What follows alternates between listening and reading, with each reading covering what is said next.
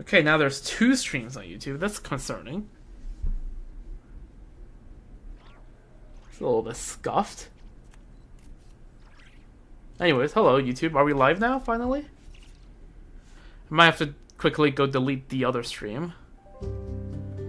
Because YouTube is being weird. Yeah, there's 2 streams now. That's great. Let's get rid of this one.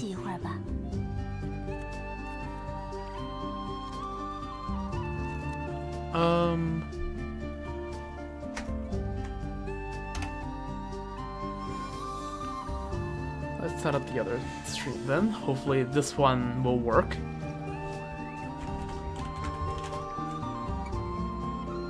Looks like it's working. It's been a while since I have this much trouble setting up a stream.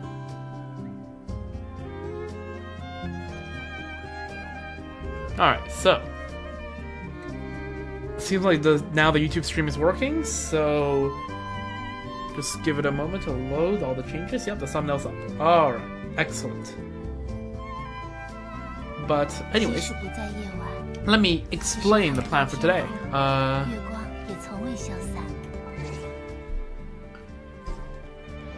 So here's the thing. I didn't think the new event was like have all part of the quest come out yet. So technically I should be doing the event, right? The Sumeru event. But the issue is I've been promising several days now to be doing this world questing stream, so I feel like I should get this one out first. And what's gonna happen with the event is that there are 3 possible scenarios, right? If all the world quests go super smoothly, everything is done, we're only 2 hours into the stream, and I feel I have enough energy to continue, then we are gonna push forward with the event. What's gonna most likely happen is I'm gonna dip after I feel like I've done enough world quests and it's late enough into the morning. And for context, for those of y'all in a different time zone right now, it is 2:48 a.m. And I will rest up, and tomorrow afternoon I will stream the event, and before, yeah. And then we'll do something over the weekend, I don't know. Or, because my break ends, tomorrow is the last day of my break. Or, right? Last thing, if I don't feel like I have the energy tomorrow afternoon, or if I feel like I don't have the time, then it's going to be Friday night. Alright? The event will happen Friday night. So, that's the plan. So for this stream, we'll be doing, as promised, the World Quest stuff, and the anecdotes. Oh, wait, I forgot to put anecdotes in the title, did I?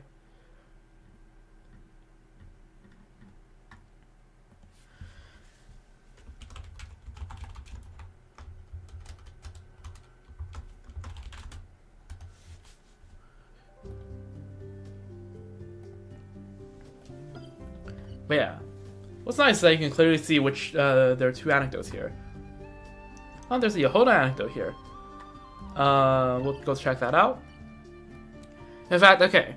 So yeah, the plan here is anecdotes and world quests, and specifically all of the other parts of the Polkka Beneath the Moon's Chronicle quest. Since we already did the Crabstar quest after, in between doing Acts 3 and 4 of the Arkham quest. So, if you want to see me doing the Crabstar quest for whatever reason, go check out the stream I did for Not Cry Acts 3 a couple weeks ago. Well, it's like 2 weeks ago, yeah. So, there we go.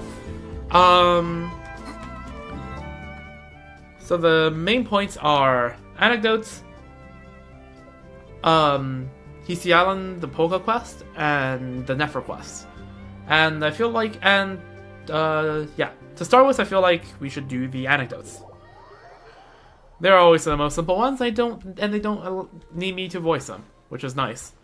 I'd rather, last night took, like, doing all the Star Roll questing stuff,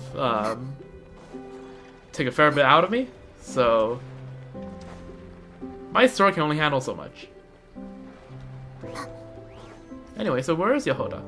Oh, Yehoda was the gang. Oh, what's up? 我真的只是路过啦，真是的，要我说几次，你这个笨蛋机器人才会记住啊！ Hey, Nefer helped you the other day, alright? Show some respect. 次说了那种话，我心里老是过意不去。道歉倒是要道歉的，但是这种话我要怎么说出口啊？还有给艾诺送一些零件也只是顺便，是我执行任务的时候随手带回来的。我还特意跑去收集了这些零件。我到底在做什么？但必须要给伊涅夫道歉才行。咦，谢啦，旅行者也来啦，今天真不错呀。伊涅夫，再来些蛋卷吧。Hey there, just drop by to check in on things. 哇，他怎么这么自然而然的就说出来了？不行，我也要。This is a certified Yehoda moment. Also, is my avatar broken? No, it's not. It's just being insensitive. Give me a moment. What is wrong? Let's take a look. No, it's working fine, I think. It's just lagging out a bit. Alright. Anyways, back to what I was... Oh my god.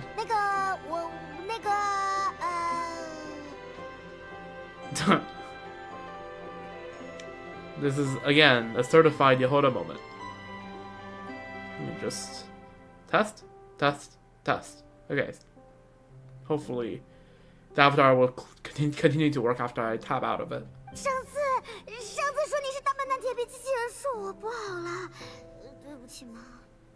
对我来说，铁皮与机器人的描述并无错漏，但艾诺制作的逻辑模块并不算笨蛋。Yeah.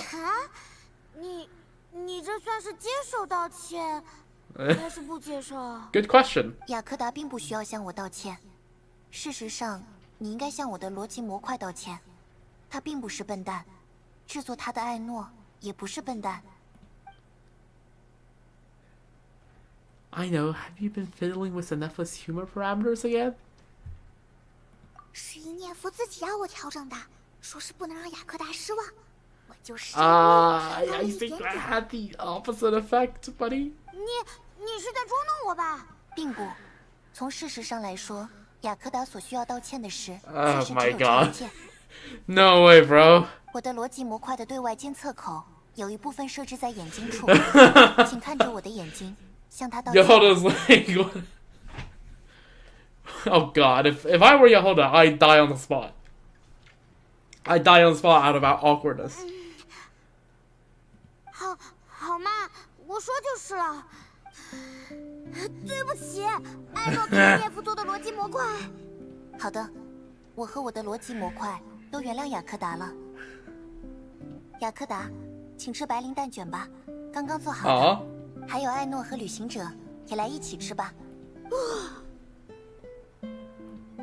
终于说出来了，虽然有点莫名其妙，但总算说出来了。简直比带着人探索遗迹还累。It's alright. Nefer's not mad at you. 知道，但我怎么感觉今天的伊涅夫格外会说话 ？Chattier, not funnier. 幽默，没感觉啊？怎么突然说这个 ？Oh no. Bombastic side eye. 你把蛋卷挪走干什么？我还没吃呢。现在雅克达需要为其他方面的问题而道歉。The humor module. 艾诺，请把我的幽默度调整到最开始的水平。雅克达，请坐在椅子上。Okay. 别用吸尘器对着我啊！喂，艾诺，现在是什么情况？直到你被我的幽默逗笑之前，都不许离开。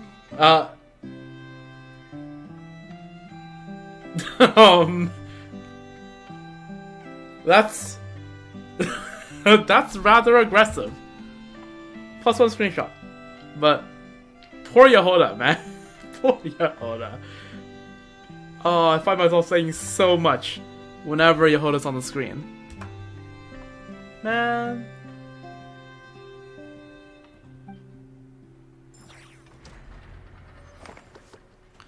Yo, Yehoda. Good luck. Can't even talk to you? Yeah, I know. What's up?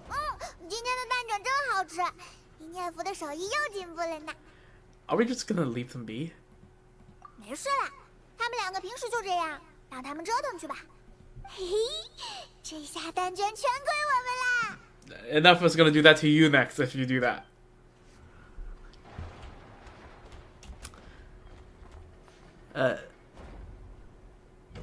Okay. Sure. Poor Yehuda, man. Alright, let's check out what Flint has to say up here again.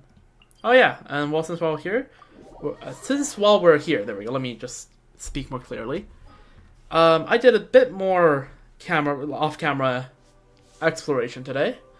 Got to 98% in Lempo Isle, that is to say, I basically grabbed everything that isn't close to a World Quest area that I haven't done yet. And, explored a little bit on the east side of Paha Isle and got 50%, so now we can level up the compass. So let's just send that. Alright, very nice.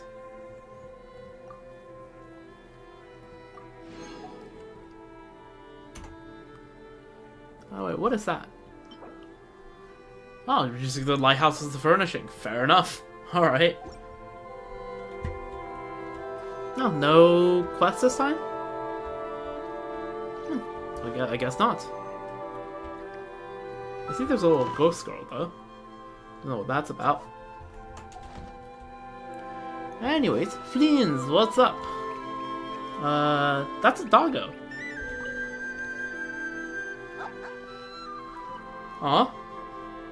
Adorable. 的确能用得上。这些肉干拿去吃吧。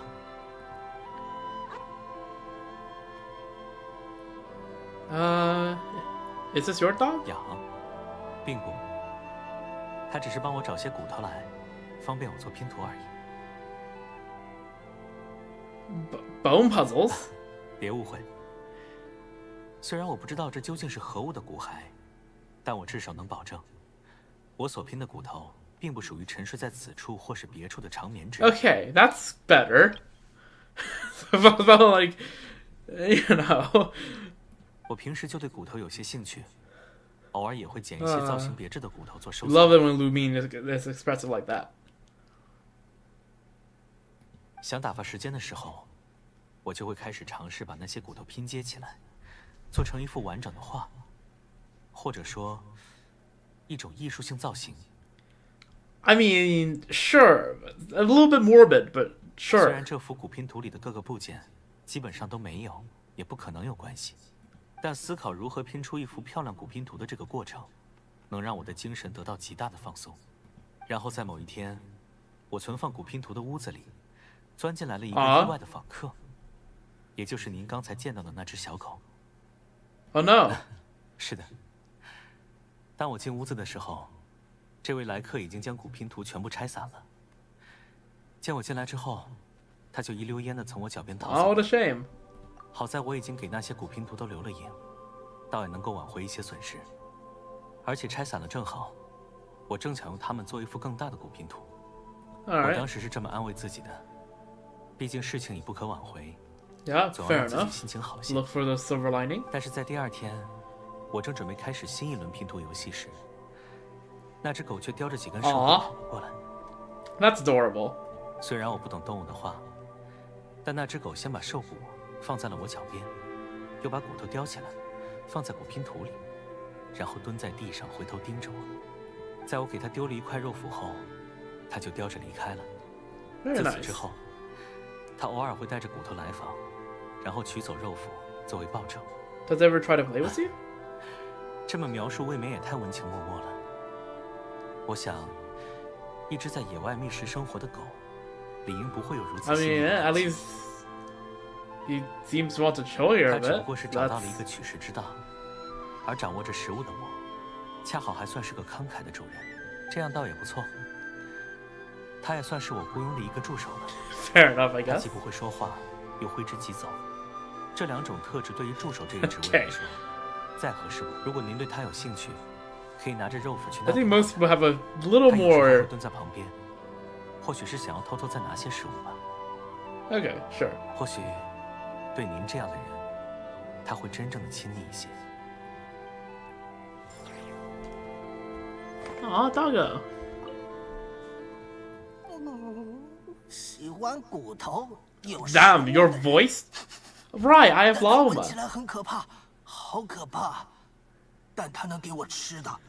We got a VA for the dog. No way, bro. No way, bro. That caught me off guard. I was ready to voice that. Like I was like, but then yeah, okay, sure. They did my job for me. Good. W.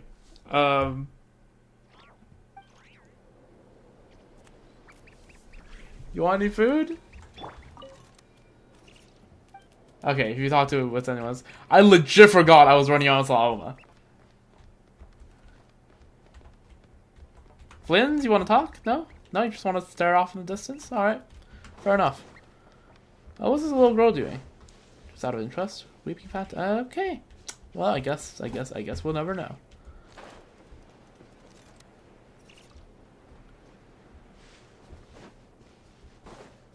Alright, well. There's that. Next up on the agenda. Do we start Polkka or do we look at Nefer stuff? Let's gather the intel first. So here's the thing, right? Last week, after spending some more time around Nasha Town, I found that there are 5 more. Okay, so currently we have 18 pieces of intel in total, right? From 3 weeks worth of intels. I heard there are 24 intel in total, which means there should be 6 left, and I found 5 of them. We will have to search up who's the last one.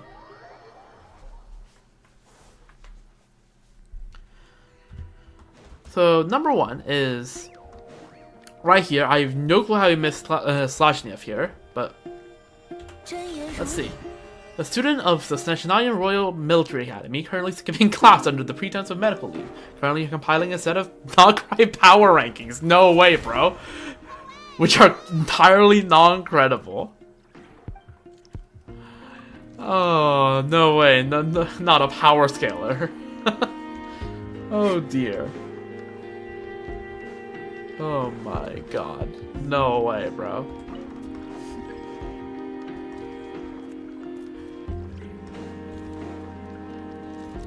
Alright, time to get up.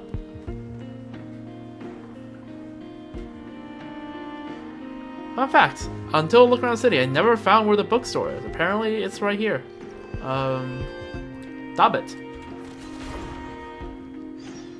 A merchant from Sumeru, currently selling investment coupons, once an apprentice to a wealthy merchant named...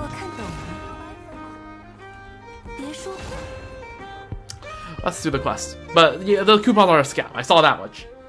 The publishing trade hardly makes a living these days. Maybe I should just focus on investments. Let me see the investment coupons. Here you go, 2,000 mora per coupon, with each investment tenure maturing weekly. Now then, into the pouch it goes.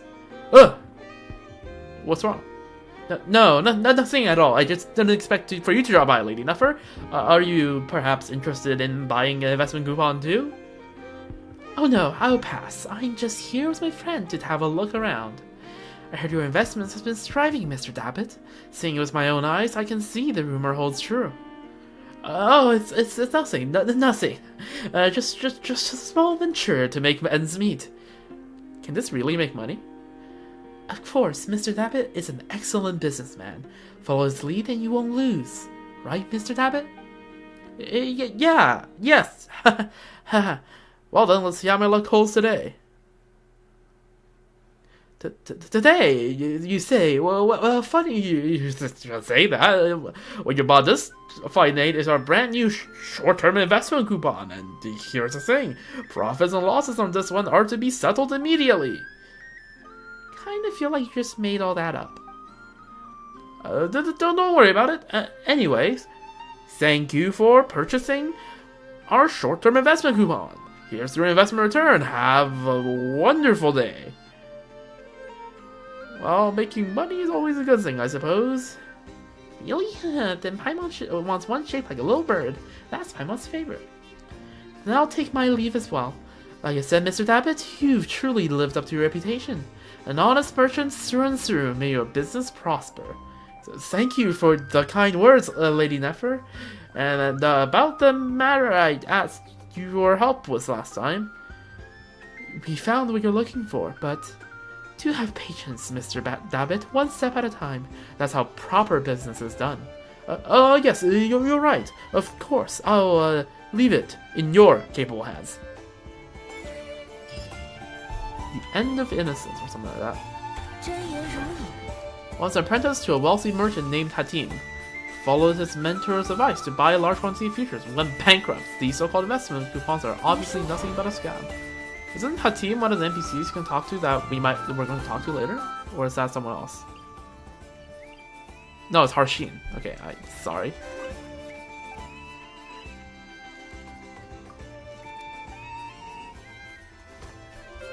Oh, you can no longer buy coupons after that. Huh.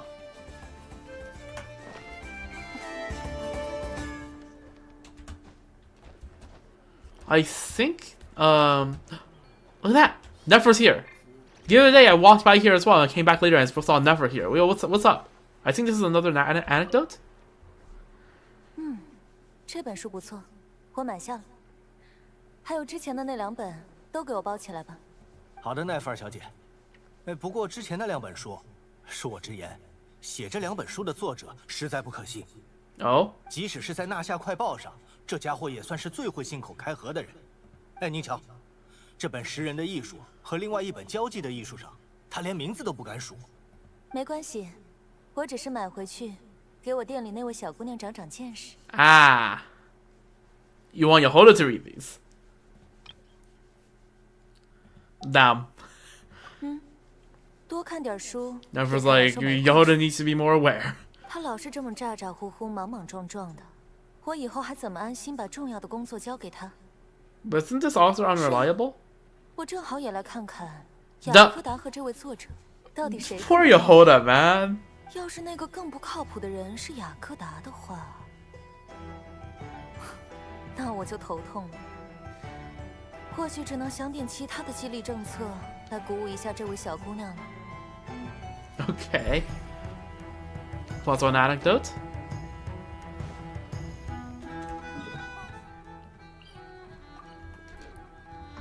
Okay, so there's 2. Let's take Slashnav off the list as well. I really don't know where this last person could be. I legitimately ran around the town for like a good 2 hours.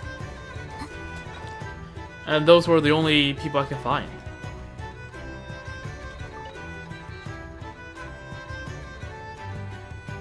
Like, surely there's not someone up here, right? Like,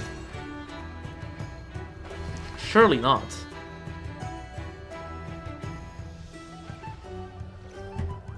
I really wouldn't know who else would have intel. Oh, who are you? You don't have intel? Alright, fine. Well, there's the elevator. There's Longamek. I think I remember him from the Arkham Quest. I don't know, man. Where could this last guy be? I just legitimately do not know. Like, I ran through everywhere.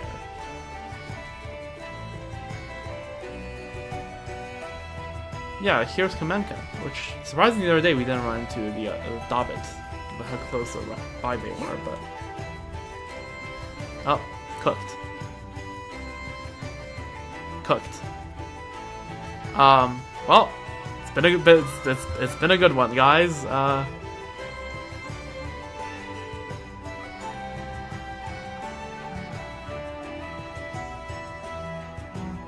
I think it's teleport time.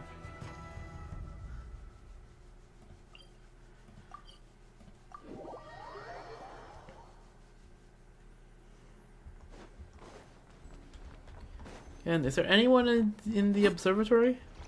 Anyone? Maybe someone on the cannon? This is a cannon, right? No, this is not the cannon. Where is the cannon, actually? I actually don't know where the cannon is. Is this not the cannon?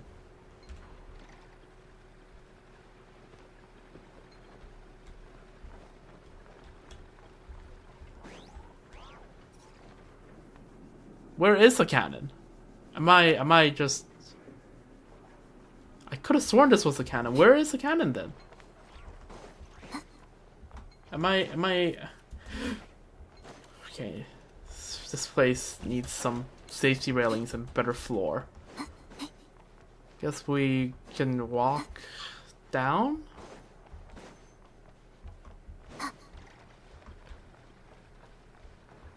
I don't know.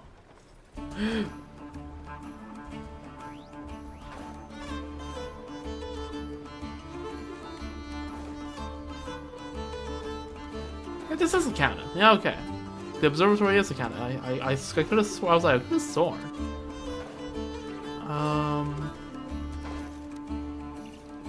Anyways, so Hovik should be right here. Alright. That's the wrong character. Lightkeeper, currently training an apprentice, appears to be planning to retire. One sustained an injury at Kipomaki Cliff, cannot engage in strenuous activity. Alright. How many times have I told you? Use your head, kid. Look more, leap less. Will you ever learn? But I was just trying to do my duty as a lightkeeper.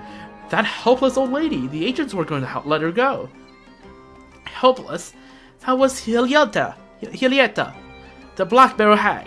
More poor souls have suffered under her cruel hand than the number of wild huntmusters you've seen in your lifetime. If I hadn't pulled you away just now, you'd have ended up as a human shield. I'd be left trying to think of a way to get you back from the Fatui. It was the same thing last time. You saw some little girl shedding some crocodile tears to almost get away an entire week's worth of supplies. I don't understand. Is everyone in the city constantly plotting some scheme? Forget about it. Look, when we get there, you can just listen and learn, okay? Watch how I deal with those crooks.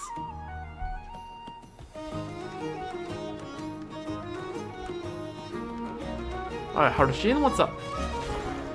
Academia researcher, apparent scholar, in truth well-read and well-spoken only in nonsense. Author of criticism on pseudo-Remoria history. In any case, Tenshinaya does in fact exist. I got all the evidence I need. Academic world, prepare to be blown away. Are you writing a thesis? You are interested in my research too, youngin'. In that case, I'll lay out a basic outline. I don't suppose you've read my acclaimed work. Criticism on pseudo-Remorian history, starting from the non-existence of Remus by any chance. Bro. Let me take you to Petrichor, alright? You can decide for yourself whether Remus exists or not. My current thesis follows similar threads. I want to prove to the academic establishment that this world is a flat surface floating through the void, and that its edge is right here, in Nordcry. Working from that basis, I further hypothesize that what we know as Tenshinaya is a complete and utter fiction. It does not, nor has it ever, existed.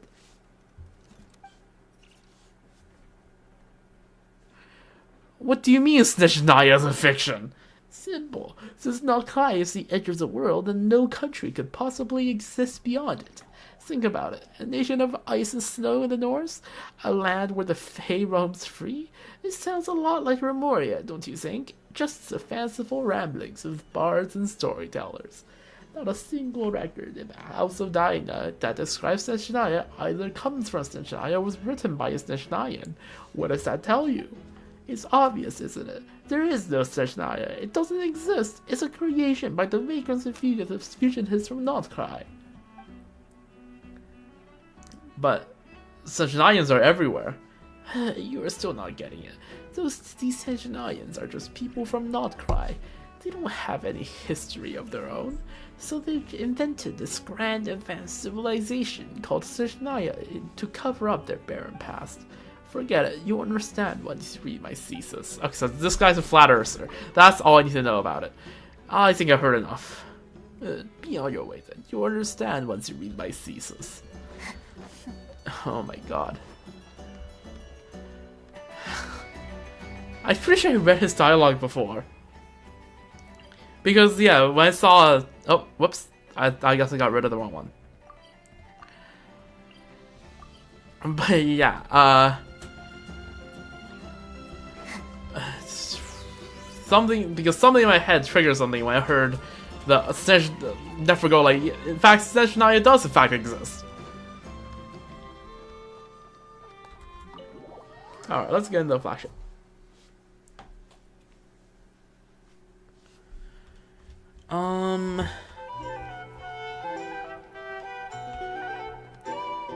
Alright, this guy is number 2023. Kruchek, who is very not visible because when you're entering, right, you can't. He kind of blends in with the bar, right? And then when you look around, right, you're looking at the tables. You're looking at Demian over here, and when you're walking here, you can no longer see him. That's why I initially thought there was no one in the flagship that had intel. No, he's hidden right here, and his name doesn't pop up until you walk really close by. Anyways, Mr. Kruchek, what do you have to say? Employee of the Kuvaki Experimental Design Bureau, responsible for recruitment. Seems to have limited clearance. Not much useful intel can be extracted. Seems to have received admissions directly assigned by the Teresa of Sechnaya? Want to sign up? Make sure paperwork is all in order. Sign up for what exactly? For a job where you can complete our commissions. Sinks your speed? About the commissions themselves, I will sign a short-term contract with you on behalf of the Fatui, during which I shall be the sole representative in charge of our correspondence. The contractual obligations of both parties are only valid for the commission's duration. They will not affect any other business you may have outside the bounds of our contract. Huh. Anyways, so now I need to find where this last guy is, which I have no clue, so here's what I'm gonna do, right?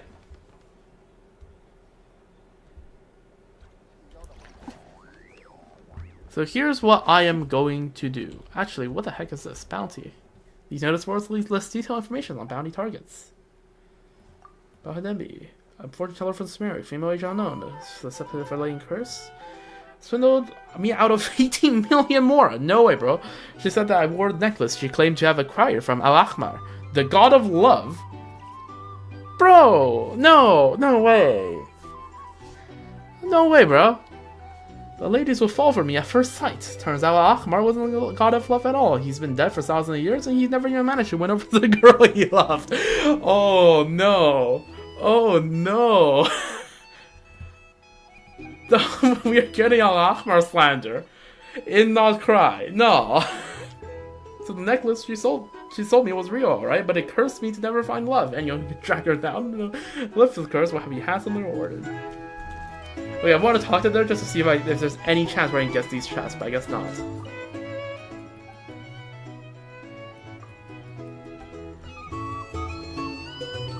Okay, so here's what we're gonna do, right?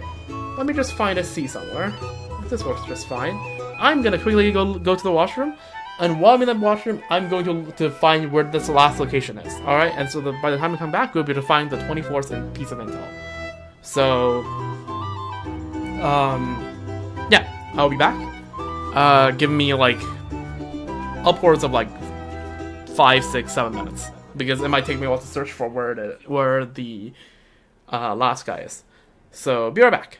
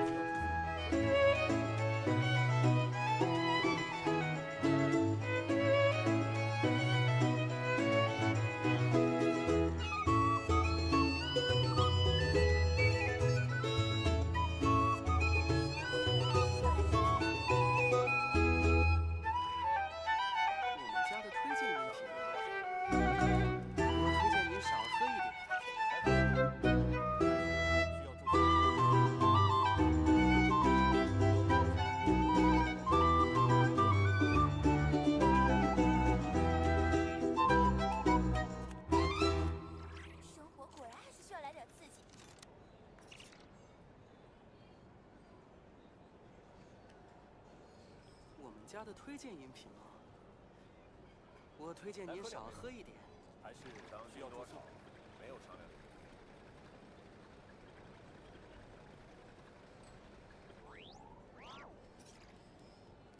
来杯酒，还是来点情报？生活果然我都可以需要来点刺激。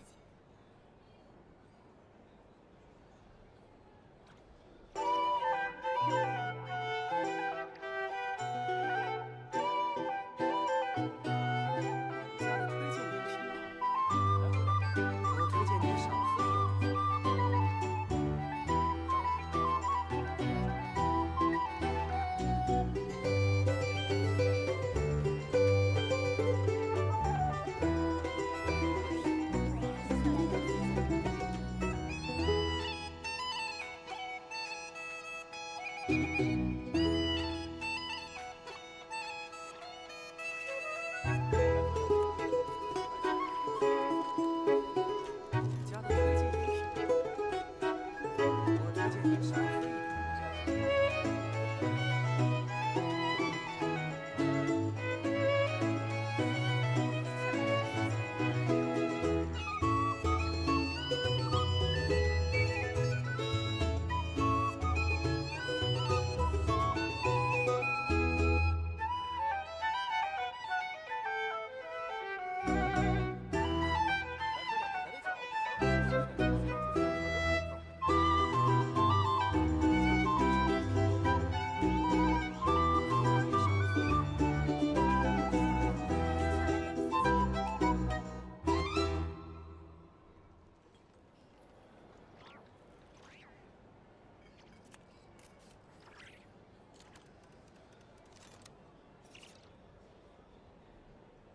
赏金多少？没有商量的余地。来杯酒，还是来点情报？来喝两杯吧。我们家的推荐饮品吗？我推荐您少喝一点。需要来点刺激。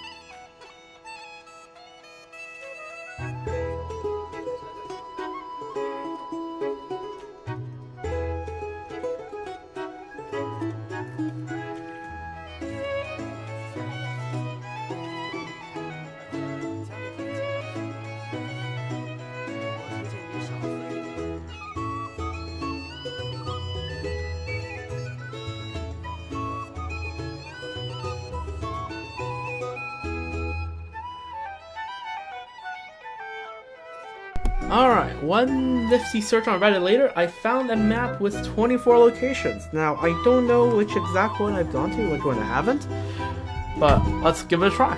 So, let's go to a few locations where I don't think I've been to.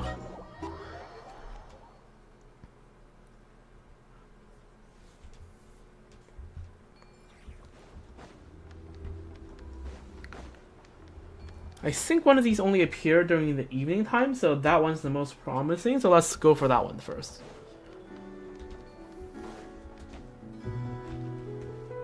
Now where is that? There you go. Valetti! You are sneaky, sir. Yeah, I'm like, that location doesn't seem like I've been here. And I haven't seen this guy because I actually have been under the staircase. I specifically looked under this staircase, but it was during daytime. Okay, Valetti, what's up?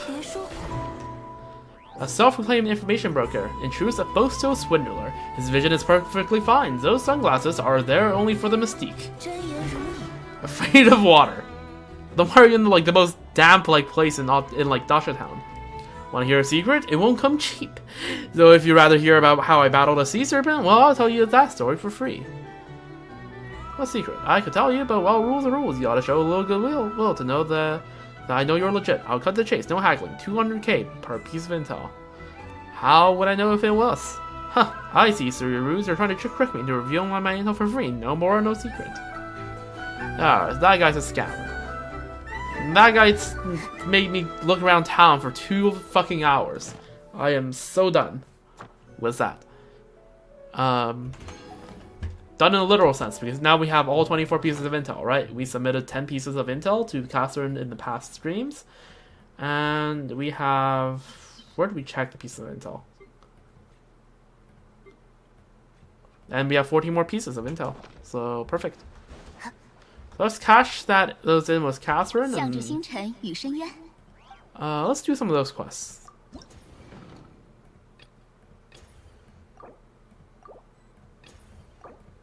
Yeah, I accidentally activated both of these quests. Well, I think I accidentally activated one on stream and activated one off stream. But yeah, let's do these and then we go do the Polkka quest. So since we're on Catherine already, let's also just claim our daily commissions.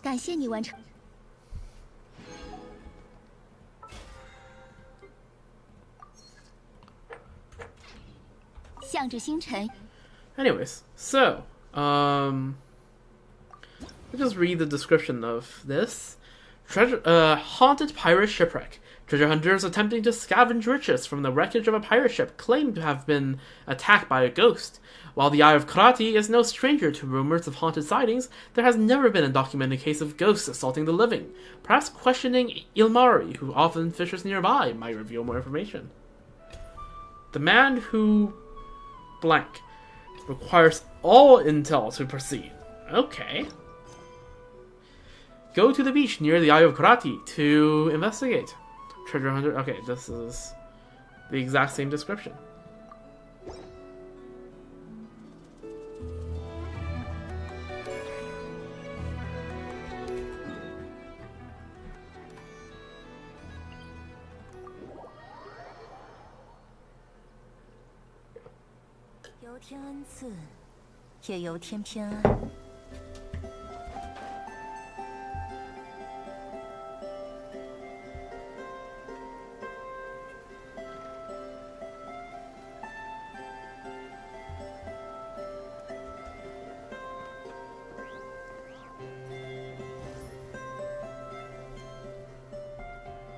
Oh yeah, we're having Yehoda POV for each of these quests, aren't we?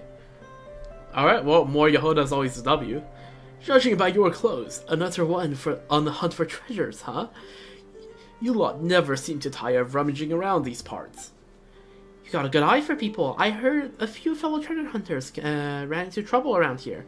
They're running around telling anyone who will listen they were attacked by ghosts. I don't believe in all that, so I came here to see what the deal is. Of course, if I happen to stumble across any undiscovered treasure, you won't hear me complaining. So tell me, this talk of ghosts attacking people, what's all that about? No ghosts attacking people here. It's people getting beaten, and the person's doing the beating. Though in truth, that one's as ghoulish as they come. He might still be alive, but I think he died inside a long time ago. Huh? Surely you're not saying... Don't look at me, I'm crazy? Ever heard of the Atlas? Well, duh. But I heard it sank way back when. In fact, didn't it go into the drink? Didn't it go into the drink somewhere around here? They think the most valuable treasure on it was a token that could lead someone to read Miller's great treasure. I've also heard that no one's found it yet. It seems like you heard quite a lot. We call that professional competence. So you're trying to say those treasure hunters getting beaten up has something to do with the Atlas? Exactly. It was like a tragic shipwreck, but not without survivors. One of those that made it to shore was Hark, the Crackjaw. He's the last man standing of the Atlas' infamous pirate cruise. I heard he left for Snectelgrad, but recently returned as part of a caravan. Then he must have stirred up some fuss in Nasha Town and forced the caravan to kick him out. That day, those treasure hunters were searching around the wreckage of the Atlas. Crackjaw spotted them and gave them a good hiding. It was his ship. She sank, sure, but the bottom must still be strong. Exactly. Folks said he didn't dare sail far again after the Alice went down. Kinda puts a stop to you being a pirate. That sort of thing. But for someone like that, going straight ain't easy. All those people the Alice once visited aren't gonna just let it go. But that's the life he chose. He's only has himself to blame. Everyone strays from the straight and narrow at some point. What matters is how we set ourselves right. Hart used to be the helmsman himself, but he never corrected his course. So this Hart guy came back here after causing all that trouble in Nasha Town? I guess this is where it all ended, and where it all began. Chalk another one up on his list of wrong choices. They say old habits die hard. He heard all the people around these parts, and then, like a slippery eel, he vanished without a trace. Word is that someone's put a bounty on his head over at the flagship in Nasha Town. Lots of people casting nets, yet each one's coming up empty. You don't need to catch much fish, but it seems very little else escapes your hook. Sharp tongue you've got there, little miss. Seeing as I like you, here's something else from my book.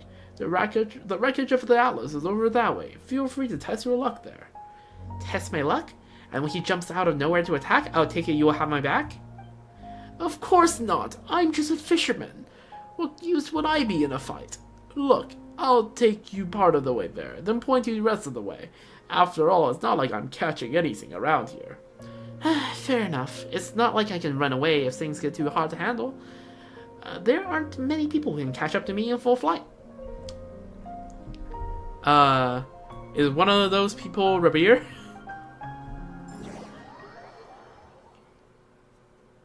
The wreckage of the Atlas lies not far from here to the east. Amari. Another day, another empty bucket. Okay.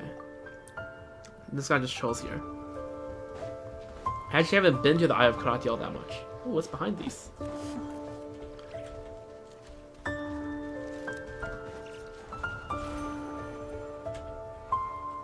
Hello? Can I break you? No? Fine.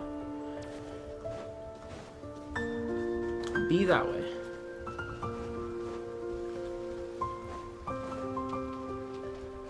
Because I'm pretty sure there's a world class here, which is why I haven't been here much at all. Investigate the shipwreck.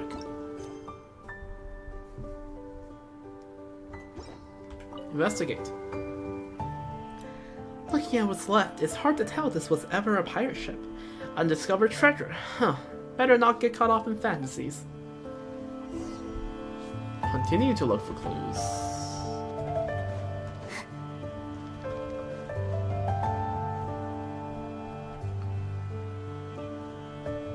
That seems like a book. Water-stained nautical records. The winds and waves are calm today, and the ship is making steady progress. For the moment, everything is normal. We should reach port in 20 days. Everyone's in good spirits. Well, apart from a few new shore huggers found slacking off and gambling down in the cargo hold. Lovisa caught them red-handed. If Hark hadn't intervened, she'd have cracked their head open like eggshells. Hopefully, they'll learn a lesson from it. The shield of the shield maiden isn't just for some mantelpiece. In the end, they were docked 3 evenings' rations and ordered to scrub the bed deck for 3 days straight. The morning fog was thick, with visibility down to less than 10 chains. It didn't begin clearing until midday. We encountered a ship from the north, made of metal and sitting low in the water. She looked like a big one. Grettir decided to draw us near and say hello. After negotiations, both sides came to a satisfactory agreement. While we were there, something unexpected happened. Lovisa was visiting their captain when she smashed a hole in the deck and uncovered a hidden compartment. Inside was a legendary proof of the cognoscenti. Though I'm not the foggiest how a feather is supposed to lead us to some great treasure. Ooh, a feather, you say?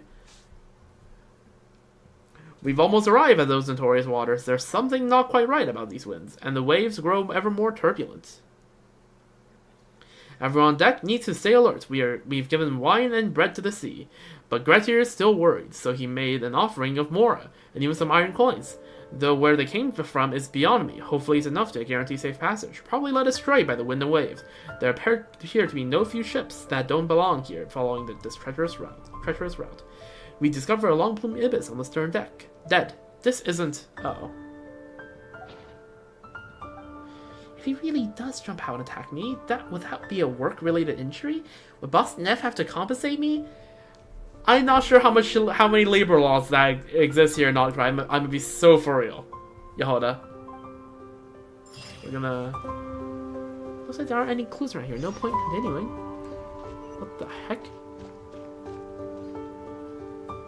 Never thought we'd find the condescending a place like that. All sent to Captain Gretier's guts. Is there any way he doesn't deserve to be captain of the Atlas? Okay, this is a... Darn it, Lovey's fallen overboard. Hark! Where's Hark? What? Okay. No, the Atlas won't sink. It doesn't end for us like this. What the fuck?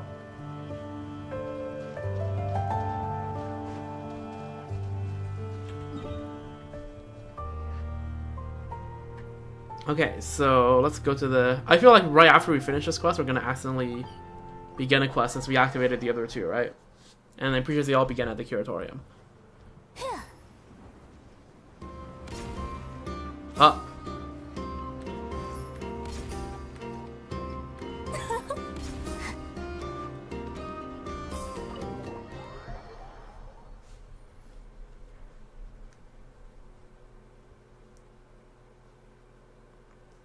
There's a particularly tricky bounty at the flagship with basically no leads. Okay, this is a different quest. The target was attacking people in the north of Lentil Isle, and now he's disappeared without a trace. No one seems to know where he's gone. Well, if by north of Lentil Isle you mean in the Nothing Passage, then I'm afraid the bro's a goner. I'm sorry. Every contact leaves a trace, no matter how carefully someone covers their tracks. In doing so, they always create new ones. Besides, just because a bounty didn't include any extra information doesn't mean whoever posted it doesn't have any. Never thought of that. I'll go ask Leszek. Yo, Leszek! The guy in the flagship. With all my experience, I should be able to get something useful out of him. I'll leave it to you then. You can count on me, Boss Neff. Anyways. Okay, so we're just getting through all of them. So this time we're investigating a suspicious hermit? Are hermits all suspicious by nature? Anyone who runs off to live halfway up in a remote mountain can't be entirely normal. People don't change for no reason, regardless of whether those changes were driven by internal or external factors. Besides, that missing merchant raises questions. But that area is full of dangers. Everyone knows that. Bandits, monsters, there are a million ways a traveling merchant might meet their end out there. Seeing as everyone knows how dangerous it is, don't you think a merchant who regularly passes through would be well prepared? Despite knowing the lay of the land, an experienced merchant just disappeared. Something like that rightly raises suspicion. Yehoda, I'm leaving it to you to visit this suspicious hermit. It's a long road, make sure you don't stray from the pass. Oh, sure thing, Boss Neff. Leave it to me. Okay, that's a lot more quests we just ran into.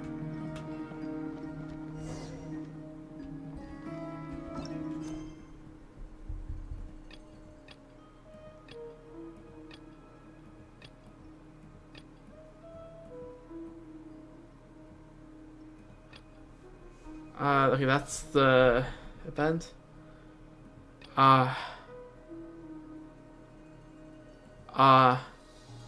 East of the Nothing Passage, okay. Oh dear God. Okay, so it seems like we have done that.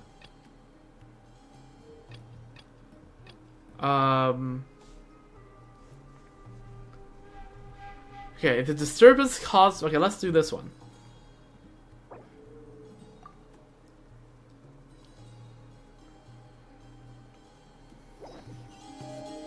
Let's read the description. The disturbance caused by theft. Talk to the messengers, Hiram and Kurierka. There had been a major commotion in Nasha Town due to a stolen goods case during the Peripatetic Circle caravan stay, one that even led to deaths. The caravan has since left Nasha Town, but asking the well-informed messengers, Hiram and Kurierka, could yield more detailed information.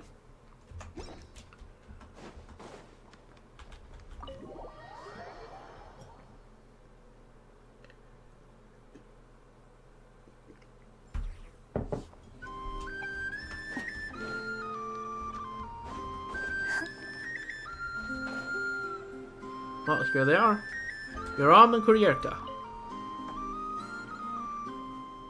Kurierka, Hiram, how's life treating you? What's this now? Small talk from you? This isn't your style, kid. You're looking for info, or for one of us to go acquire it. Ignore him. Thanks to you, life's the same as always. So what's up? Something we can help you with? Yep, just wanted to ask about that incident with the peripatetic circle. It was a big deal at the time. They say the thief was never caught. Well, that depends on who you think was the thief. That Hark fellow. Okay, I keep seeing the name Hark. Huh.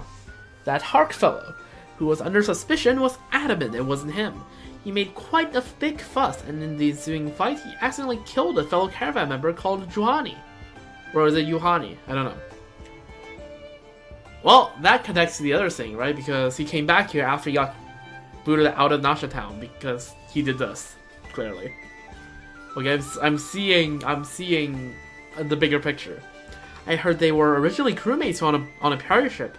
There was an accident and the ship sank. Yep, that would be the Atlas. Went down with most of the crew. After that, the two of them signed on with a peripatetic circle. After killing Yuhani, Hark fled the scene. Everyone's shocked by what happened. They were old crewmates, and Hark had always had his back before. Apparently, Hark ended up in the northern part of Lempo Isle. Okay, so that's what we'll be seeing next. Still making trouble. Gotta say, I never feel like I can let my guard down when I pass through that area. I say, no other messengers dare take the isolated path through the passage. They do everything they can to avoid the danger as they imagine it. Not that it helps. Spot on. That said, I haven't heard anything about him recently, so maybe he's gone somewhere new to let the heat die down. The way you tell it, sounds like plenty of people think he's a thief. Of course, and not without reason. Not long after the goods went missing, he was in the flagship, buying rounds and treating people to meals. What's more, he was boasting about sealing a deal with some big trade partner, claiming it to be a big shot in the caravan and getting business bonuses up the wazoo. To hear him talk, future was rosy. But according to people in the circle, none of that has anything to do with him. If he didn't seal the partnership, then the bonuses he was boasting about had to be a lie, which means he must have gotten the money from someplace else. That's all hearsay, but yeah, it's not hard to see why people would blame the former pirate when things go missing. I won't lie, his history played a big part in the accusations, but don't forget, Yuhani was a pirate too, and his attitude was a whole lot different. When faced with suspicion, Hark didn't hesitate to point the finger at Yuhani. He said he's seen him pilfering the goods with his own eyes, bit by bit. He made sure to loudly speculate that there might be evidence at Yuhani's residence in Nasha Town. Yuhani swore it wasn't him, and no one else was buying it either. Let me guess, they all thought Hark has planted evidence at Yuhani's place? Exactly, even though they never found any evidence of Hark selling the stolen good afterwards. He did kill Yuhani and then flee the scene. The whole thing's one giant mess. It seems like something is still missing. You're not wrong, kid. A rusty metal doesn't stick together out of kindness or concern, but out of fear. But fear isn't fire. It can weld two parts into one whole. The peripatetic circle is a symbol that binds those without a home, but a rivet made from flaw iron would never hold.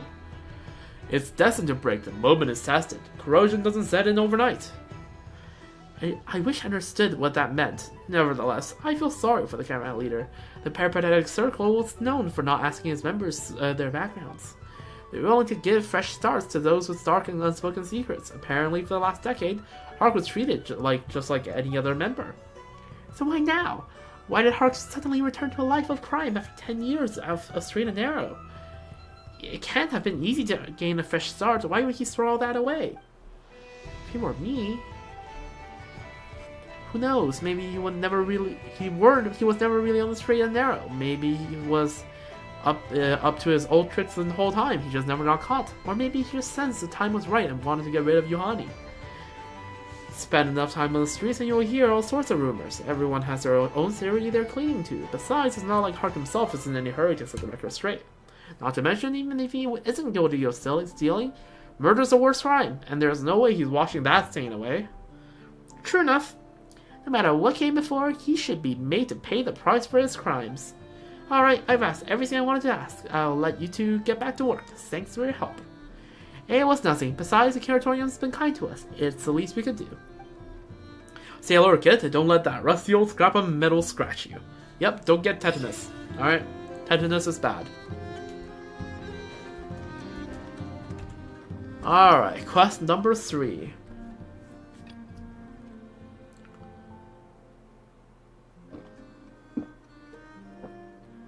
Okay, so this is probably Hark as well, right? That has to be Hark. Talk to Leshek, the flagship employee. On the bounty board at the flagship, there's a target known for vanishing without a trace after committing numerous heinous crimes. Yet justice demands retribution, and sins must be atoned for. Asking Leshek, an employee at the flagship, may yield further information. In case you want to know, I'm pretty sure the name is Leshek. It's a Polish. Just like many other names in Nocrai is Polish, and SZ is pronounced sh. Unless it's Hungarian, which gives me Lesek. I don't know. I think Leshek sounds better than Lesek. Yeah, I think it's either like Polish, in which SZ is SH, and or it's Hungarian, where SZ is the Z is silent.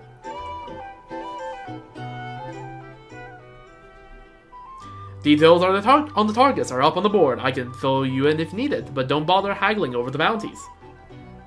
About the bounty targets, there are 4 targets on the board, but we only have leads for 3. The first one's wanted for fraud. Stop! Save me the spiel for the brand new treasure hunters.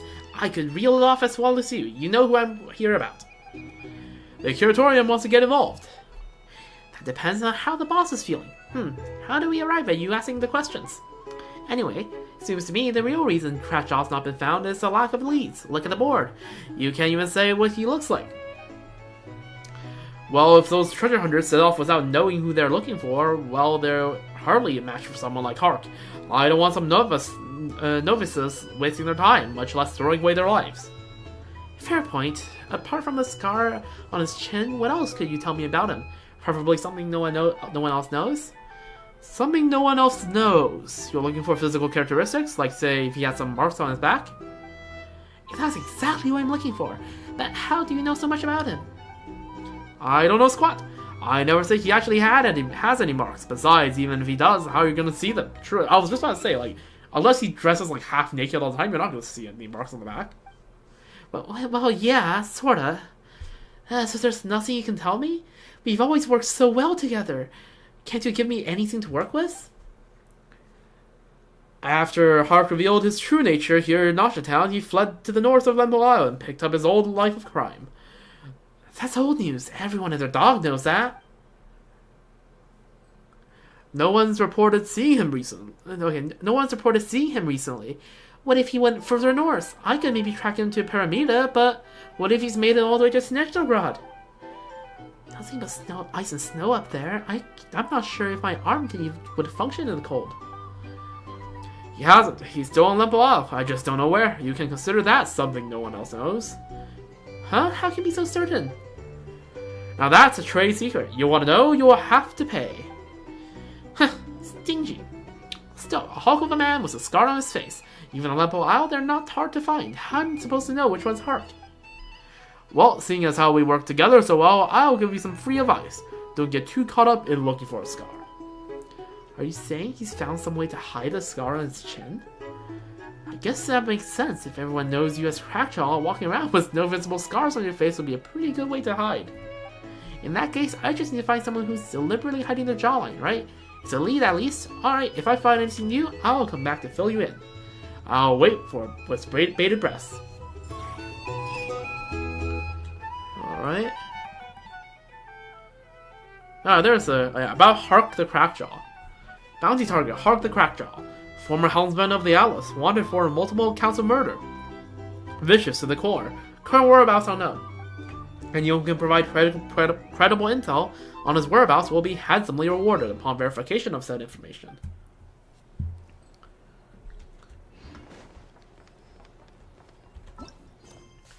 Alright, last one. The Suspicious Hermit. Investigate the Hermit's hut. In the northern Lempo Isle, east of the Nothing Passage, lived a hermit called Derwent, who regularly visits with his friends in the Nasha Town. Recently, however, not only has he stopped going to Nasha Town, he's also refusing all visiting guests. The recluse appears to have undergone significant changes in both appearance and habits.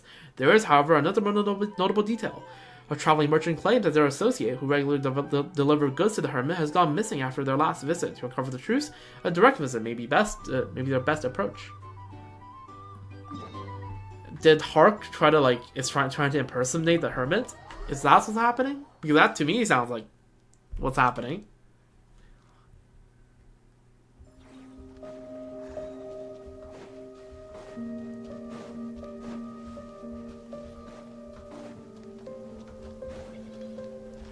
Knock on door. Hello, is anyone there? Mr. Derwent, are you home? Who's there? His name's Yahoda. I'm here from the Curatorium of Secrets. I was wondering if I can ask you a few questions. You can ask from here. I'm ill. Don't expect me to get up for you. How strange. The Conch Gang kids said Mr. Derwent taught them how to read. They said he always spoke softly. His voice is hoarse, but he doesn't sound ill. It sounds like his voice is naturally rough. It's Hark. It's Hark. It's 100% fucking Hark. Are you alright? If it's serious, I can help you find a doctor. No need. I'll be right in a bit. Alright, in that case, you should head to Nasha Town when you're better. Your friends have been worried about you. Why is he not saying anything? I can hear someone walking around in there, but the footsteps are heavy. Have you not been outside much recently? I've been cultivating myself. Yeah, words on the street is that you recently had a bit of a makeover. Someone saying they couldn't believe how strong you look. They said you used to look so thin when you were wearing robes. And a mask to block out Kuvaki. Is that the latest fashion? It is Hark. Connect the dots, my dear Yehoda. It's to block out the noise. So you can better cultivate yourself? Anyway, there was a merchant who came to visit you not long ago. Do you know where he went? No idea. Alright then. Sorry to bother you. I'm not sure why, but I can feel it in my bones. This is getting dangerous. If you weren't wrong, this seems like a completely different guy. Okay, yeah. Yehoda is connecting the dots. Let's go. Get the hell out of here before you get beaten up. I can't go back to Boss Neff, having only learned so little. I better stay close and investigate the surrounding area.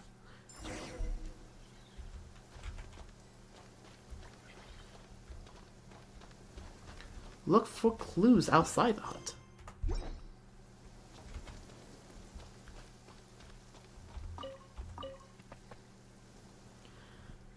Huh? This looks like it hasn't been completely burned.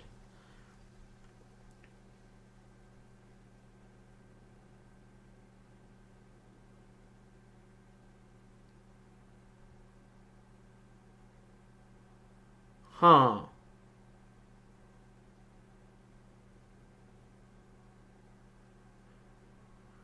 This is the note from the actual Derwent, probably. That poor. Like with the other injured adventurers, he had a severe wound on his jaw. Hospitality. He confessed to me about the caravan, hoping to retreat from society under my tutelage. He told me honestly and without hesitation about the crimes he had committed. He claimed to no longer embody sin and self-destruction. He had turned a new leaf, though there is no trace of empathy in his voice. Perhaps this was due to the lack of practice. To root out evil thoughts from one's heart is, no matter the mistake one has made, shaped by the malevolence of fate. Everyone deserves a chance to choose a path of good. No one is born to commit evil, and it is forgiveness, understanding, and love that truly heals the soul. The belief in an eye for an eye will only leave the world bloodied and blind. True! I heard Mr. Derwent would take in injured adventurers. This seemed to have happened recently. Why would he try to burn these? Because it's not him trying to burn these. It is frickin' Hark trying to burn these after he frickin' killed Derwent. I can't hear anything. Is he resting or... It's about time I left. Yeah, it's time. The dust settles.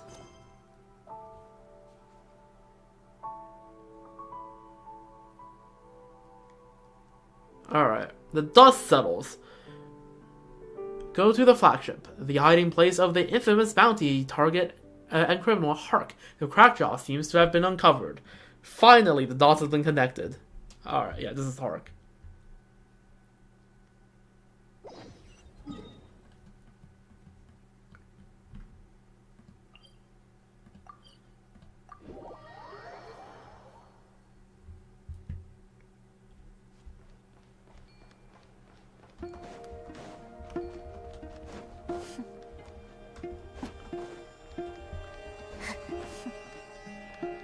Alright.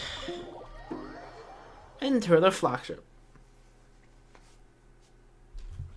Yo, Lashek, we come bringing news. Oh, hey, those two are here. Yo, what's up, Curatorium gang? Huh? Nefer and Yehuda, what are you two doing here? Working, of course. We finally found a lead on our unresolved bounty.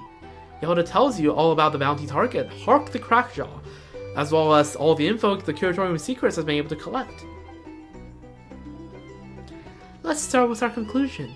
The real hermit Derwent is likely dead. Yup. And the man living in his hut is the bounty target, Hark the Crackjaw. Yep. The diary scraps Yehuda uncovered are enough to show that even though Derwent knew who he was, he still took him in. It shouldn't come as a shock that Hark has returned to his old ways. After dispatching Derwent, he took over the hermit's identity. When I went to investigate, he wouldn't show his face, but no matter how you look at it, there's no way the man in that hut is the real Derwent. Taking on the role of the hermit also means that Hark can get up to all sorts of bizarre activities without arousing any real suspicion. The mask he wears clearly has nothing to do with self-cultivation. He's wearing it to hide his scar. As for the missing merchants, the worst case scenario is that he's already dead. How can one be so evil? Repaying others' kindness is murder. It makes Paimon's blood boil. For what's its worth, I don't think Hark stole those goods from the peripatetic circle. Not enough motive. He'd behaved himself well enough for 10 whole years.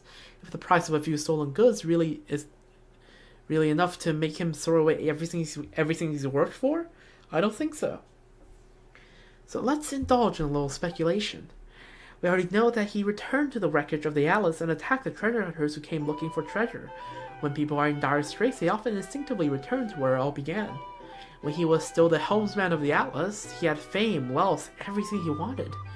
But what about once he joined the peripatetic circle? Even after 10 years of good behavior, the second something was stolen, everyone turned their suspicions onto him. What must have stung him even more, Yohani, who was once a pirate, albeit one of significant less renown, remained free from suspicion. He accused Yolani there and then, but no one believed him. Driven by disappointment and rage, he made it his first mistake. That was the turning point. Whatever went down in the hermit's hut was likely a similar situation. For someone like that, even the smallest of conflicts can blow up into a fatal confrontation. Hey, Traveler, we can't allow someone as dangerous as that to keep walking around doing bad stuff. Let me deal with this dangerous criminal. Since the Traveler is so eager, you should get some rest, Yehuda. Alright, I've been working overtime on this investigation. I think I deserve a holiday. As for whether my speculations are correct, we'll find out soon enough. Alright, head to the hermit's hut. Alright, let's go fight.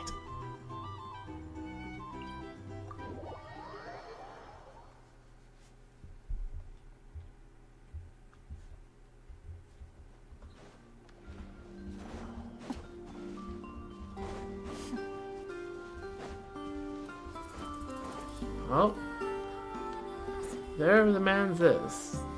Derwent, quote unquote. I've not done anything to any of you. It sounds like you already know why we're here. All that stuff is in the past. I just want to live a peaceful life. A life from stealing someone else's place? First Yohani, but that didn't work well, so now Derwent. Poor performances never fool the audience for long, so there won't be any more victims. Yohani? You're saying I took his place? It was never his to take. Everything he had, he got by looking nicer, talking nicer. We were the same. Everything you took, it belonged to me. And what about Mr. Druin and the merchant? What did they do to you? They asked questions they should have asked, just like you. So die! Oh my god. Okay, let's... 那言吧，亮相了。 Alright, let's show you the power of Lunar Bloom. 为正，我看懂了。 Oh my god, I am blooming. I can't do the Nefer impression.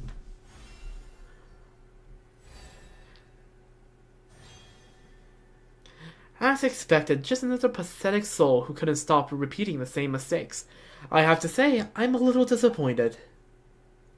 He stopped himself from doing wrong for so many years, but in the end, does this mean bad people can't mend their ways? It's harder to keep doing good. Every decision was his to make. Even just now, he could have chosen to admit his mistakes, but he chose violence instead. Every move was poorly made, and everyone led him to this end. But enough about him, here's to a job well done. Traveler, you can take the bounty proof to Leshek as arranged. It was great to have you two take the reins. I could have sworn I was on a vacation today. And now that it's over, oh no, rip Yehuda. And now that it's over, I think it's about time to get started on your next job, right, Yehuda? Eh? Cooked. Cooked. Absolutely cooked. Alright, that was fun. That was a nice little series of mini quests. Now what? Okay, we enable this quest. Okay, sure. The man who once lied. The intelligence requested by Nefer, owner of the Curatorium Secrets, is of the highest priority to obtain. Oh, and of course the last 4 goes in that. The friggin' suspiciously Yehuda looking silhouette. The man who once lied. Talk to Nefer. What do you mean by 1 meter away? Nefer seemed to have issued a certain commission at the Adventurers Guild. Do we just talk to Catherine again?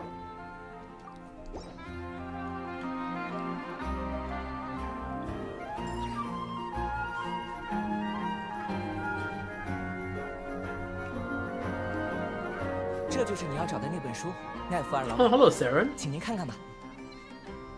让我看看。哼，真是够巧的，这本书里记录的故事，刚好是那篇变成骡子的人。What do you need that? What kind of title is that? The Man Who Became a Mule. That's either some Inazuma light novel or some like Sumeru like 1001 Nights fairy tale or something like that. I don't know. Is that Nefer? Surely she can't be here for a commission. 怎么想奈弗尔都不像是做委托的人，他应该是那种给人发委托的人啦。Oh, it's voiced. Yo, someone didn't recognize in my head that this is voiced. And also, friggin' can't believe we're spying on Nefer. No way.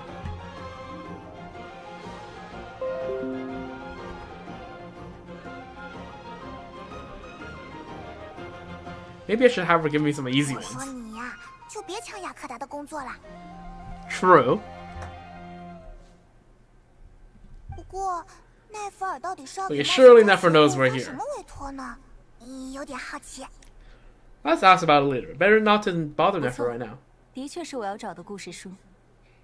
不愧是冒险家协会，果然手眼通天，连这篇遗失已久的故事都能找到。这也是多亏了诸位冒险家们的努力。虽然寻找的途中有许多波折，但最终我们还是在至东的某位收藏家手里找到了这篇故事的抄本。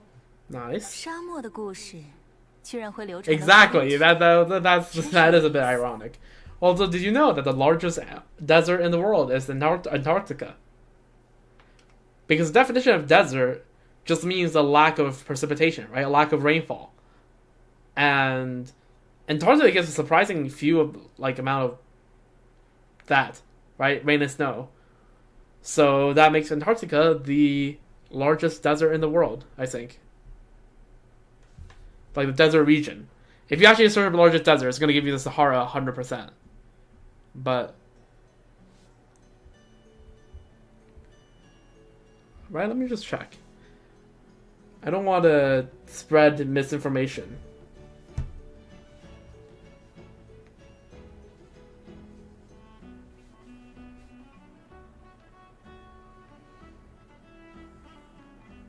Oh no, they will give you the Antarctic polar desert.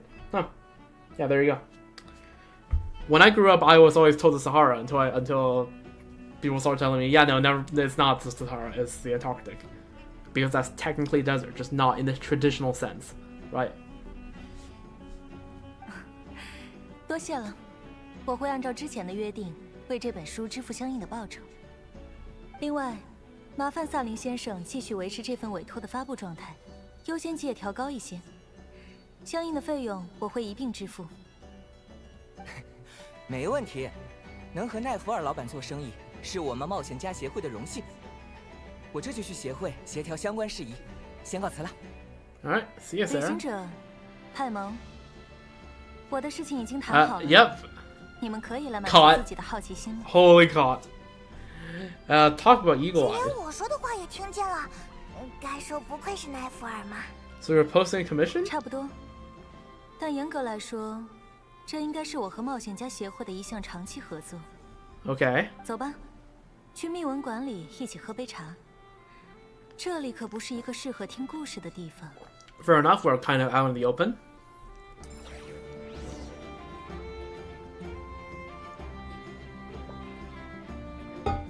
Return to the Curatorium of Secrets with Nefer.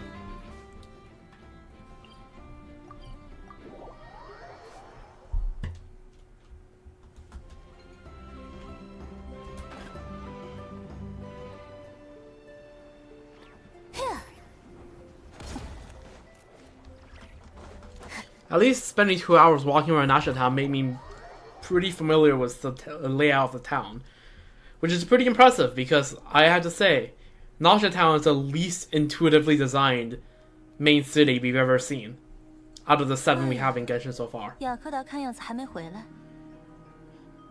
你们 Yep. 在这稍等，我去泡茶。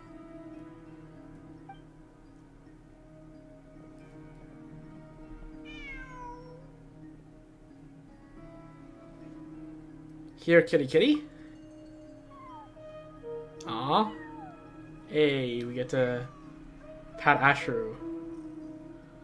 哎，阿舍鲁乖乖啊，来握手。 No.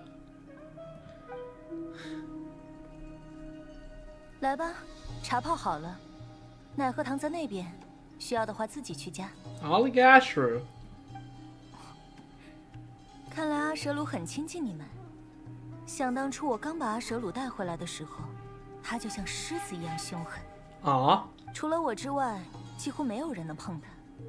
那些擅自靠近他的人，基本上都被他用爪子和牙齿赶走了。阿舍鲁原来这么凶嘛，看不出来啊。 Yeah.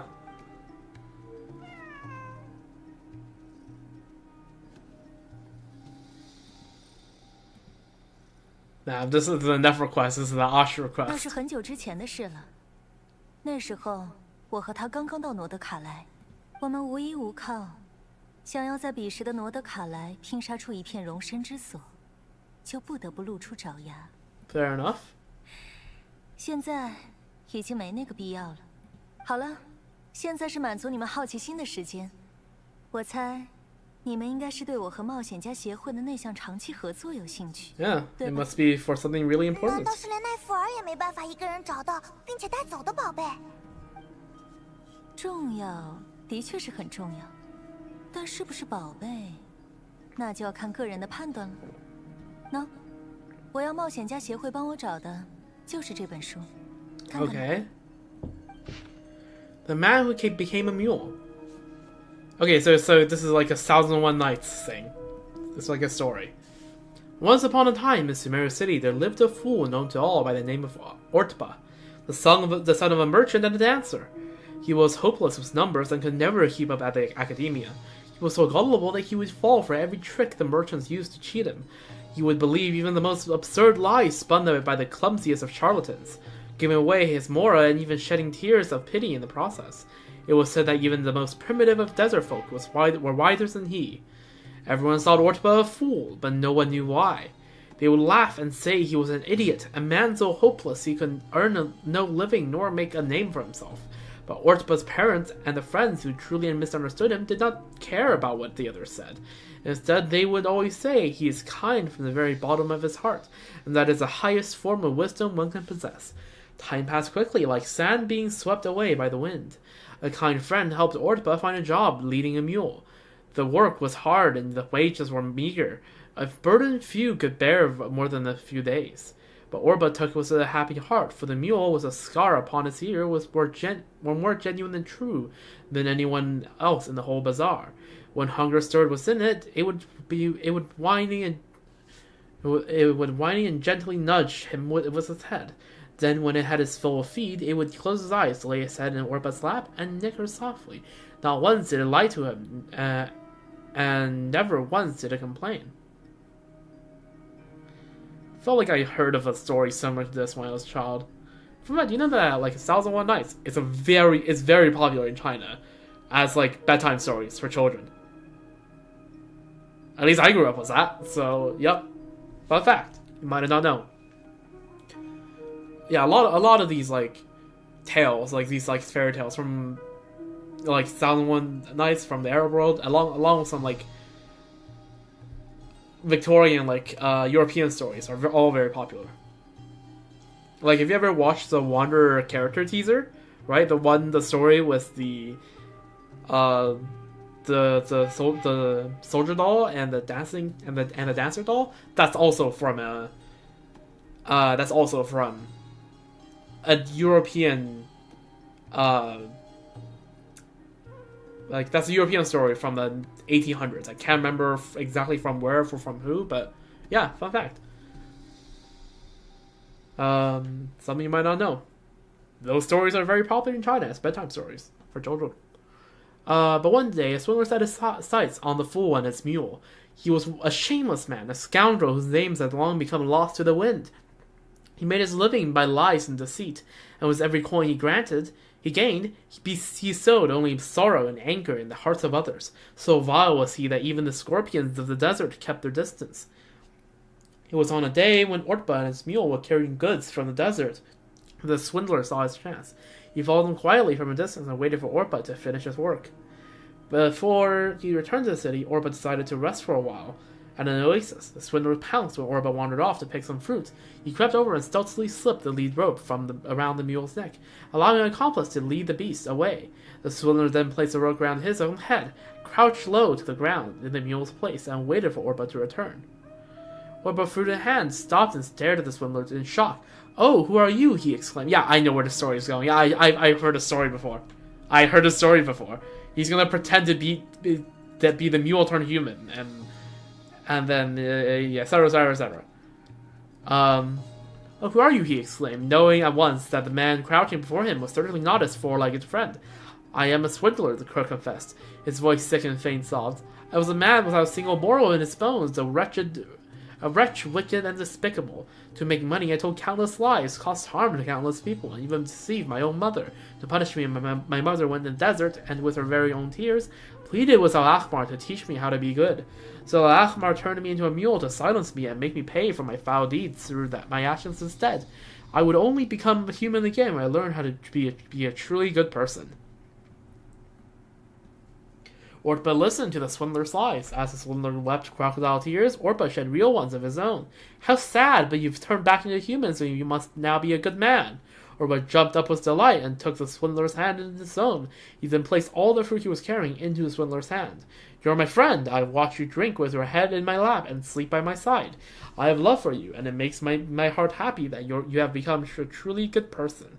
Go back to your mother. I am sure she still loves you and is shedding tears for you right now. Go back and take this fruit with you. She'll be so happy to see you."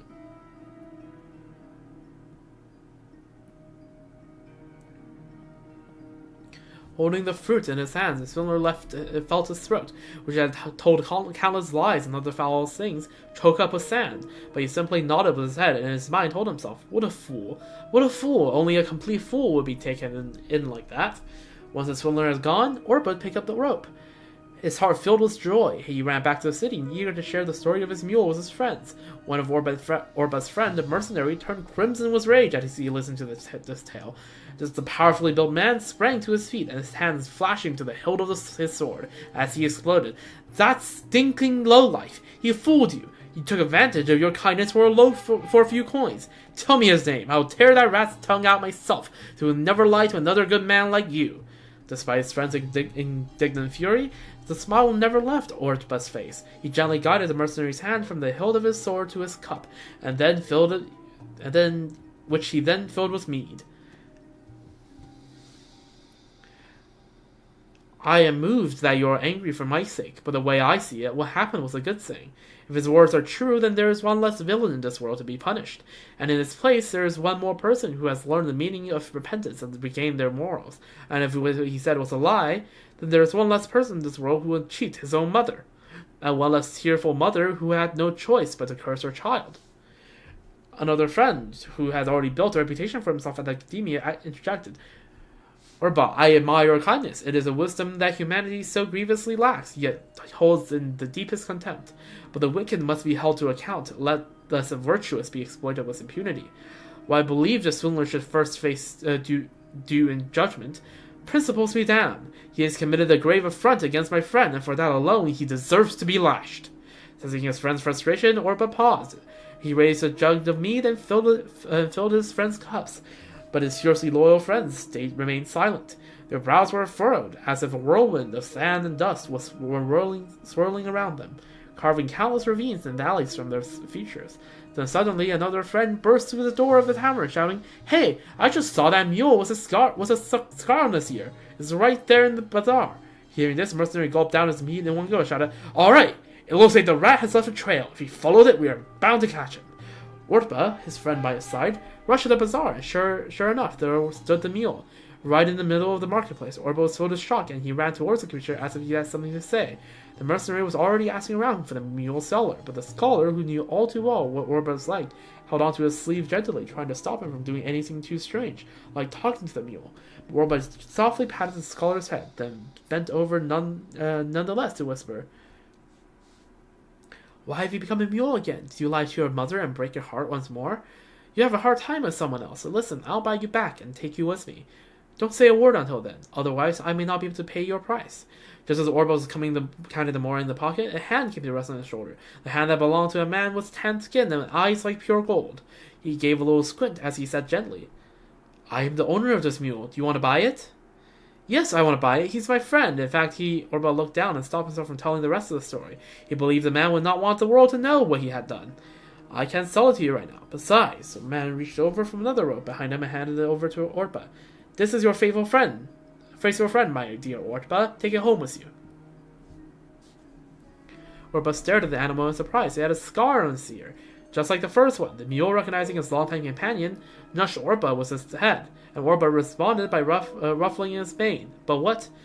This mule looks just like my friend," said the astonished Orba, wondering how one man could have turned into two mules, and just what grave sin he must have committed to receive such a punishment. "Yes, he's also your friend," said the tan man with a smile, "but he has committed a crime, so I'm punishing him by turning him into a dumb mule so that he may never speak again." Orba blinked for a moment and realized who the man with the rope was, but his thoughts were only of the friend he had once rescued, who was now on the wrong path again. "But what crime did he commit? Did he lie to his mother again?" Orba asked gently. "No, but the crime he committed is 100 times greater than that," the man answered. "He betrayed a rare kindness, and so he shall never be saved by another's kindness again."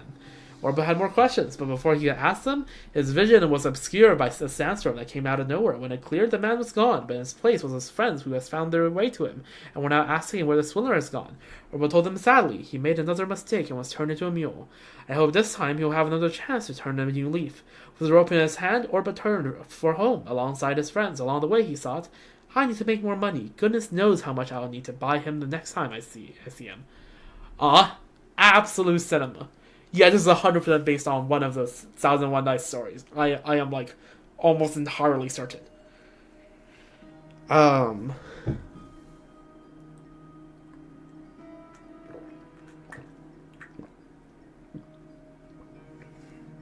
Like every time I would never recall any of these stories on my own, but the second I start reading them, like something just triggers in the back of my mind. It's not like I can remember the entire story, but I can remember the general vibes of the story. It's weird. Some of the stories I can remember better than the others. Like I know a lot of just random like tales like this. Like loads of random stories. These kind of stories are very popular in China. Like the little girl that sold matches. If you, I don't know if you have seen that story. Looking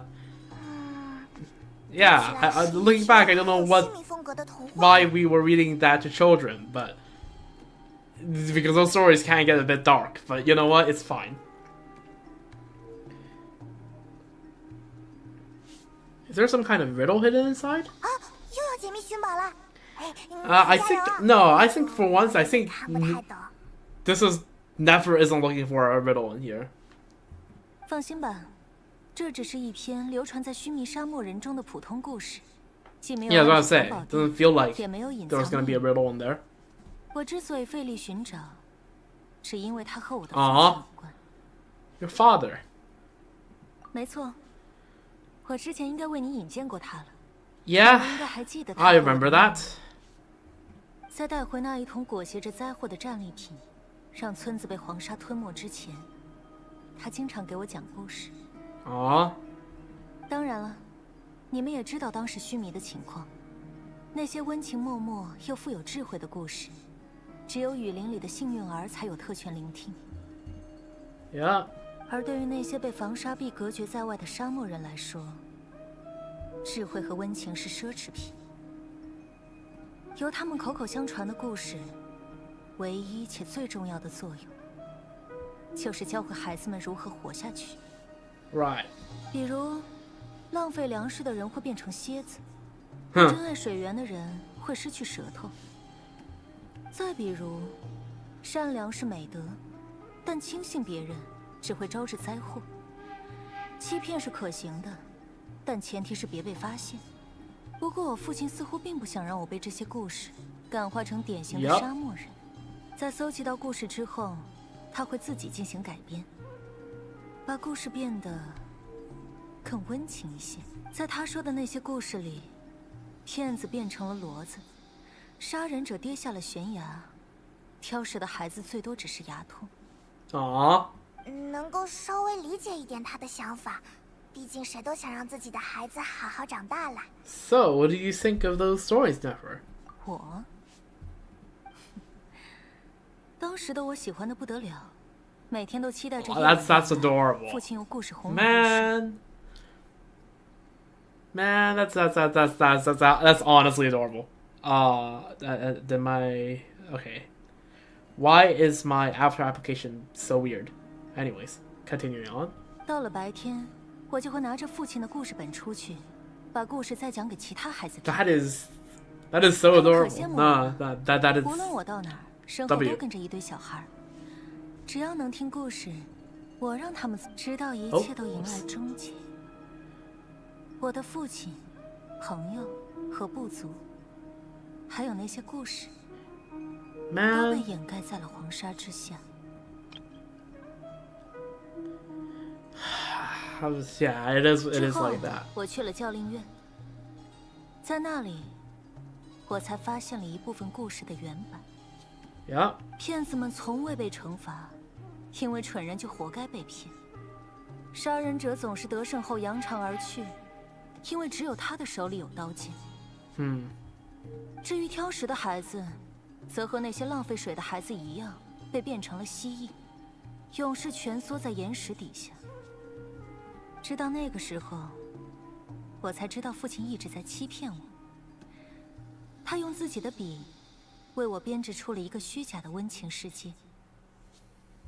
当我的父亲离开了，那个虚假的世界也宣告毁灭。我不得不面对那些真相。幸运的是，我学得很好，很快就成了一个他努力不让我成为的沙漠人。Damn.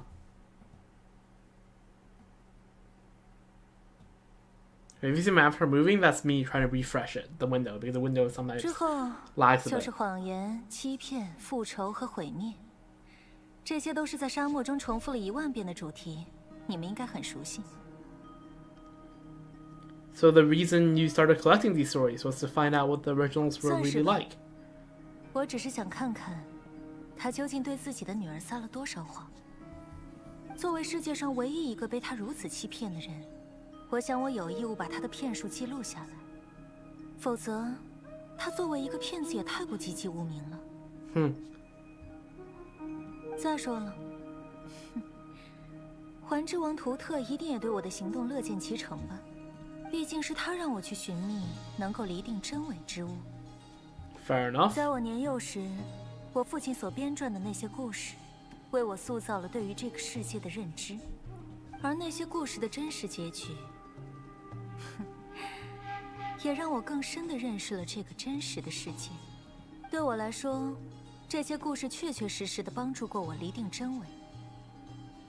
将它们搜集起来，或许能帮助我寻找环之王所需要的那个答案。Fair enough. 所以，在罗德卡莱扎下脚跟之后，我就开始用各种渠道打听起了父亲曾经讲述的那些故事。但这些故事大部分在沙漠人之中口口相传，几乎没有书面记录。我远在罗德卡莱，自然不可能自己跑去沙漠里到处寻访移民。至于雅科达，我这里本来就缺人手，想想还是算了。Fair enough. 所以，我就和坐拥无数冒险家的冒险家协会达成了长期合作。Okay. 只要为我带回沙漠人的故事，我就会付出相应的报酬，甚至帮他们一点小忙。萨林先生很愿意接受我的条件，很快和我达成了共识。从结果上来说，我们合作的也很愉快。So, what's special about the story you just got your hands on? 这一篇，这是我父亲给我讲的最后一个故事，也是他唯一一篇没有修改结局的故事。Yeah, because I don't think he needed to change the ending for this one. 说了一辈子谎的人，在唯一一次诚实的讲述故事后，就被黄沙掩埋。这故事里居然还写着，他是打心眼里善良的，这是无上的智慧，真是够讽刺的。Yeah. 你们对这份故事感兴趣的话，我抄一份给你们就是。Sure. 顺便一提，旅行者，你也是冒险家对吧Yeah, I 知道 am. 你常年在世界各地旅行，见多识广。 Yes, that's according to one of the archons. That's our job here. 有意向的话，我们也可以签署一个长期合作的框架协议。如果你在旅途中取得了有关须弥沙漠人的故事，可以拿来给我，我会付给你。Sure, I think we found plenty of stories of the desert dwellers. 原来你让我们来是为了最后这句话呀。Well, take commissions what I do, so okay. 那预祝我们合作愉快。 All right, nice. 不过，雅科达为什么还没回来？ Good question. 他接的那项委托有这么困难吗？ The man who became a mule. I really thought this was going to become a book. Although I guess this is character locked, so fair enough. A storybook gathered by the Adventurers Guild. It tells us fairy tale that originated in the desert. Check the message board.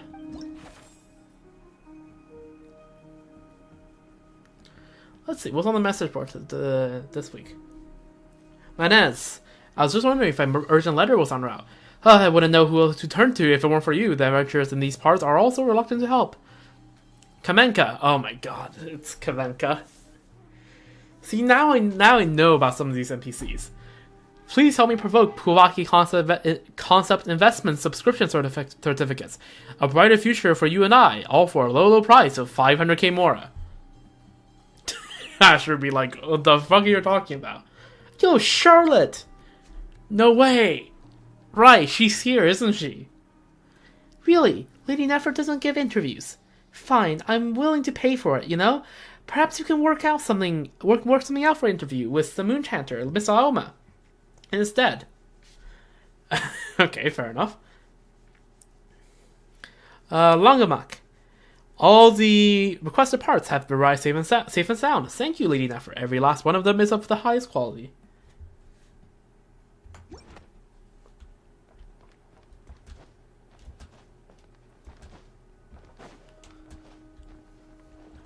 Alright, very nice. So yeah, Yehuda is now MIA. Joy. So I guess we cash in the last 4 pieces of intel. Yeah. Have I claimed my Mora yet? A chest that contains some part of the Curatorium of Secrets finances. Perhaps Nefer would like to inspect it. That looks about right. This is all that's left after paying the bills. If only we had a few more customers from Libya, you open the chest. Alright, plus 100k Mora. Yeah, if you have Nefer, make sure you collect your weekly Mora from this. I'm actually not sure what I think it's weekly. It would be too OP if it was daily Mora. I've only checked in on this place once per week. Alright, let's go back to Catherine. Have a nice stretch. Hydration check. Drink some water, alright?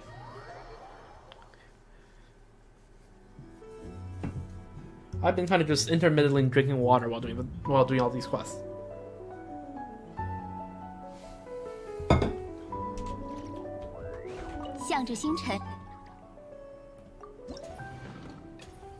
Trade conditions unknown. Okay, so I guess we're waiting for maybe Yehuda's release then, I'm guessing. Well, that's unfortunate. So that's all of Nefer's shenanigans done. Let me grab more water, and then we'll continue with doing the Polkka quest in Easy Island. And then, depending on how long that takes, we might do some more world quests after, or that might be it. I don't know. The goal is for me to stream for another 2 hours or so. So, yep, that's all for now. I'll be back in a few minutes.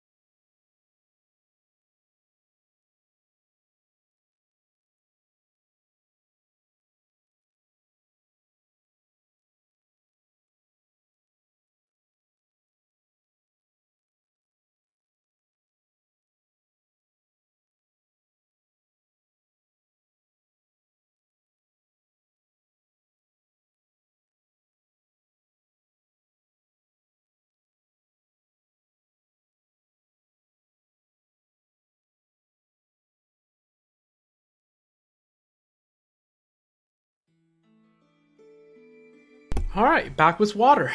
Let's go. Alright, so let's start doing some Polkka quests. So, Polkka beneath the Moon's Oracle.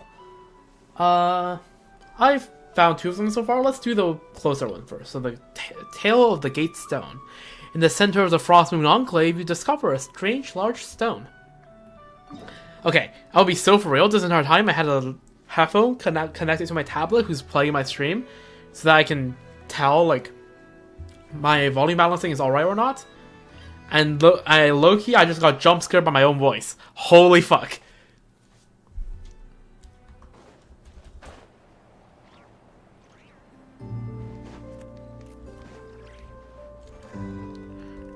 Traveler, look over there. That stone's super beautiful. Which stone?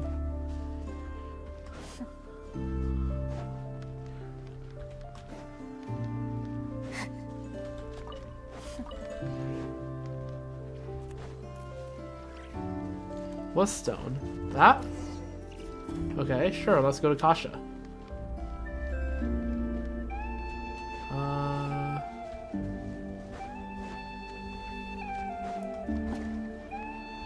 Yo, Kakavasha, I mean what? Kasha, what's up? We're back, Kasha. Would you consider this a pretty stone? Wow, that was fast. You really are the professional adventurers. You're amazing. Hey, most stuff easy peasy for us. Short of exploring some crazy deep underground labyrinths or taking photos at spots thousands of miles apart, maybe. What's wrong? It's a beautiful stone, sure, but it feels like but I feel like it seems to be attracted to this big stone. Really, Paimon doesn't feel anything at all. I'm not really sure either. It's just a vague hunch, I guess. It's like how May mentioned that Reed Miller's counterparts encountered the Fey Princess through the guidance of the Moon Goddess. I guess this premonition of mine must be something similar. Wow, is this what they call foresight? Oh wait, Paimon's pretty sure the Moon Goddess wouldn't bother with something like that. She's probably too busy with that sort of thing. So what gives you a premonition? So what does your premonition tells you to do? For example, that we should put this stone back there. I know I'm not a kid anymore. But I still need to grow a bit to reach that high. Could you give me a hand, traveler? I know I'm not a kid anymore, but okay, you're still a kid, all right, buddy? Oh,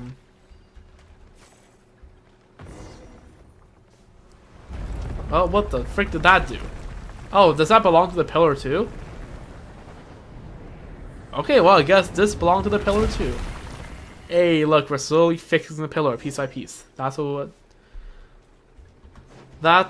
happened against the crab star as well, no? Well, that was a...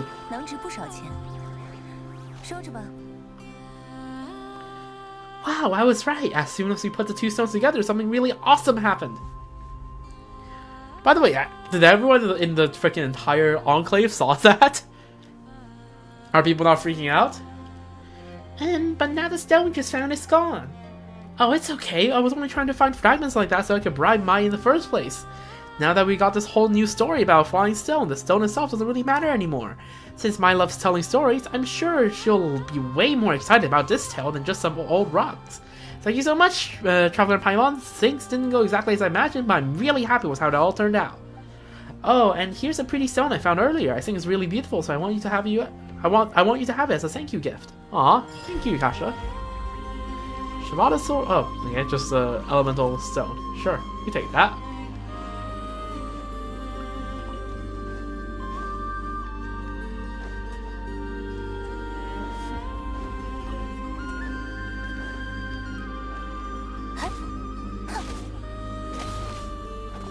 Aw, it'd be really cool if these actually play like drum sounds when you hit them. Yeah.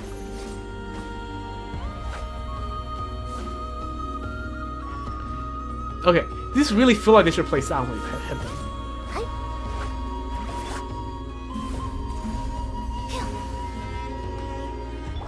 Anyways, well, that was a very quick quest now, isn't it? That took like a total of what? 2 minutes? I feel like that quest can speedrun. Okay, for Green Island. Follow the robot. You discover an island affected by Kuwabaki turbulence near Hisi Island. Alright, let's head here then.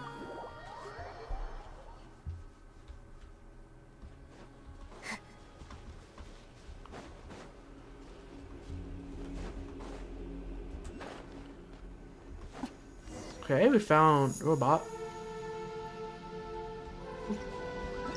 This music sounds very mysterious, a bit too mysterious even. You discovered an island affected by Kuwabaki turbulence near Hisi Island. Investigate Thunderclap Reef. Oh my god, you fucking scared me! Huh? Crocus 3, you're back already? That's weird. You didn't collect the fragments, so why are you here so soon? Hello? I'm sorry, please let me explain. There's a really good reason I'm dressed like this. It's not heresy or something, I swear. Okay, you are more on edge than I am. How did you say anything yet? Huh? Oh, you're just a venture from the outside. By the moon goddess's silken locks, I saw you were... Wait a sec. Why are you dressed like that? And acting like it's totally normal to boot? Should I be wearing that green uniform from the Adventurers Code instead? I would love to see it. Wait, you're the one that the moon goddess Kutar holds dear.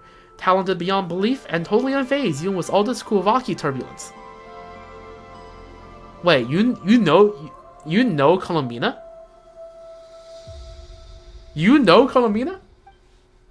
About that, well, Paimon thinks we can just skip over the details, but seriously, why are you dressed like that? What are you doing here? What even is Kuvaki turbulence?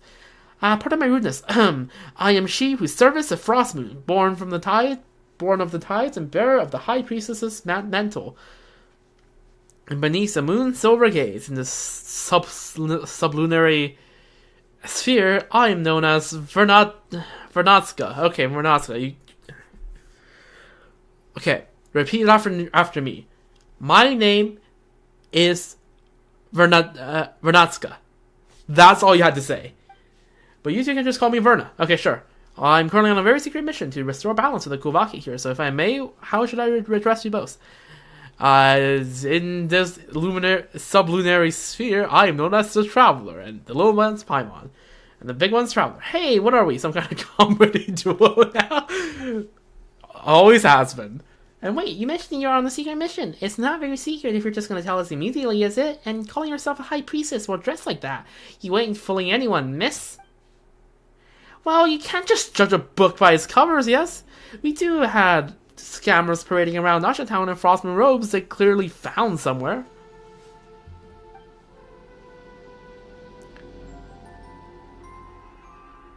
Oh, I know. A demonstration of our ancestors' blessings, Kuvaki, should convince you of my identity. Bear witness. Yeah. Whoa, that Kuvaki power is intense. Paimon, run. I'll cover you. Wait, seriously, Traveler? Are you okay? Hey, don't mess around with you. Nothing happened. This outfit wars off Kuvaki. Hang on, I'll take it off and try it again. Oh, but with the turbulence afoot, I might get a little nosebleed without my suit. Well, since it won't take long, I guess I'll be fine. Okay, first I'll undo the strap here. Wait, no need to go that far. We believe you. Just keep the suit on. Great. Does that mean you two would be willing to help me with my mission? Traveler, did Paimon pass out for a minute or 10? Why is she suddenly asking for us about some problems we never heard about? She's gotta be a fake. Paimon's sure of it. I told you I'm not fake. Forget it. Let's just put my identity aside for now. Like they say, small slips sink big ships. If we leave the Kuvaki turbulence alone, we'll have a catastrophe on our hand before long. Then you should get more people to help. Unfortunately, I can't. The others won't have my level of resistance. If I call back up, they'll be dealing with much worse than a simple nosebleed. That's why having helpers like you two show up is a rare stroke of luck. Alright, fine, we're adventurous, and we don't say no to folks in need, even if you seem a bit unreliable. But even Paimon can tell something's definitely off here. Maybe we can help. Excuse me, I'll have you know I'm the most reliable priestess there is, and you two seem even more reliable, and I'll share the super duper reliable foolproof plan with you. Let's cut to the chase. Those two rotating boulders are the cause of this Kuvaki turbulence. Okay, so somehow we got rotating magnets, and that's causing some electric field that is breaking everything. Ever since the time of the first Moonchanter, Lady Isla, the Kuvaki and Thunderclap Reef has always been unstable, but things gotten worse since those two large rocks fell from the sky. The scripture says, O Moon Maiden, even the immutable law set by the dread sovereign of the firmament shall bend to your song, and even the tides of time and heaven's signs will... Okay, so we have, of course, Kutar, right, Columbina. Dread sovereign of the firmament, the guy that set up the firmament, the false sky, aka the heavenly principles. Well, what's the next line again? Well, I'm sure you get the idea. Paimon gets the idea that you're super unreliable. Oh, come on, forgetting one little verse in a prayer doesn't make me a bad priestess. Besides, we're not counting on prayers to fix this. We're using science. Ciencia.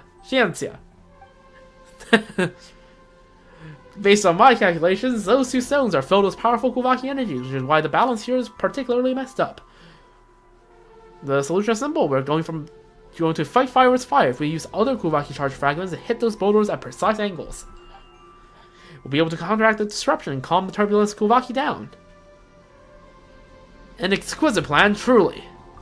Right? See, this is why the Moon Maiden favors you, Traveler. You've got a sharp eye for genius. Paimon doesn't get all this calculating and analyzing, but Paimon's not sure she can trust anything you say, Verna.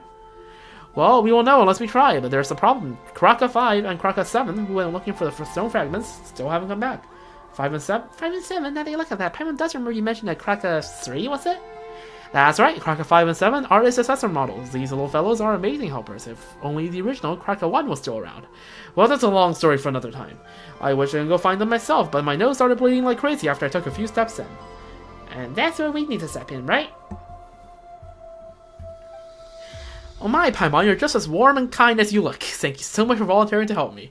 Paimon's not doing this just for you. This is for everyone's sake. Wait, why did Paimon say something like that? In any case, everything will be okay as long as you find Kraka 5 and 7 in those stone fragments, right? Yes, and once you've collected the stone fragments, just toss them up into the two large stones. That's the beauty of a proper scientific solution. It works no matter who tries it. Truly the scientific process. Alright, my ever-reliable traveler in Paimon, I'll be counting on you. Maestro is really feeling me voicing Paimon. Haha. Oh, found it.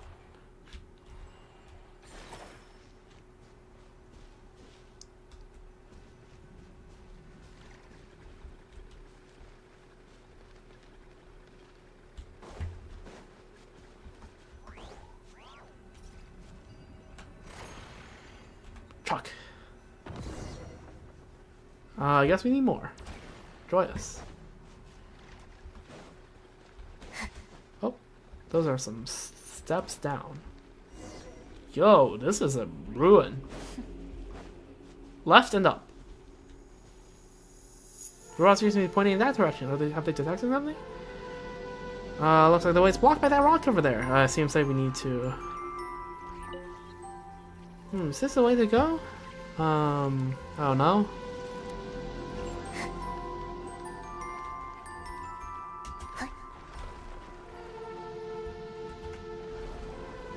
Alright, we made a staircase. Pog.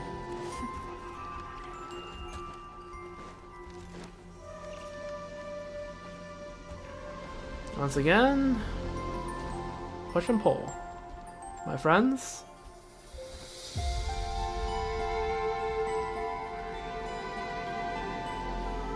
We got a little army right here.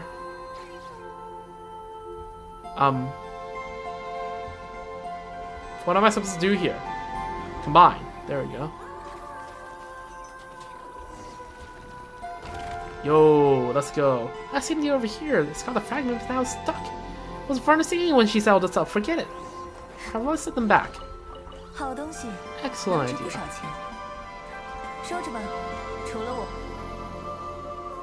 Oh, fuck.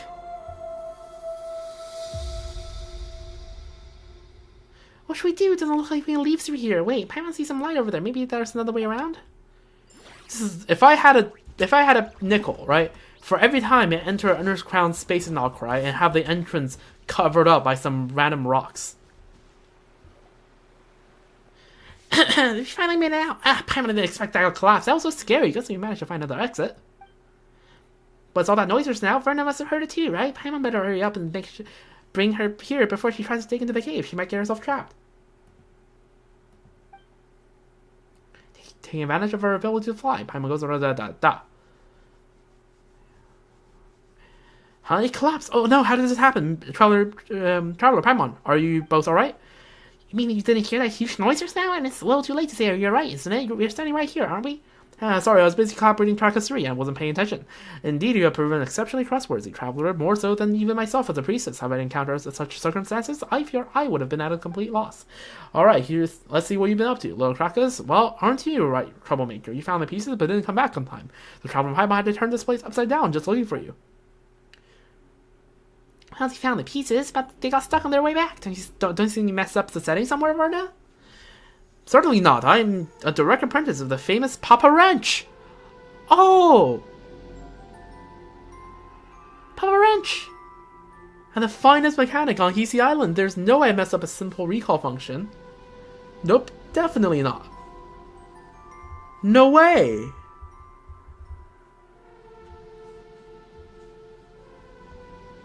No way! That's wild.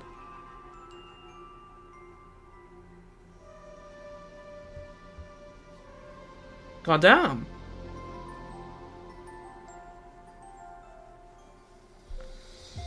Holy.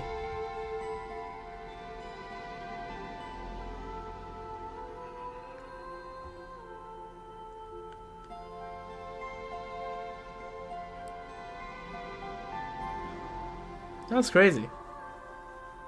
This will give me a moment. Let me just check something. Yeah. Okay, well, that meant that the order in which I'm doing the quests have been miraculously good. Well ordered.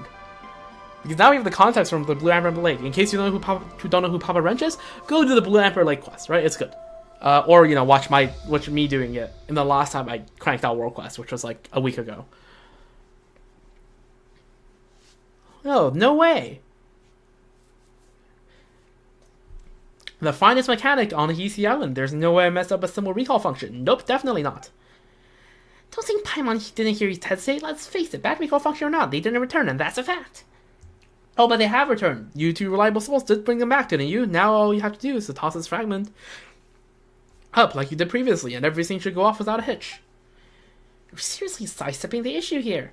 As the sacred prayer goes, O Great Father of Genesis, forger of the tripled moons. Who? Okay, this is the exact same reaction as I first got when I first saw the name Washaklahum Ubankan. Because I'm like, Takoya Yani Quinan. That sounds like a Finnish name. But a Finnish name will have like a lot of double letters, and this one doesn't have any.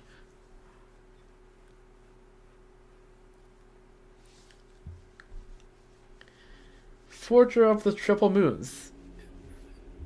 Is that okay? Forger of the Three Moons. Wouldn't that be Nibelung or and the dragons? Or am I getting something wrong here? Right? Isn't that Nibelung?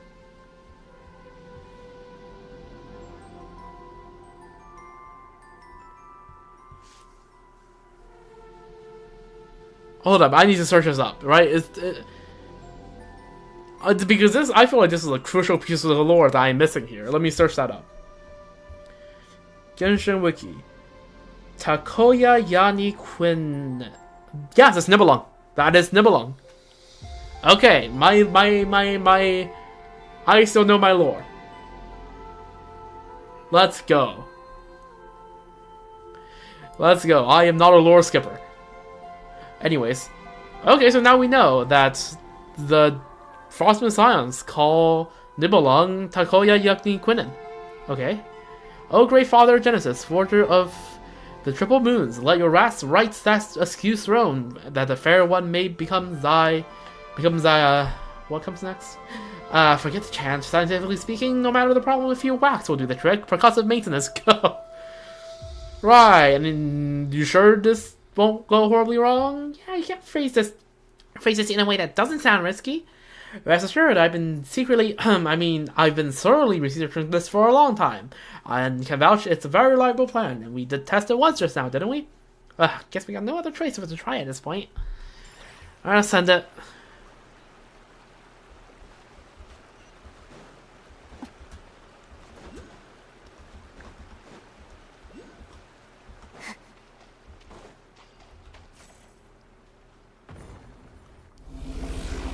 Alright, that did something. Okay. Okay. Okay, so now the red is rotating the blue. It seems like we just switched the colors here. It doesn't seem like we actually fixed the issue. What's going on now? Hold up, give me a moment. My device here seemed to crash a little bit. Give me a quick moment. There we go. Alright, back. What's going on now? The Kawaki feels even more unstable than before. Is this all part of the plan? No need to panic, this is just a minor technical issue, nothing to worry about. We've successfully adjusted the Kawaki from a chaotic state to a reverse chaotic state. Now we just need to nudge it back to normal. Think about it this way, if things have already gone from bad to incomprehensible, there's no room to get any worse, right? Your explanation is what's incomprehensible. How can you stay so calm when everything's falling apart? Because panicking will help. Staying calm lets us think clearly and find a way out of this mess. I'm sorry, I lied. I'm totally freaking out. I'm just trying to look like I'm not. Driver Paimon, what in the moon's name are we supposed to do? I don't know, ask Laoma? You're just gonna dump the problem on us now? Hey, if you're really a priestess of South Frost Mountain Scions, don't you have some kind of prayer or spell to stop the storm? You say like such things exist. Ugh, that's why we place our trust in science. Yes, we still got science, don't we? Let me check. Aha, just as suspected, Crockett's 3 readings suggest a source of fake Kawaki traces nearby, almost identical to that of the other fragments. I'm going to go back in the cave. If the first 2 fragments tip the Kawaki into a reverse chaotic state, then the third one should be able to bring it back to a state of minimized turbulence. Yep, that has to be it. Ha, so it was just miscalculation after all. I knew the plan itself was absolutely foolproof. Traveler Paimon, this way.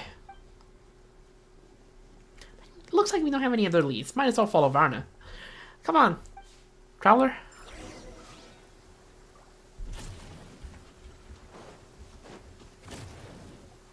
Don't tell me we have to open the... Okay, we don't have to open the freaking door.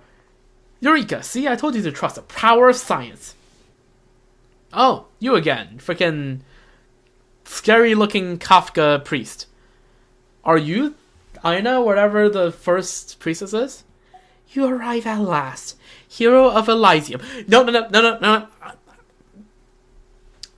Look, this is of no fault of your own, but please,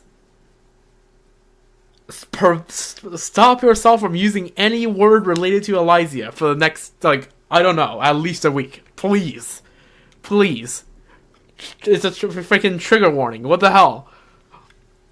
No. This is what has sorrow done to me? No. It's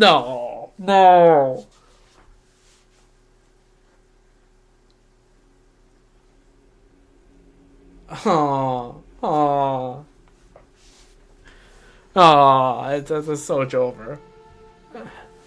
Anyways, let's continue. Whoa, there's someone else there too? Hold on, this one seems familiar. Paimon's research, she gave us directions last time when we ran through that giant crab, and now she's showing up again. Hey, who are you really? I am the dawn's first breath upon this world's weary brow. The final draught of the nectar drawn from a bitter well. I am mother to all, and daughter to all. Seems like this place is turning into a gathering spot of priestesses. This does seem like part of a rite, but it's a verse only a moon chanter is allowed to recite. Well, okay, it's a first moon chanter, right? There has to be. There's too much setup for that. A true priestess would never get the sequence of their prayers wrong. Another fraud in a borrowed robe. I've seen plenty of your kind. Last time was a woman called Hidimbi. She too dressed apart, played the role, and fooled quite a few. But tough luck for you, imposter. You've got a real priestess right here, and I can see through your disguise. Do the mask carving determine the actor's worth? What matters is that she sits in that seat, and thus she plays the role. In this sublunary sphere, are we not all masked? It is merely that some veils can be seen and others not. Oh, that sounds profound. If nothing else, she sounds more priestessy than you, Verna. Hey, what's that supposed to mean? It's okay, Verna, even if you are an imposter. Excuse you, I'm not the imposter, she is. Ugh, you outsiders are so easily tricked. Ignore the sweet words and look past the surface for once, why don't you? Ugh, never mind. According to my calculation, you're the one who hit the fragment we came to find, isn't that right? That's no tricking for common hands. Hand it over, or I will use the moon goddess's favor to give you a very enthusiastic blessing. Are you a priest? Are you a priest or a thug, Verna? What, you want me to kiss the forehead of the scammer and sing her a dainty hymn while we're at it? Now's not the time for etiquette. Your desires unfurl before me like threads, and I have traced your destined weave. But this is no place for us to speak. Walk with me, and I shall lay bare the tapestry.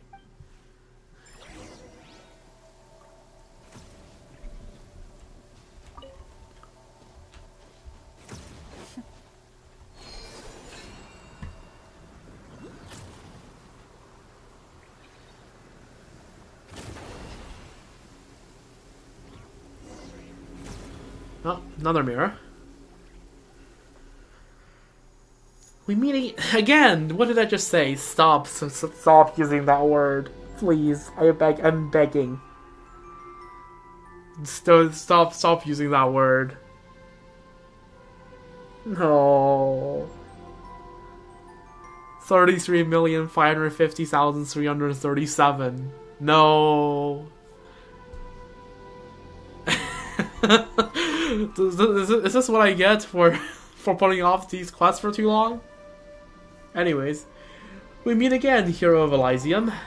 Get it right, it's heroes, plural. Now hand over the fragment, imposter. Pretty please. Is what you seek now right before your eyes? I knew you wouldn't give up without a fight. Guess I'll just give you that blessing to that. Wait, what did you just say?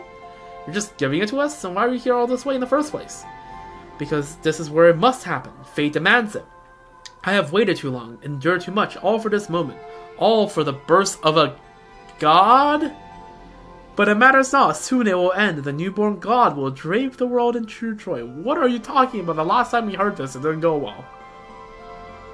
Via, I have glimpsed it in the mirror of stars. There's no place for her in a world where the god has not now been born. First off, it's Verna, not Via, and don't you know it's rude? Wait, you weren't talking about me, were you? Indeed, so then, do what must be done. The ending you seek awaits. Wait. We're not here to hurt you or anything. You're just so vague and cryptic all the time. It's getting to Paimon's nerves. What's with the Kuvaki turbulence around here? Why is that fragment in your hands? This ending we seek would surely be nice with an explanation of, well, anything. Patience. Once all comes to an end, we will meet again. What's she going to say next? We're going to meet again at the end of the West Wind, where flowers bloom in spring? Like, what's happening here? Eh? You seek answers, do you not? When the moment comes, the path ahead will open. Well, then I shall wait for you at the court of the first edict. Huh? But isn't the court of the first edict already? Oh, Nightingale, who soars above the pale ridges and vast frozen plains. Have you heard of the songs of evening prayer, my dearest Nightingale? Hey, stop right there. Whoa, Traveler, watch out. Looks like something has woken up. Alright, well, good thing we're not running a Flint team now, are we? Frost Moon Scion. 等下有点痛啊。真言如影，可惜已经，真不巧。This is unbelievable. Who does this Frost think she is? The nerve of her taking control of a sacred Frost Moon Scion and turning it against us. Is she really taking control of it, I wonder? Yeah, Paimon thinks there's a good chance that it was the lightning strikes from early that woke this Frost Moon Scion up. Well, then that too must have been her doing. If she can wield Kuvaki and knows her prayer inside and out, pulling off something like that would be a piece of cake. Anyway, first thing first, let's gather the remaining cool hanky on the island, extract the last fragment from the moon's mirror, and stabilize the disturbance once and for all. Well, let's just heal a bit. 好东西，能值不少钱。收着吧，除了我没人看见。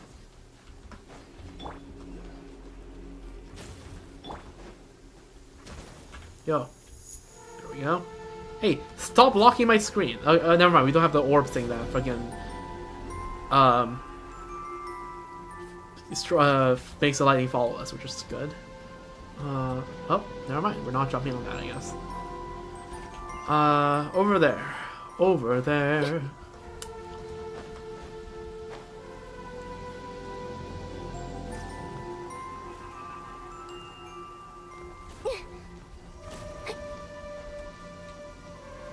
We're supposed to fight this thing? I guess we are.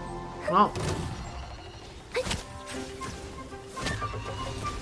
Okay, let me charge attack. Do you remember when I said this mouse really is PMOing.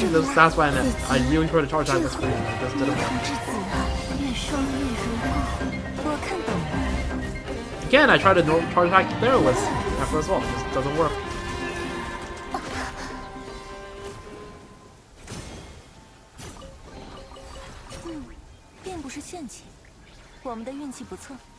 Where is this cool hanky, by the way? I see the Lunoculus. Oh, something. Gamers don't look up.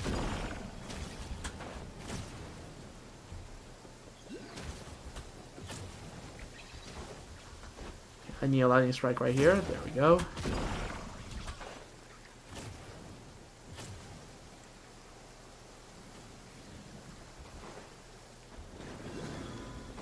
Either way, what do you have to say, Verna? Anyway, first things first, let's gather the remaining Kohenki on the island, extract the last fragment from the moon's mirror, and stabilize its disturbance once and for all. Alright. Well, good thing I already got my freaking R5 freaking Black Barrel Lantern, whatever it's called, because the Kuvaki disturbance here is actually really good at doing this, so you can just mine the ores super easily. Well, you know what, let's just mine these, why the hell not?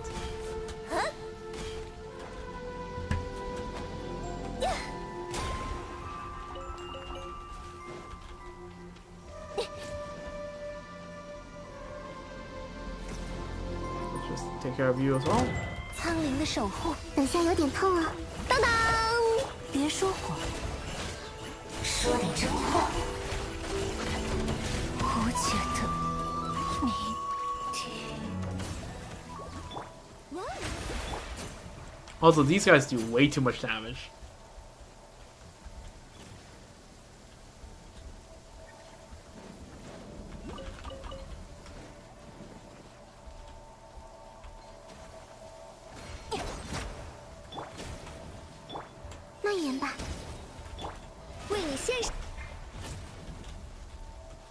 Let's heal up everyone a bit. Dodge that lightning.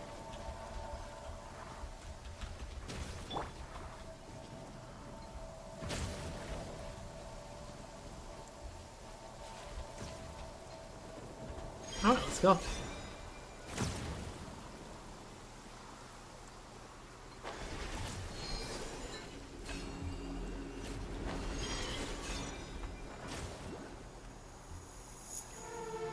Zap that ore, but I'm not collecting it. That's gonna bug me. Alright, nice. Retrieve the fragment. How? Oh, there it is.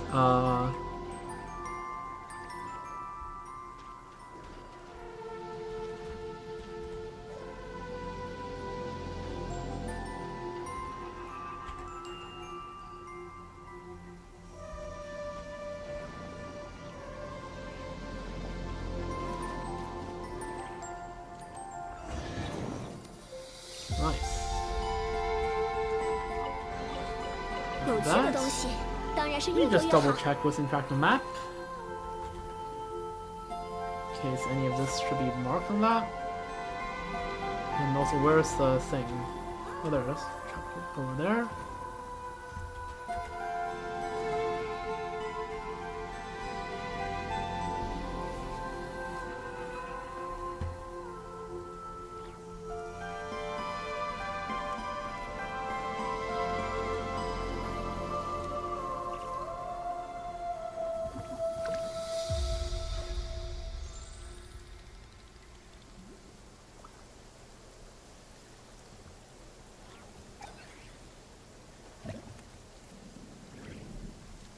Let's see.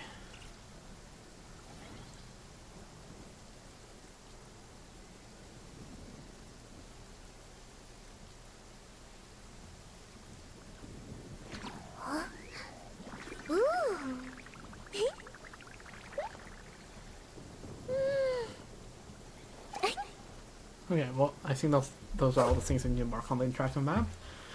Alright, let's grab the last one. Give me that. Shove it over there.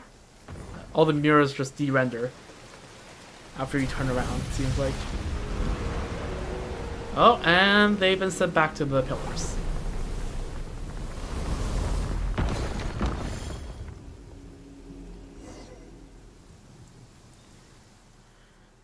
See, all according to plan, the Kuvaki turbulence has been neutralized. That was nothing like your original plan. What's all the accidents along the way? Paimon can't tell whether if you're optimistic or just shameless. I'll take that as a compliment. After all, being pessimistic and risk-averse won't get us through situations like this. Okay, fair enough, but Paimon can't help but wonder why are you out here on your own? Shouldn't the other Scions be helping out in some way? Well, since you decided to help me get this far, I guess I should come clean. This island is, in a way, considered a forbidden place for us Frostmoon Scions, and I may have committed an even greater sin. So you finally dropped the act. Since I've been found out, there's no point keeping up the act any longer. Wait, I'm just kidding. Don't draw your weapon. Seriously though, I wanted to try solving the problem using robots. You probably know this already, but most of us Frostmoon Scions aren't exactly big fans of tech. Yeah, I can see that. I thought if my plans went well this time, maybe I could finally convince those blockheaded, well, I mean, those very steady, if rather conservative higher-ups to reconsider this stance. You should talk to Laoma. Laoma would probably be fine with it. Hold on, I could say that, can't I? Technically, the robots were a part of our operation, and since we succeeded, they clearly played their parts in our success, right? Even though the part they played wasn't constructive. Maybe I'll gloss over that part when I explain later. Still, that probably won't work, would it? But hey, if not this time, then there's always next time. I'll keep pushing forward. And one day these little fellows will make the big difference. I believe they will. Okay, but before we talk about the future, those two big rocks, they flew up in that direction, right? They did, and if we go that way, we will end up at the court of the First Edict. The court of the First Edict? Wait, isn't that where that strange lady, you know, the one who seemed even more priestessy than you do, Verna, said she was headed? You're breaking my heart, Paimon. Even now you're still thinking that suspicious lady's priestess act is more convincing than I am. I don't think that was an act. Anyway, I'm sure she was just bluffing because, well, the court of the First Edict was sealed off 500 years ago. That place used to be one of our sacred sites 500 years ago, Lady Ayla. Okay, then, yeah, that is 100% Lady Ayla, if this name keeps getting brought up. The Moonchanter who witnessed the birth of the Moon Maiden personally sealed it shut. Forget some outsider con artists. Even after generations of Moonchanters, no one has ever broken the seal of Lady Ayla place. It's not lack for trying, just that no one's ever succeeded. Ugh, but that leaves us no clues at all. How are we supposed to track her down now? Don't worry, I've already come up with another brilliant plan, although it might need a little bit of prep, just a little, probably. Okay, I'll go clean up the robots first. Thanks for the help, Traveler and Paimon. Oh, fair Frostmoon, weave for me a gentle hymn, and bless nightingale-hearted wayfarers, for ye have stolen the fell curse of the Norse wind, and the silver spire that sought to pierce the firmament shall no longer. Well, I never did memorize Lady Ayla's prayers properly. Anyways, thank you, maiden. May we meet again. All right, there she goes. Oh, this place is still Kuvaki, like, affected. Okay, that's cool then.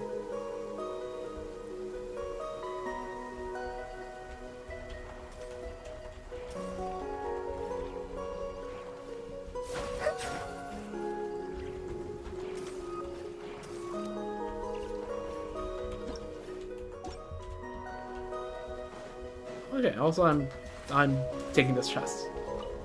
And the Oculus. 收下吧。我准许了。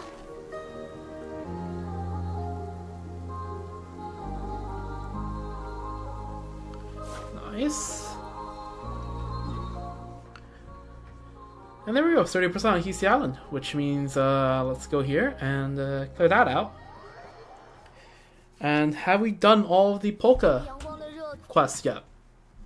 Or is there still more? 都快赶上我平时用的隐士灯了。还好太阳只有一个。Yo, Llama, what are you up to?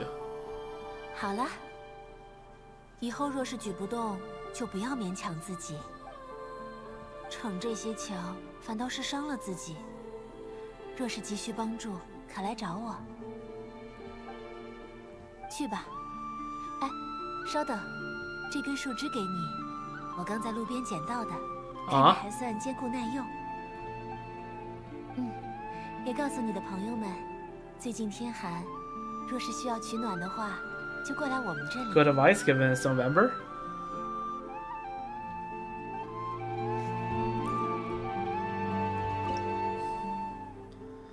Let's level this up by one. Very nice.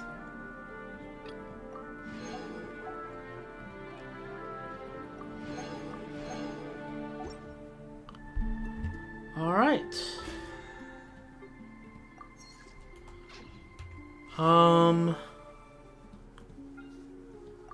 Let's do a poll here. Nope, nothing. It is what it is.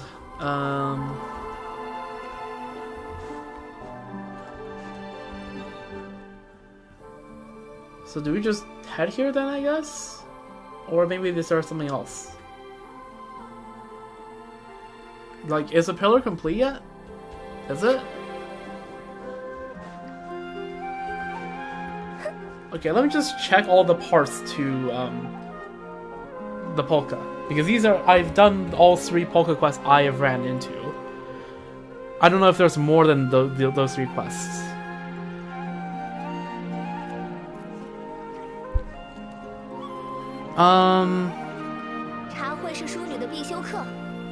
So we just did the Gate Stone. We did the Mirror's Maze in the Tsar earlier, right? When we did Act 3. After we did Act 3. We did 4 Green Islands, so we need to look for Gift of the Mirage. Which can be started by going here. Alright, cool.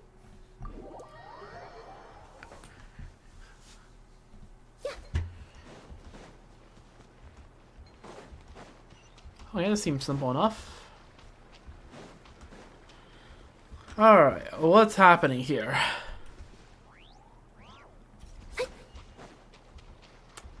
Alright, let's check out what's happening. These quests have gone by decently quick, so that which is a good thing. Bekani, what's up? 25, 26. What are you counting? Shh, keep it down. Forget it. Not like I was gonna catch anything anyway. Come on, kid. Isn't it obvious? I'm timing my cast. What? Do you think I was waving this rod around to cast spells or something? Maybe you're catching a bestest travel companion. Who knows? Huh? Hey, don't make it sound like anyone could fish up their bestest travel companion with a casual cast. Wait, that's not even the point here. Anyway, this is the first time Paimon sees someone time their fishing down to the second. Well, what matters is your fishing technique, not how long you stand on the shore. Odomari's never got that. No wonder he never caught anything. Oh, you know Omari, you just talked to him. Let me just tell you, our questing order in Nalcry, in terms of world quest, has been exquisite.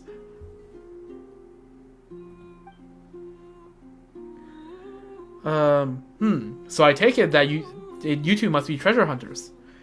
No, we're adventurers, but we do take on work. Do you need anything? Pretty much. As long as you're up getting paid to do a job, who you are is all the same to me. I've got something you could help with, if you got time.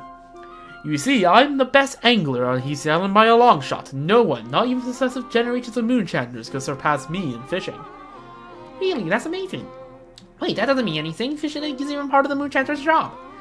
Still, even with all this skill, I haven't caught a single fish lately. Makes no sense, right? So obviously, the problem isn't with me, but with the environment. Just as it is with the cursed Eye of Krati, there must be something underwater affecting the fish.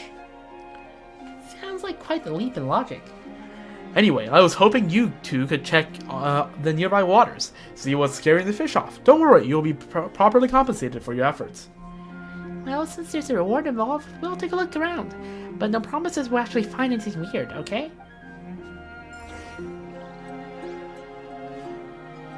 Well, freaking... We already had some Lovecraftian horrors beyond comprehension there, in terms of... what is it called? The Color Beyond...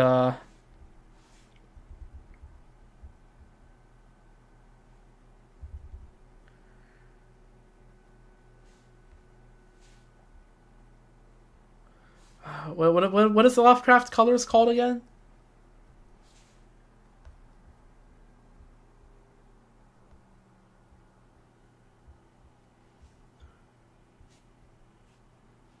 Hold up, let me just search that up. The Color Out of Space. There we go, that's the name. We already had that reference, so is it time we get a Cthulhu reference? Yes? No? We got these rocks. That's something. Wait, are these the rocks we used to guide the... guide that person back? Was Colomina? I don't know. Oh, that seems to be something that's noteworthy.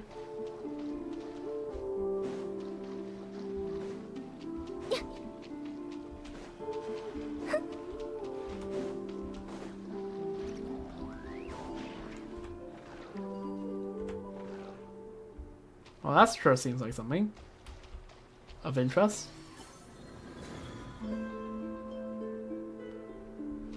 On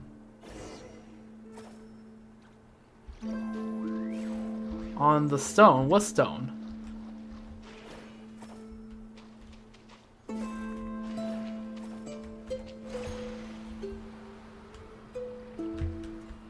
What stone? I am so confused.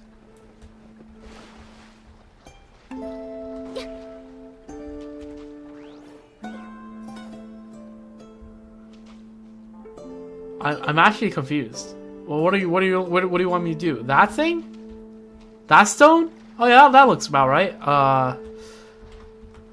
Well, how am I supposed to get there?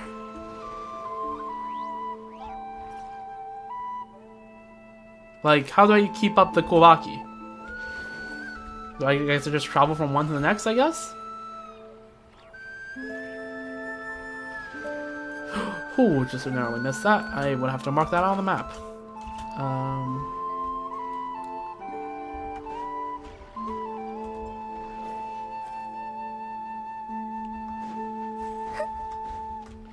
Can I reach it from here? Clearly not.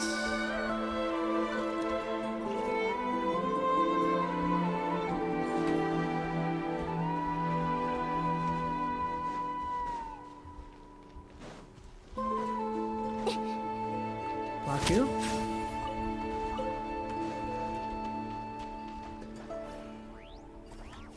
There we go. Alright, that should be it. Paimon doesn't see any fish. Could there be something else underwater around here? Kind of let's take a look around. There we go.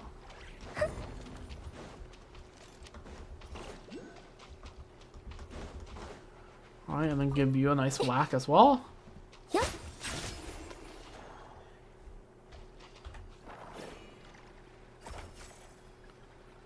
And let's have that piece of rock back, and that should be it.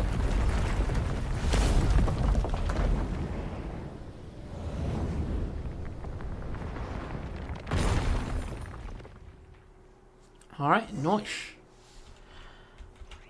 Talk to Pekani. Alright, that should have solved it. No, I just used Kowaki to pull up that entire ridge of like... Hey, did you see that? I don't even know what happened. One moment I was looking away, and the next thing I knew, that big rock just flew off. You explained what happened earlier. Oh my, I have no idea what any of that means, but if you can pull off something that amazing, you must have the moon in its favor. Yep, that we do. We friends was your Kutar. Oh, the moon goddess protects. She protects indeed. Now I can fish here to my heart's content, so long as that annoying bard doesn't bring his pet over, or, goddess forbid, starts singing. As promised, here's your payment. Although I haven't caught any fish lately, I've rode in all sorts of other stuff, some of which should be worth quite a bit. Not that more is worth much use around Heath Island anyways, so it's all yours. Thank you for your help. Now it's time to fish in peace. Yeah, Heath Island doesn't strike me as the particular capitalist paradise. Okay, so now we got the quest unlocked.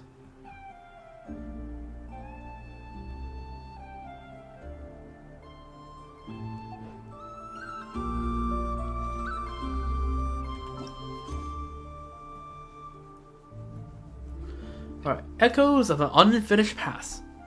Talk to Verna. You run into Vernatska, the self-proclaimed priestess. Again on Heath Island. This time she's trying to get into a sanctum.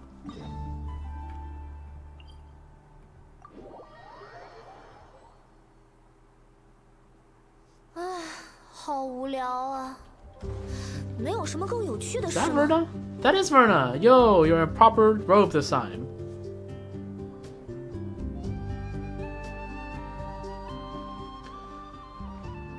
Yo.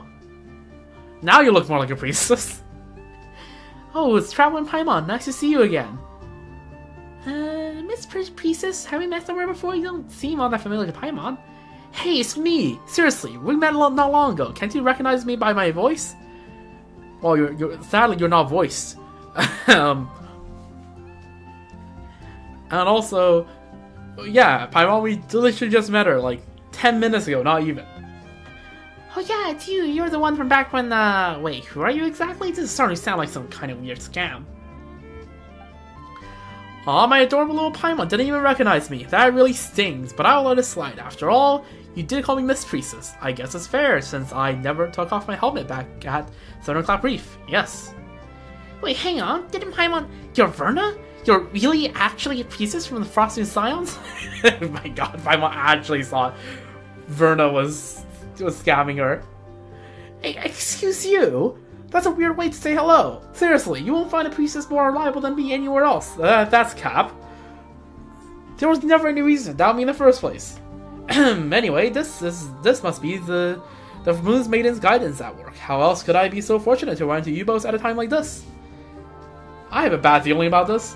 Now, bad feelings have no place in the Moon Goddess's guidance. Since you're all here, this must surely be a good omen. No, a great omen. Anyway, let's forget about that. Traveler Paimon, you remember what that imposter said before, right? You mean that priestess-looking lady who seemed more legit than you? She said she'd be waiting at the court of first edict or something like that. That more legit than you bit was totally uncalled for. But since you got such a good memory, Paimon, and since you're both going to help me out later, I will let it slide. Hey, Paimon hasn't agreed to help you out yet. Why is it every time we talk to you, we end up second-guessing reality? Don't sweat the details. More importantly, I have already come up with a flawless, super, ultra-reliable plan. We'll see how reliable that is. We'll catch up on... okay. Think about it. She said she'd be waiting in the sealed-off sanctum, so no one can find... No one can get to you, right? Obviously, she wants to get us to get curious. Want us to get curious and break the seal, letting her sneak in and snatch whatever treasure's inside. And my super foolproof plan is to turn the tables on her. Once we open the gates of the sanctum, she'll definitely show up, and that's when we'll catch her.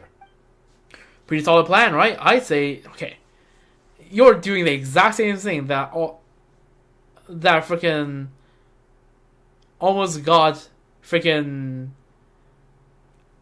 that almost got Revere Moon Marrow. I'm just saying, right? That's anyways, pretty solid plan, right? I'd say it hold up just fine against those top-notch detectives from Papa Wrench's books.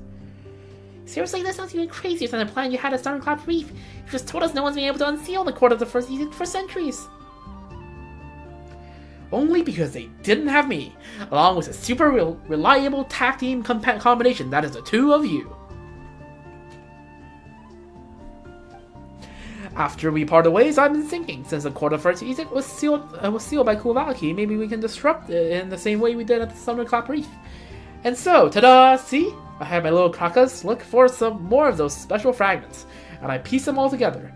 And the moment I managed to distract Yevgelina, bam! You two showed up. Tell me you're not fated to reunite. Fated? More like fatal. Are you sure this won't mess up the weather on Giselle like it did back at Thunderclap Reef? No worries, this time I'll be in full control of the Kuvaki, and besides, everything turned out just fine back at the reef, didn't it? Now then, Traveler Paimon, prepare to witness the miracle of science! But wait, if someone's got a story, let us do it. If we leave it to you, this already sketchy plan is bound to get even sketchier. Okay, store fragments. Alright, we're not gonna talk to you? Sure.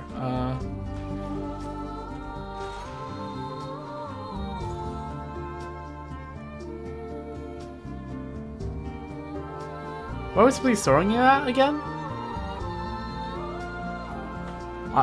Where are we supposed to be? Oh, there it is. Okay, so this is supposed to go up as well. Alright. Now this should be the final piece, right? Yeah, that seems to fit just fine. Okay. Oh. Okay.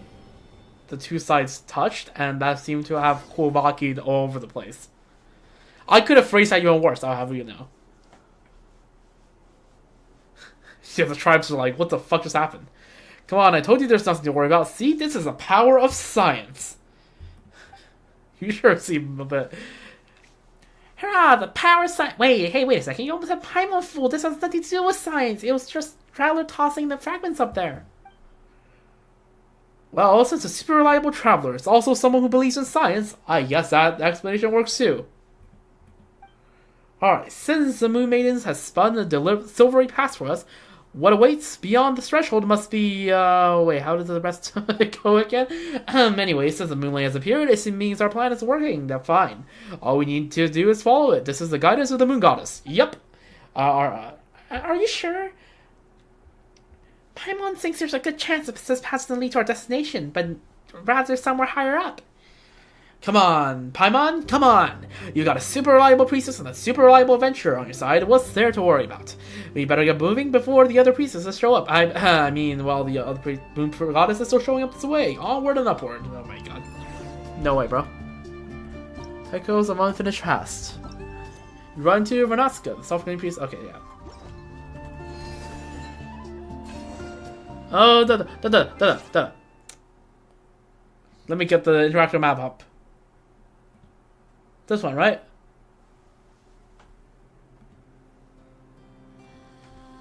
There we go.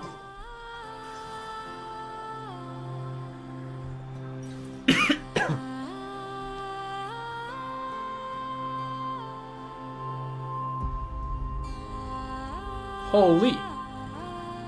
We sure are going to high places. What? Okay, this place looked different than how it did like a second ago. Verna, where are we? This doesn't really look like a sanctum. Yeah, it really doesn't. I mean, that's not important. Don't worry. This place has things that resemble moonlays, so that means the Moon Maiden's still guiding us. Probably. Cool screenshot, though.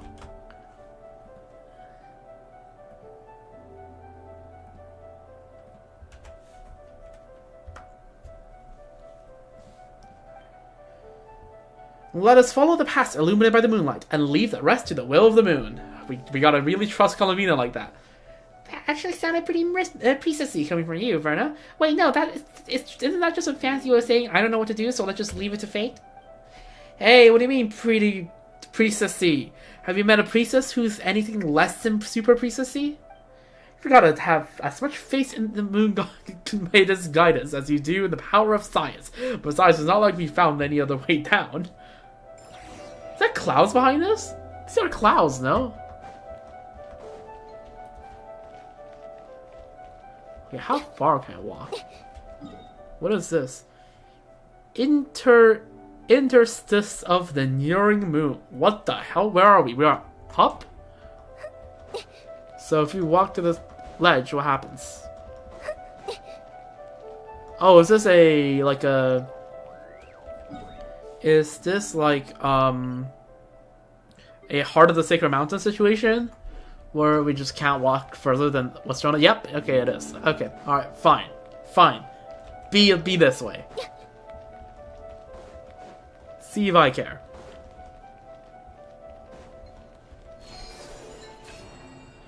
Engraving wake up. Identity check restarting. Mode matching activated. What? Okay, I just made that comparison. Why is the text now draconic as well? Washaklahu Vakan. Is that you? No. I have seen these texts before. I feel like we've been walking in circles for a while now. Ah, I see. All makes sense now. Travel, do you notice those pillars that's in the air? If we can somehow slide them on the track, you should be able to break the seal. How does it get the connection? Since this is the path to the sanctum, then it should be something. Suddenly an expert on picking locks. Yeah, okay. Text goes by too fast. Okay, yeah. Well, okay, excuse me, Hoyo. Is either Hoyo reusing assets, or is lore important because it was the Nibelung that created the moons, but also like that's creepy, right? Do not use that font. That's been also the camera pans up every time I walk by here. Yeah. I get the hint. Let's stop spinning before I start getting motion sickness.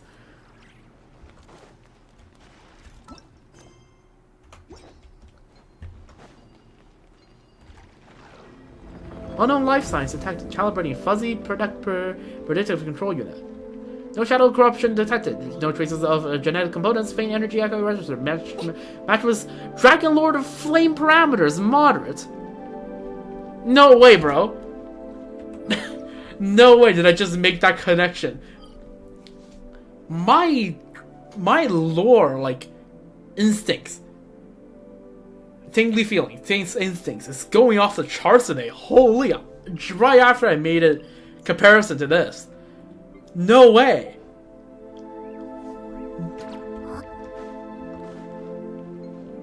Was this? No, this was Hyperborea, right? This is not under the rule of Nalantea at any point, I don't think.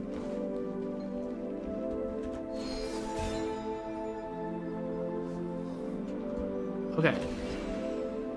Pull that down. Maximum likelihood estimation. Conclusion authorized granted. Defense system deactivated. Primary energy source not connected. Please manually lift the seal.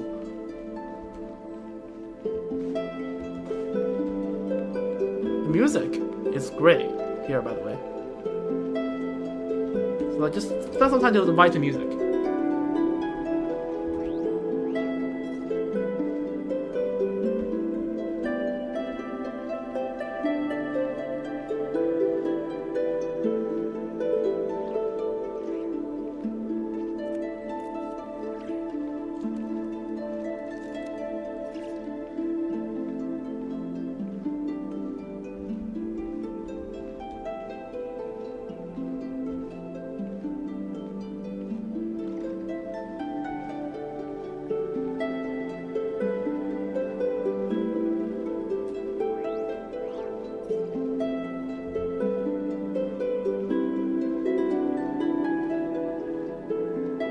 Alright, that's enough of just me silently walking around. But yeah, the music's great. I could have sworn there's a soundtrack with this exact same motif it was humming.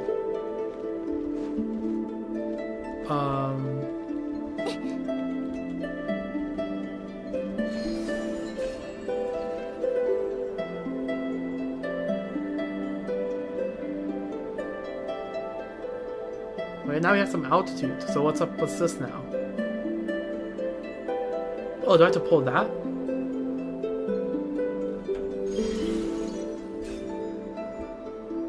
Hold up. Seal lifted. Welcome, Master of Flame and Wisdom. Your Majesty, Shukuato. Shukuato? No way. What did we just do?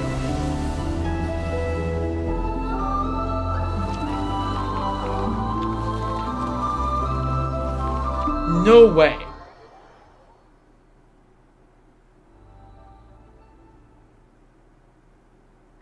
Hold up. The lower part of my brain is running at like way too fast right now.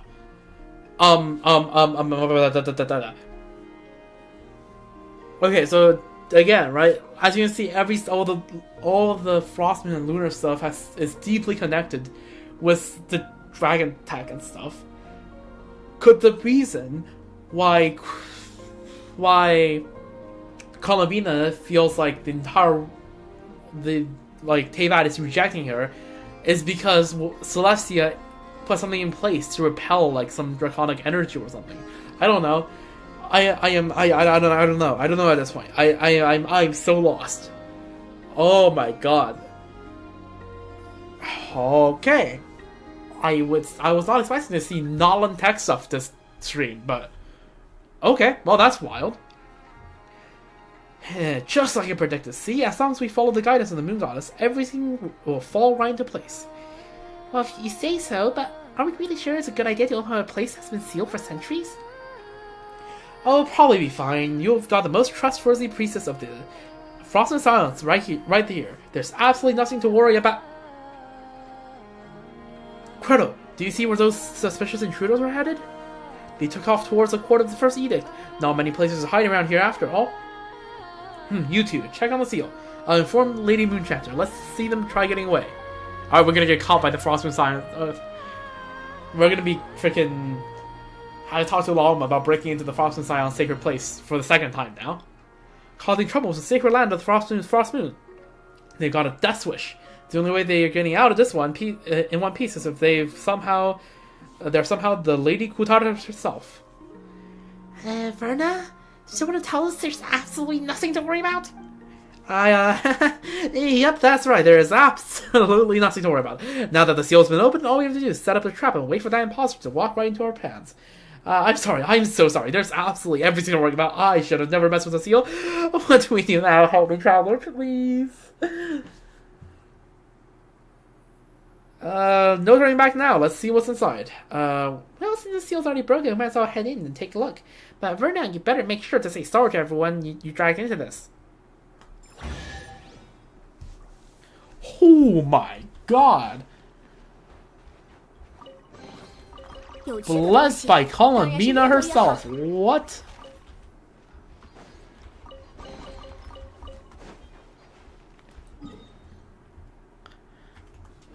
Holy.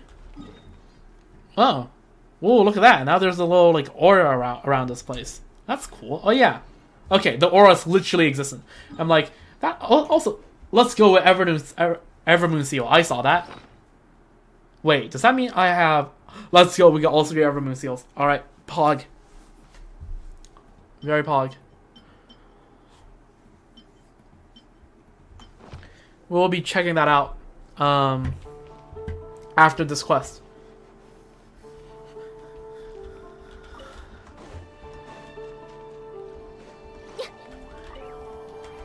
Honestly, very impressive that I somehow got all 3 Evermoon Seals, considering how we've only done a third of the exploration here.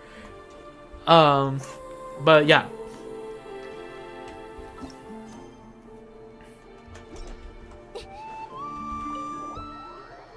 Alright, let's see. Something about this place feels off compared to what Paimon imagined a sanctum would be. It doesn't feel that sacred. It smells kind of funny instead. Well, it has been sealed for 500 years. You know, scientifically speaking, rusted metal giving off a blood-like smell isn't too surprising. That's creepy.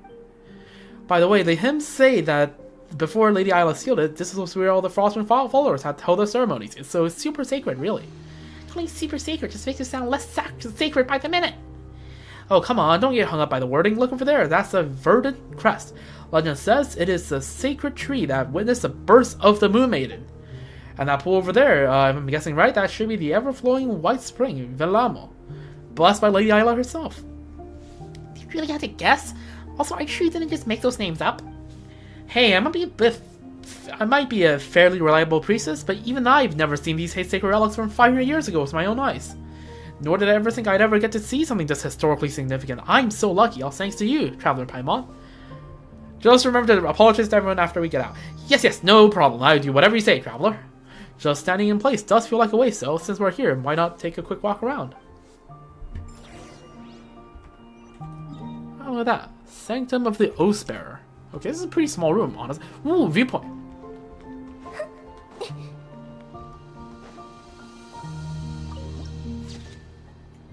Lies of the Faceless. Ooh. Okay. Oh, this isn't... Oh, this is a... Okay, this is a special area. Okay, noted.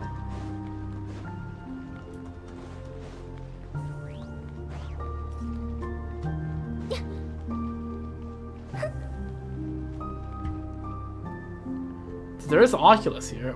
Oh my god. See, I need to look up more. What the hell?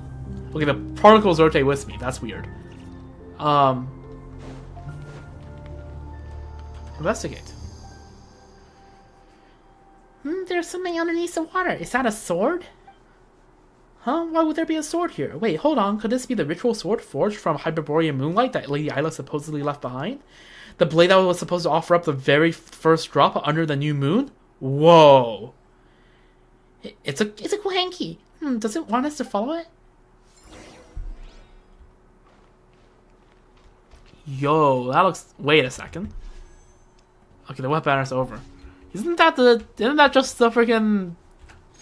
The 4-star sword of the weapon banner?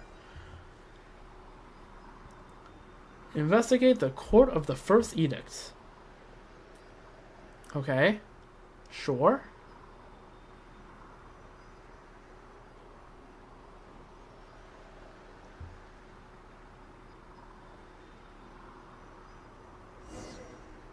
Oh. There we go. You're Isla. Okay, I. Wow. Who would have done? Okay, these are readable things. I will read all of that later. Ah, you're here. Wait. That will get the altar date. Wait, that will get the altar dirty. Eh, where the hell did you get in here? We're the first one to open the gate seal first, right? Something's off. You're right, but this isn't just off. It looks like a residual image left behind by the moon goddess's blessing.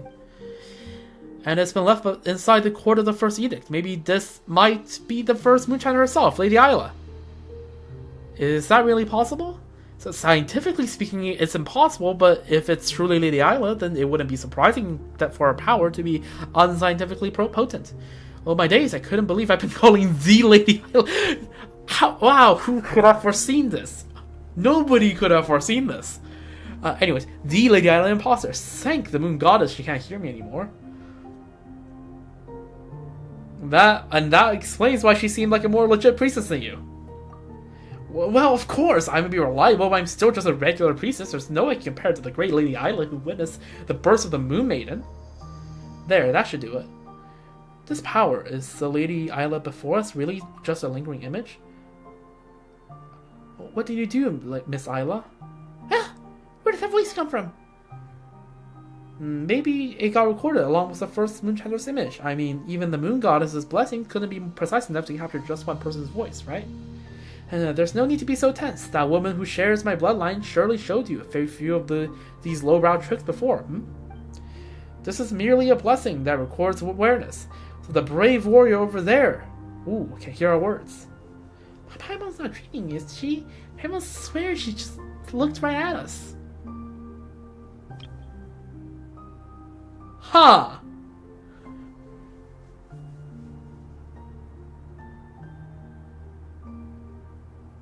Is she talking to us?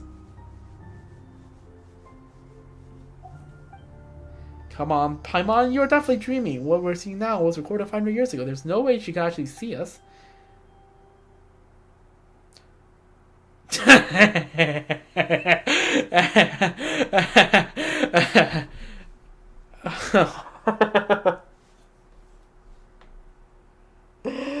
Oh, that's so good. That's so good. That's so good. Just instantly got proven wrong.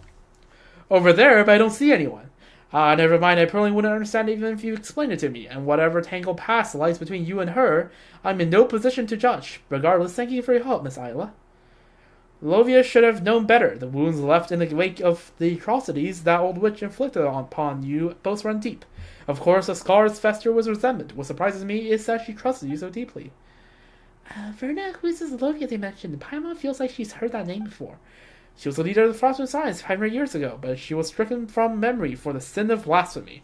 Normally only senior and super reliable priestesses like me would even know about her. Even someone like you know about her? Then it can't be that much of a secret, can it? Hey, rude. What do you mean someone like me?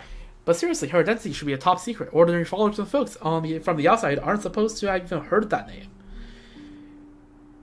Resentment for what? Everything you and I went through that was always meant to be. There is no past or future, because the past is the future. Your gaze is upon me now, but all you can see is this one fleeting moment. Thanks to Lovia's blessing, the blessing of our ancestors, I can see every moment. Your arrival, Lovia's end, all threads of a tapestry too vast for me to tell, and yet how it thrills me. She trusted me because I heeded her every word. And when the lady of the underworld, Tuonatar, I don't think I've heard that name, right? Let me just...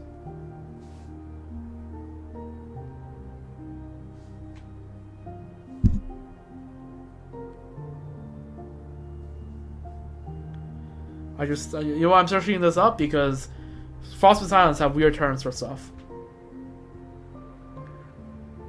Oh!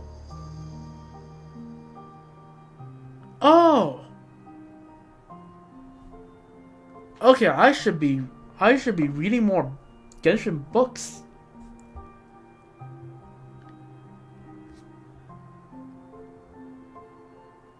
Oh, never mind. This book isn't available until a level to place of 5. So I'm technically not supposed to know this yet, but... How did I not connect the dots? Lady of the Underworld, Tuonatar is Ronova. There we go. Okay, see, I'm not omnipotent in terms of lore. This is just a particularly good day for me. Usually I would miss more stuff than this. As for you, you'll be leaving this place soon, won't you, Mr. Solove? My role here is finished. The believers outside already hail you as their new prophet, and at last you will no longer need to endure the suffering imposed on you. I still have things I must do. I need to uncover that mad monk's true intentions. For my fallen friend and the people of this land, he must pay for what he has done. With Lovia's years of secret correspondence with him as evidence, tracing his steps should be much easier. Once again, thank you for your help, Miss Isla. So you still don't know a thing, but that's alright, you will soon enough. I'll take that as encouragement. To me, it's already happened. Twice shall that serpent fall. First strangled by the flesh of the faceless, then shrinking away before the light you and I ignite together. But you shan't be the one to cut off his thread, because if fate does not belong to you. I don't believe in fate. I'll just do what I can. Then do what you can, before the lanterns are lit. Oh my god, trigger warning. I will be here waiting, for you are the hero meant to protect Elysium. Huh.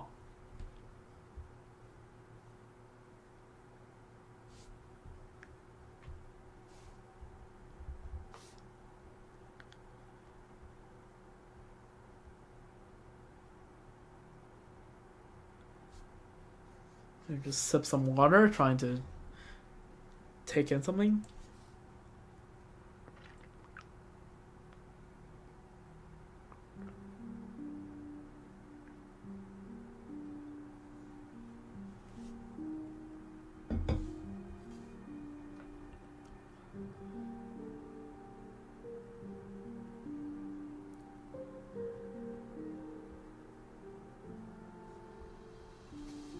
Okay.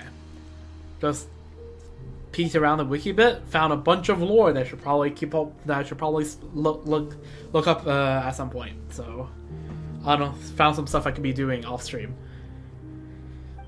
And you, forgive me for drawing you here this way. Your thread simply could not catch in the loom of this sublunary sphere, so I had to guide you with those stones.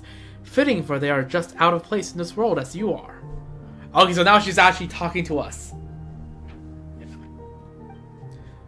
Huh? Verna, what's going on? Aren't you still sure she isn't talking to us? Well, not anymore. Those stones we saw earlier only fell recently. How could Lady Isla have known about them 500 years ago? Well, didn't she just say that she could see the past and the future all at once? By way of apology, I left the last sword forged by the Apostle of the Golden City using moonlight in the ever-flowing white spring. After centuries, any blessing on its blade should have been washed away. Please accept this humble gift. Though your fate remains unclear to me, I choose to believe you are the hero of this sublunary sphere, the one destined to fell the undying serpent on our behalf. Huh. This will probably be the last time we meet. If you follow the light and find those who share my bloodline, then you will come to understand my words. Are you talking to someone? It's nothing. Now, please don't let me keep you any longer. Mr. Solove, I must begin sealing this place at once. I hold no resentment towards Lovia, but her childhood must not be stained by her sins. That's why the evil and corruption she wrought must be buried. I will seal them all here. This too is a part of our preparation for the birth of a god. And there she goes. We are all tainted by sin. How would we ever hope to behold the moonlight in its purest form? She vanished. So just like back at Thunderclap Reef, it was Lady Isla who guided us to break the Phantom Seal. Also, you can retrieve the sword she left behind, traveler. But Paimon doesn't still get it. Why would Isla give us her sword? And what's this undying serpent stuff all about? We're not about to have to fight some giant snake next, are we? I don't know. Anyway, traveler, let's retrieve that sword first. Right, if someone has reliable on so the Isla said it, there must be a reason. Maybe it will all start to click once we get that sword. I don't know. Sure. Let's read all the text here because I feel like that's important. Letter for Isla. Dear Miss Isla, I am truly sorry that I was unable to stop Miss Alia. Oh, that's not confusing. Isla and Alia. In that moment, yet it was through her noble sacrifice that we ultimately thwarted Rotfang and prevented the loss of countless lives. Now I finally understand why she pretended to be my close companion. I hope to speak with you about this in greater detail when we next meet. Though perhaps by then you will already know more about this, all this than I. I shall not presume to judge, nor shall I attempt to alter your opinion of her, but I ask, if nothing else, that you allow me to honor Miss Alia's final wishes by sharing her words with you. She asks that I render all possible support to you, which I surely will. You are my benefactor, after all, and that I relay this only as she spoke it. She hoped that you would go on to live a life of happiness and freedom. As for the arrow of Terpicurus that sounds Lithuanian, you mentioned in your last letter, if it truly holds the power to dispel the pitch-black calamity, and if you are willing to share it with such selflessness, then on behalf of the people of Notcry, please accept my deepest gratitude. Should, as you foresee, Rotwang indeed rise again from the pitch-black filth, then our successors, in order I am considering naming the Lightkeepers. What? In honor of the flames you have kindled, will stand ready to vanquish the threat once more, armed with the technology you have so generously gifted us.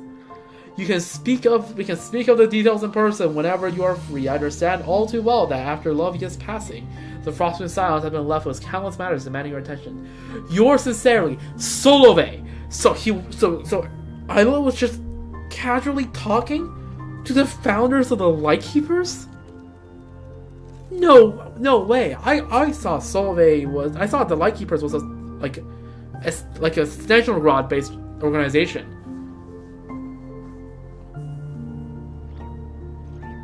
What?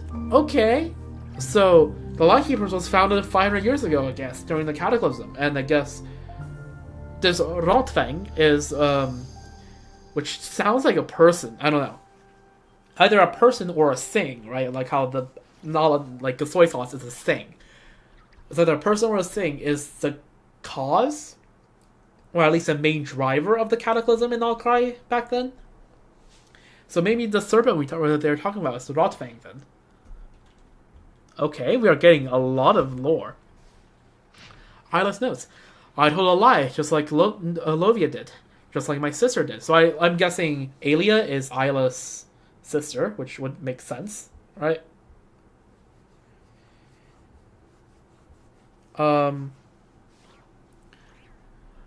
I said no when Mr. Solove asked if I felt any hate. But how can I put hatred in my heart into words? How would someone as kind and sincere as he is ever understand such horrifying malice? No, I cannot think this way, and no one needs to know. Mr. Solove does not need to be troubled with such trivial things. No one is obliged to bear the weight of another's suffering, which they have not experienced. And even if he truly were willing to listen, and even if his kindness were to move him to tears, what would it change? I would only end up bringing needless pain to another tender heart.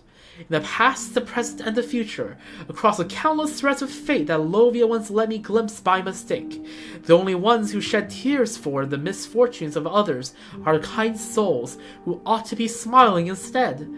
And since the sublunary sphere has always been one where good is repaid with cruelty, the least I could do is spare him a sorrow that does him no good. Once upon a time I despised lies, yet now I find myself speaking them with keen intent. Maybe the summing of past dozen years or so has been punishment for this very moment. But that does not matter anymore. From the noble lady of Salt to the scions of Gurabaz Jimi. What? There have been plenty of instances where the innocent lives suffered the gravest of punishments, let alone a sinner as steeped in something as I am. If the silvery white thread has already found its way back around my neck, I may as well bear the weight of still more unforgivable sins by myself so that the children who remain untainted may be spared. What was born of the Frost Moon must return to it. All the walls, towers, fortresses, and temples must be torn down, save for the great pillar raised here by the Dragonborn. So that's okay. So the pillar here is made by the dragons. I think we have seen that for ourselves. That is the sacred sanctuary where our ancestors found refuge. Prolonged isolation and seclusion serve only to nourish fleeting ambitions and hollow delusions. Let it be reverence for nature, kindness towards outlanders, and those virtues in which none believe, and not the pride of the dead, which sets our threads apart from theirs. Only then will there be, and never again be another Lavia, or another me. Decades from now, a new moon goddess will be born. Oh, the irony of it! Lavia's long and desperate quest was, in the end, for nothing. Even if something had borne the sacred heir as foretold, and not the man who adopted my sister, the one who should have been our sovereign, would only have created an even greater chaos in Snezhnaya. The birth of the new moon had nothing to do with anything she did. She could not even foresee the coming of that maiden, and nor did she know that the holy throne had never truly been broken. I do not know if I will live to see that moment, for my own thread is hidden from my sight. But I pray that I will not. Those tainted by sin do not deserve to witness the moon's pure light. In any case, people must come to believe that the new moon takes delight only in kindness, friendship, and mutual aid, that no other prayer or sacrifice will ever please our goddess. This is what they must believe, because if they do not, then no matter how noble the ideal, it will only wither and fade in the filth that lies beneath the moon. The thread of the gods are too bright for me to follow, and I cannot see where she is headed. But at the very least, the Frostmoon Scions, who had been redeemed in her name, must ensure that the power of choice remains hers alone. No one should ever seek repayment or reward from her, and she must never be molded into the perfect deities others wish her to become. Daughter of the Frostmoon, maiden of the new moon, may she one day behold a dream of true happiness, and may the Frostmoon never forgive my sins, for I have cursed her name more times than I can count. Man, okay, so first of all, there seems like to be some very heavy politicking in the years of the Cataclysm and Not Cry. It's decades before the birth of Columbina, /Kutar, right? Because this is about the birth of Kutar. And I find it ironic that she so avidly insists that she is a sinner who does not deserve to witness the gleam of pure moonlight from what will become Columbina. But at the same time, she is the one voice in the then Frostmoon Scions that actually understands Columbina. Right? She left the Scions because she saw that she was being treated as just a perfect deity and a reward dispenser, right? Basically. Right? Give offerings, receive rewards.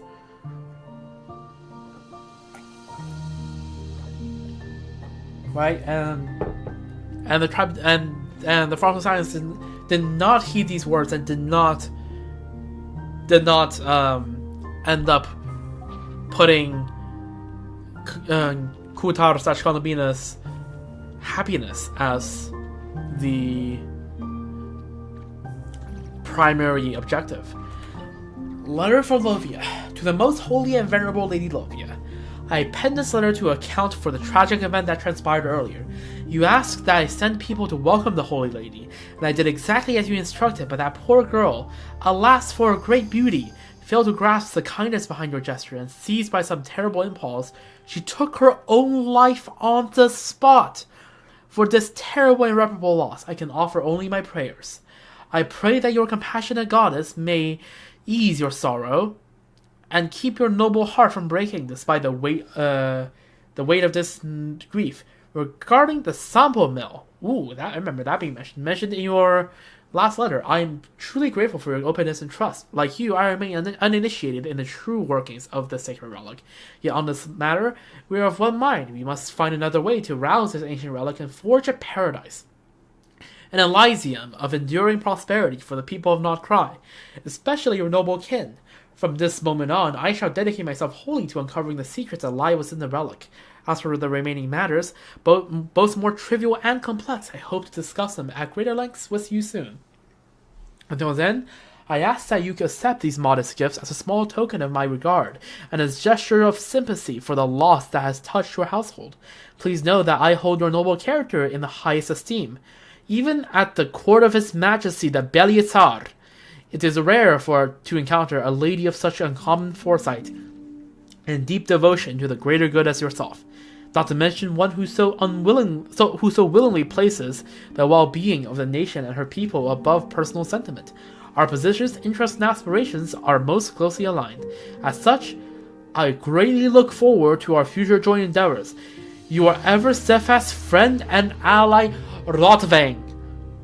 Okay, so Rotvang is a person. And these two are Lavia and Rotvang has clearly been, or Rotvang, I don't know, has been clearly shown to be the antagonists, right, of the Nogcry story back in the Cataclysm. So that's interesting. And also, first of all, why is this on Isla's desk? And second of all, this also shows another thing. I'm not sure whether this was confirmed anyone else. It's been too long since I brushed up on the initial wave of Nogcry lore we got from like the Luna 1 livestream, and all the trailers that went after. The Beli Tsar. This is confirmation that the Beli Tsar was alive during the Cataclysm, right? Or at least maybe shortly before the Cataclysm.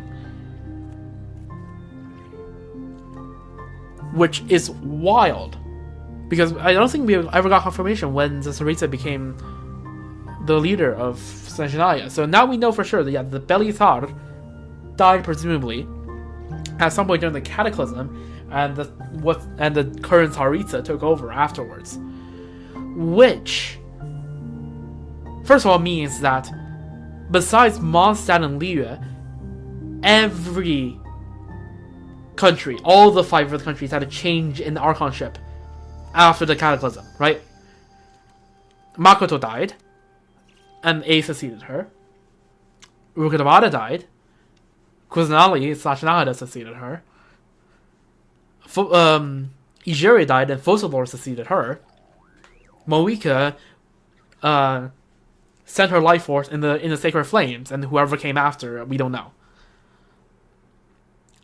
And now we know that the Beli Tsar probably died. Which, given that, you know, Tsar and Tsaritsa, right? It makes, and if you remember, and I really need to remember all the way back at the end of Mondstadt Archon Quest when we were chatting with Ventia Windrise. This is one hell of a callback. But Venti said that the Tsaritsa has strayed from her past about, or like her ideal about 500 years ago, or sometime since 500 years ago. And that makes perfect sense to consider that her ideal was love. Or maybe even her and Beli Tsar's shared ideals, because it seems that the ideals of a country does not change upon the change in archonhood. And it would make so much sense if after that Beli Tsar died, that the love is broken.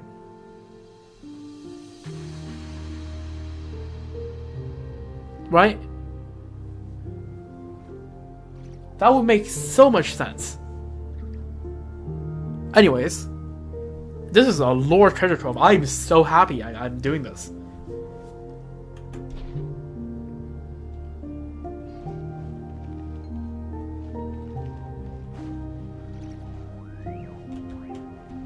So this is a letter for Lovia.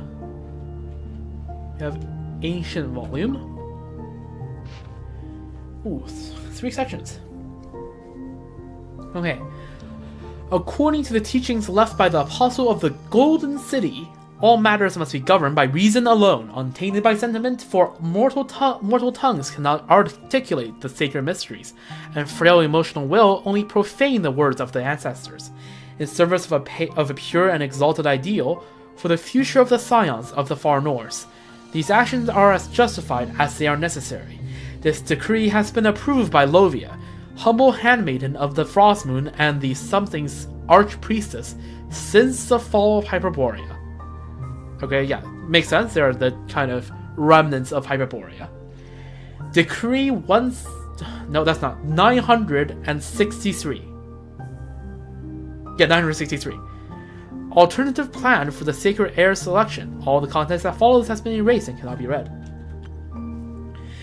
In accordance with the teachings of the Apostle of the Golden City, all matters concerning craftsmanship and secret rites must be recorded without the taint of personal sentiment.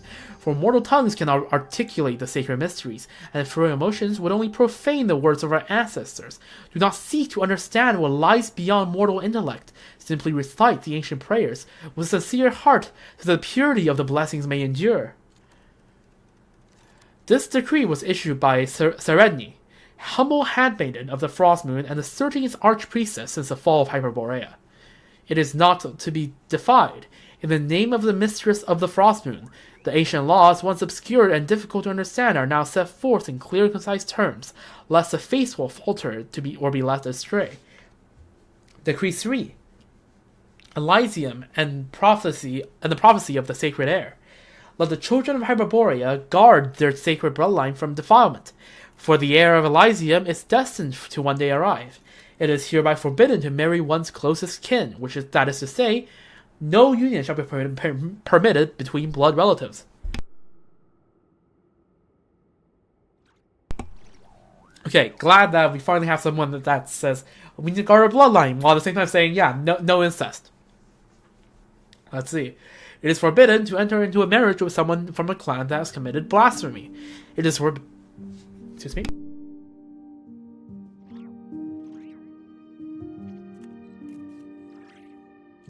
Alright, give me a moment there. Had a few bursts, so I muted my mic. It is forbidden to enter into marriage with someone from a clan that has taken the life of an innocent. It is forbidden to enter into marriage with someone from a clan that has broken his oaths. It is forbidden to enter into marriage with someone from a clan that does not bear an antlered crown. Okay, well, we see definitely some of these no longer applies, right? Given how Lama makes a point on how the antlers have slowly receded by outside marriage, by dilution of the bloodline. It is forbidden to enter into marriage with someone from a clan that has committed parricide. It is forbidden to enter into marriage with anyone disturbed of mind. It is forbidden to enter into marriage with the descendants of the Fae. Goddamn. Flean's getting called out here. It is forbidden to enter into marriage with a person not of the faith. Okay, so no interreligious marriage. It is forbidden to enter into marriage with an outlander. Okay, so no... Okay. No race mixing also. Marriage is the most sacred act of virtue and must be kept pure. Therefore, let no unclean act stain our bloodline. Let no action be taken to incur the displeasure of the Mistress of the Frost Moon, and let no one betray their oaths. Whoever enters into marriage must first obtain the permission and blessing of the Archpriestess, lest a curse befall their bloodline.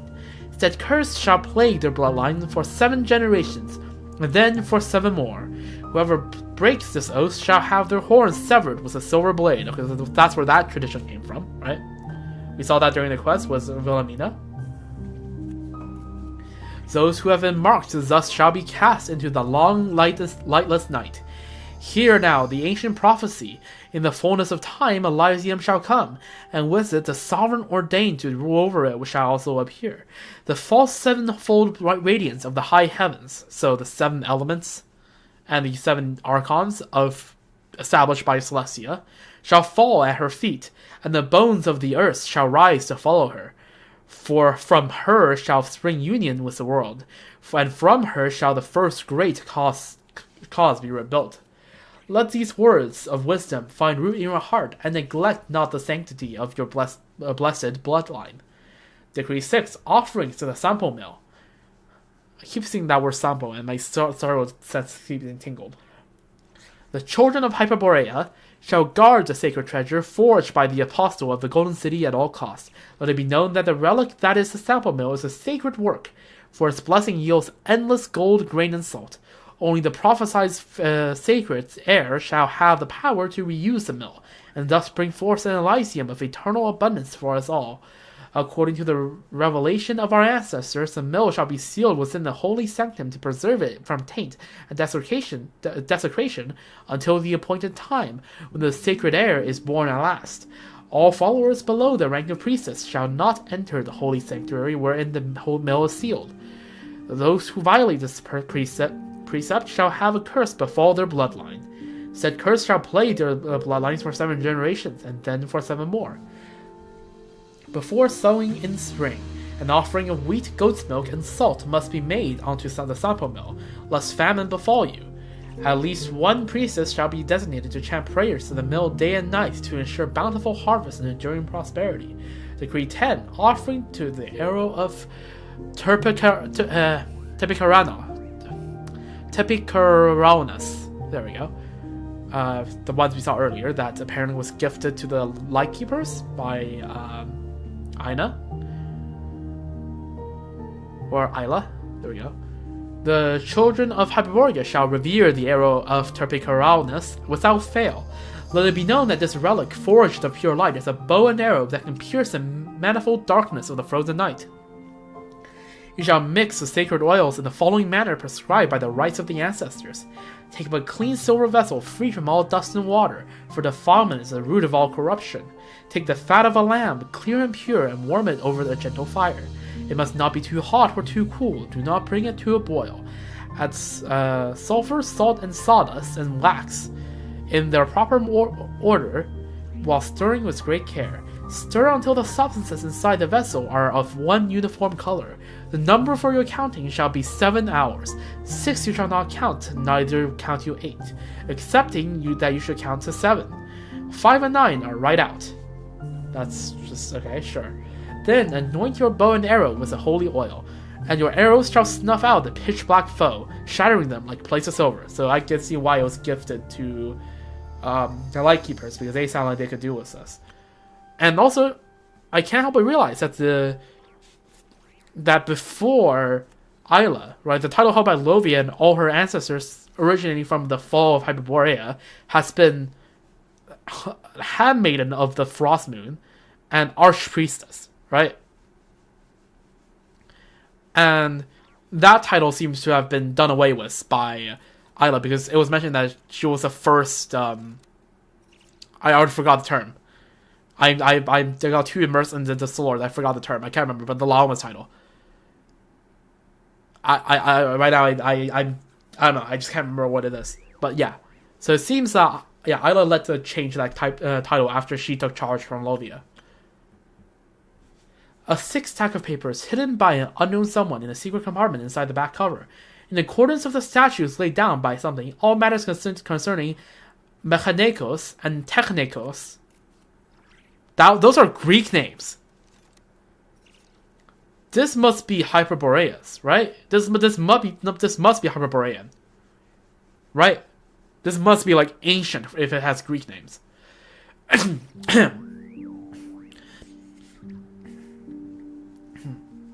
Okay, in accordance with the statutes laid down by all matters concerning mechanikos and technikos shall be recorded objectively, concisely untainted by personal sentiment.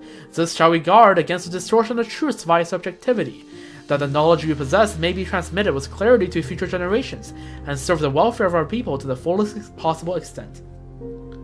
The contents of this document has been approved by Spargapirus of Strausa. All members of the order, beginning with the executive priest, shall commit its contents to memory and observe the prescribed procedures without deviation, until the reconstruction of civilization has received 5/7 completion. For further details, consult Technicals. It just means technical. Technicals. Yeah, mechanical and technical. There we go. So this is a manual recording the mechanics and technical accomplishments by Hyperborea, maybe. Oh, this is huge. Consult Technicals Manual I-330. If these words have reached your eyes, let it be known that you have completed the foundational disciplines of mechanicals or technicals, and are hereby elevated to the rank of executive priest. Congratulations are in order. Regrettably, your newly acquired title is not a privilege but a burden of duty, hardship, and silent suffering born for this realm, and the countless lives she shelters. You're destined to offer all your youth and your life to preserve the last embers of civilization. Yet even with your final breaths, you may never behold the Frostmoon's radiant light, nor see the dawn break once more upon our beautiful homeland. For the lights of the far north have been extinguished, and countless generations are condemned to cower in darkest night. No miracle has ever graced this tainted sublunary sphere, and tears have never delivered our kin from sorrow. Then what purpose, if any, lies in all that you shall do from this moment hence? I suppose, then, it is for an ethereal dream, a dream of countless tomorrows, for an infinity of futures yet unborn. Only through our blood, our tears, and our toil shall our children be granted the chance to behold the glorious era and the lost Elysium we once knew. On that day, none shall weep for suffering, nor fear hunger or cold. All beings shall love one another as brothers and sisters, and all shall dwell in joy and peace. This shall be our final and greatest dream, that our kin shall no longer be mired in superstition and barbarism. For the hope once envisioned by gods and mortals alike, we must push forward. There is no path but through. Sear these words into your mind before you proceed to read the assessment records and operating procedures. Hold fast to our dreams of tomorrow, and let not its light be dimmed by the dust of neglect. Spargapirus of Hachasthrausa, acting Archpriestess of Hyperborea. Protocol 3. Final evaluation of bloodline selection and purification.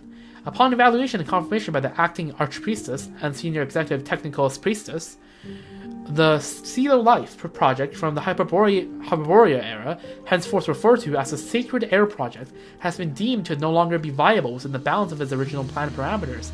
The priest who led the project, Vinda of Hisamstrausa, has passed beyond, and the essential technical processes and mechanical apparatuses required for its continuation were lost in the fall of Hyperborea. These include, but are not limited to, the process of something coding and modification, the process of something creation and reconstruction, the something and something process, which were of the Fae, the adaptive something editing process. Ooh. I wonder what this blanked out stuff are. The aforementioned technical processes are, at present, irreproducible. After due deliberation, the following alternative protocol has been deemed acceptable. The purification of existing something is to be performed through controlled artificial selection, using methods primitive and inefficient. This phenotypic stability of each generation shall be recorded. Then from this data, the most suitable pairs for union shall be identified, and non-coercive means employed to persuade the parties to join in union. Should persuasion fail to meet the criteria detailed in Technical Manual 090, promptly proceed to the next priority match, and continue in like fashion. To minimize risk of disease, the proximity index of all reading pairs shall not exceed something. Accordingly, no individual shall be joined in union if they share a common ancestry within 5 generations. Incest avoidance. So I guess this is the reasoning, like the rationale behind this previous, third decree, right? This course of action is expected to yield outcomes approaching the original objectives after something successive generations of refinement and selection.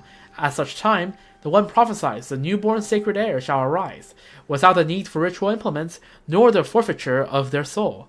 This heir shall command the pure, unaltered elemental forces at will, and shall at last attain fusion with the world. Note, in light of projected population growth and the limits of environmental carrying capacity, it is anticipated that the practice of widespread artificial breeding may be terminated after 7 generations. Thereafter, limited intermarriage with select outlanders may then be sanctioned. Details in the Technicals Manual I-1012. Furthermore, it is hereby affirmed that once a continuity of civilization has been assured, the descendants of the Far North shall be granted the sovereign right to determine their own destinies. Based? Protocol 6, the Subatomic Assembly Mass Energy Patterning Orb. Sealed. The project of constructing this supremely advanced mechanical construct was personally overseen by Blank, and is not fully understood at this time. It was designed to reconstruct matter at the subatomic scale, or to transmute matter directly into stable energy, which would then be released in the form of something.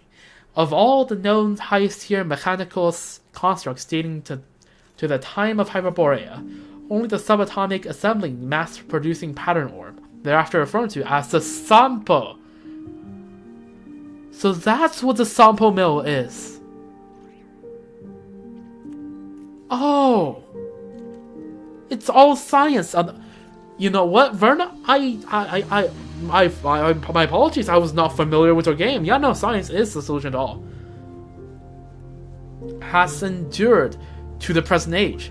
Its structure remains largely intact, granting it immense symbolic significance. However, a former evaluation by the acting archpriestess and the senior executive mechanical priestess has determined that this device, in its current state, is no longer functional. The collaborative control module connected to the device was lost during the fall of Hyperborea and cannot be replicated with existing technologies.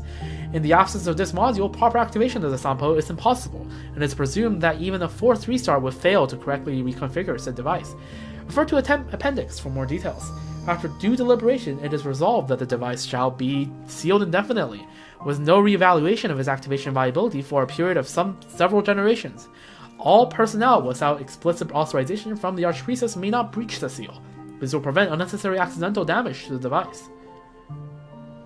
Oh, that's why someone has to stand guard all the time. The senior executive mechanical priestess, Aria Pesea of Massagetete, has proposed a theoretically viable bypass protocol, namely the controlled input of realm energy, or something realm energy, referred to Mechanicals Manual D503 for the possibility of the latter, at a specific carrier frequency, which may circumvent the collaborative control module and forcibly initiate the Sampo. Upon formal evaluation, however, the proposed method was determined to pose unacceptable safety risk, with the probability of system destabilization and ensuing something exceeding something. In light of these findings, the original decision shall stand. Protocol 10. The Arrow of Terpicuraunus. The subject of the project is a low-tier mechanicals device of the Hyperborea era, designed to solidify something realm energy into... Okay. Hold up. Okay. It didn't register with me, but when they talk about the realm energy, it's probably like all they do was like the light realm, the dark realm, and the human realm, right? The three realms, and you have to take that into a semi-crystalline polymeric form. Once stabilized, the material is subjected to high-frequency summing spiral acceleration and subsequently launched, thereby purging a designated area of dark realm, abyss realm, or dark realm energy contamination. So this is probably light realm energy then. There we go. The acting archpriestess and the senior executive mechanical priestess has jointly affirmed that the device's manufacture is viable. This work shall proceed under the oversight of senior executive mechanical priestess Aria Pesea of Massagetete, with the prototype device projected for completion within something standard quarters. Upon completion, the prototype apparatus shall be subjected to regular lubrication with ointments to prevent avoidable safety incidents. Refer to Mechanicals Manual D306 for more details. I actually love this series. This is a very long read, but I love this because you get to see, in reverse order, the slow erosion of the original Hyperborean civilization, right? Because you get to see this, which is like, you can barely see anything out of this. You're just like, oh, this is some just decree out of some sort of tradition, right? And then read this, you're like, okay, this clearly seems to be doing something, right? But it seems very ritualistic, right? It seems very tribal. It seems very mystical, right? And then you realize those three decrees are born out of actual Hyperborean technology. And after generations, with the main civilization and most of the technology lost, these mythical ritualistic traditions are all that remains of the technological instructions, right?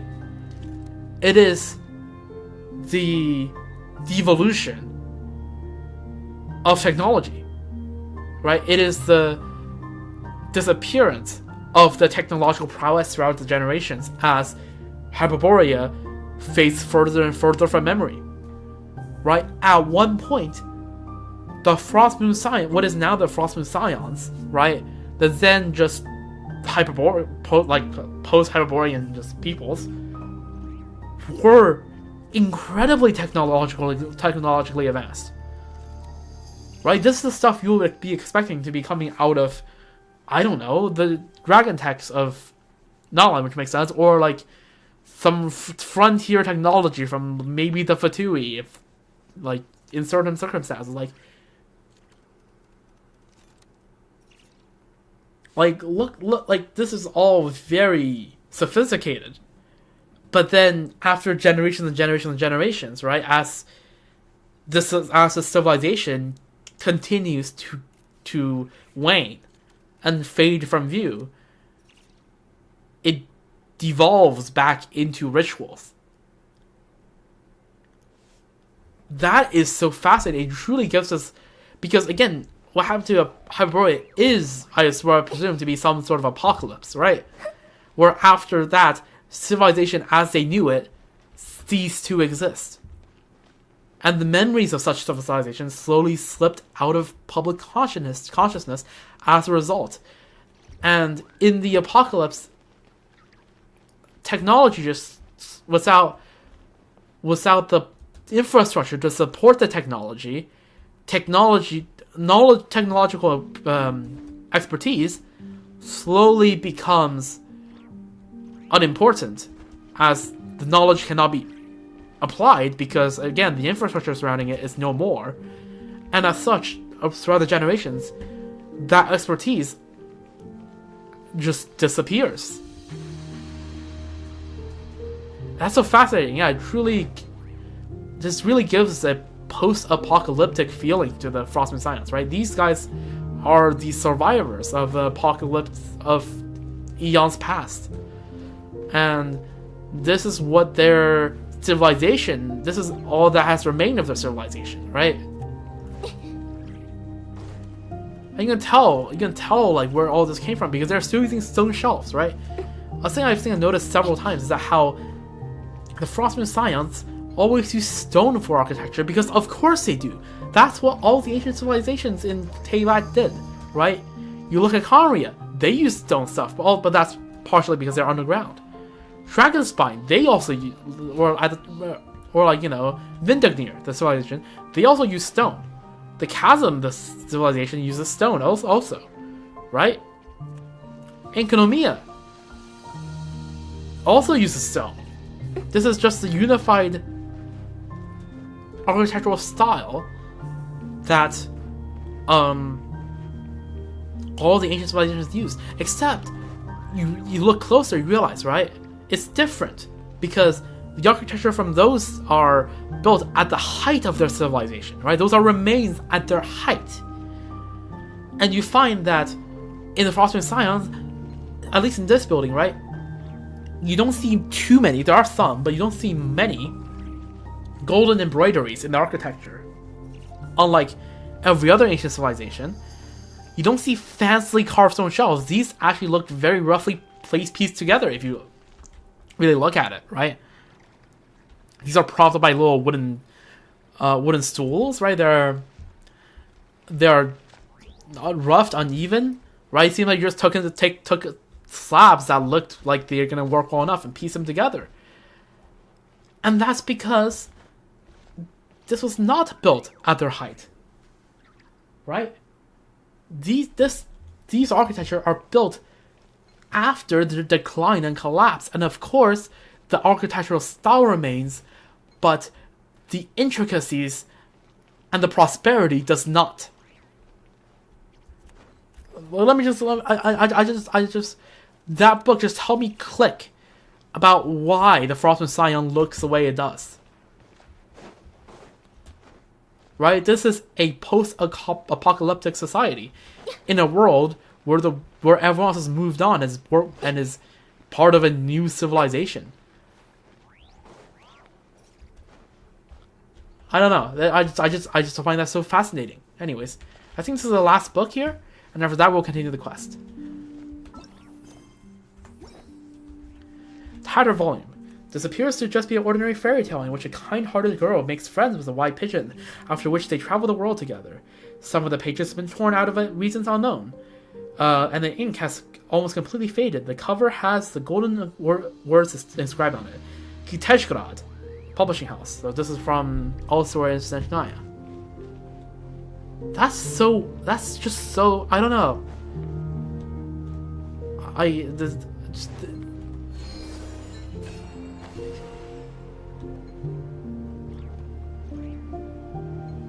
I'm so happy I've been here because, yeah, first of all, those texts are huge in terms of lore, but also it's so good at conveying the perspective of why the Frostmoon Scion is the way it is.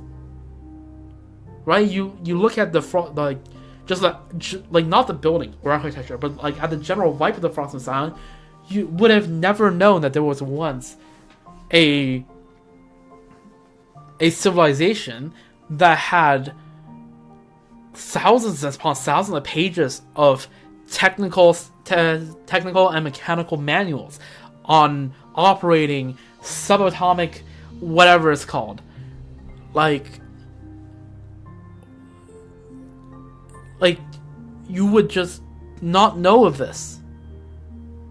Like you would not get that sense at all. That just shows the history of the Frostmoon Science and how far away Hyperborea is. I don't know. It just gives me a sense of awe, I guess. Anyways, back to voicing Paimon. Enough profoundness. This must be the sword Isla was talking about, right? How about it, Traveler? Do you figure anything out? Paimon, quick, run! This power in the sword is overpowering. Traveler, what's happening? Hang on, your acting is terrible. You can't just start laughing halfway through your own prank. It's quit scaring Paimon at a time like this. Ugh, it looks like we really will have to investigate this whole place, huh? But if we hang around too long, Urmus, Hokrodo, and the others might find this entrance too. Although, let me just mark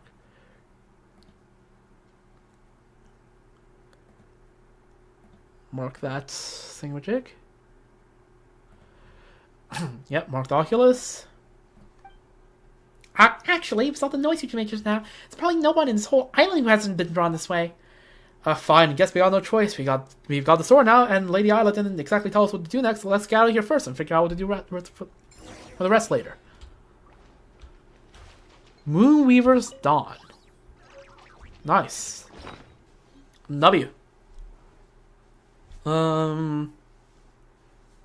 Skirk weapon? Well, a burst skirk weapon, I guess.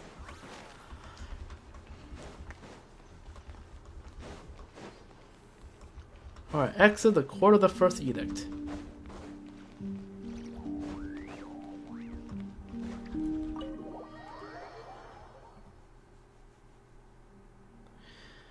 It's awfully quiet.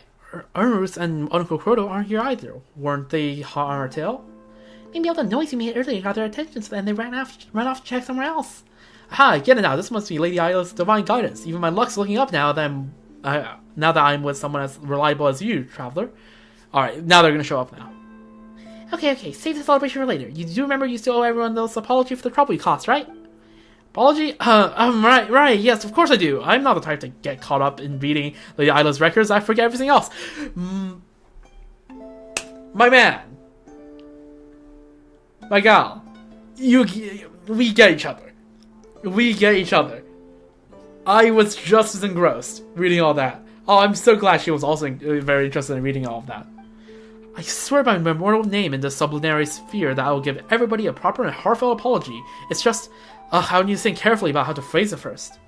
Oh, and while we were at work earlier, I came up with a super scientific plan. Since I have to apologize.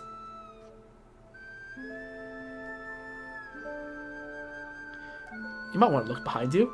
Since I have to apologize anyway, why don't we finish checking out the sanctum first before we're looking for Lady Alaoma? That way we can save time and make my eventual apology more efficient. A sound plan, I would say. See the power of science. Wait, huh? Ratar, since when did you get here?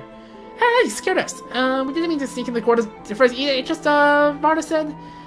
No need to explain. This place may be sealed, but it's not forbidden territory. If outsiders like you were able to enter, then perhaps it was the will of the moonlight. True.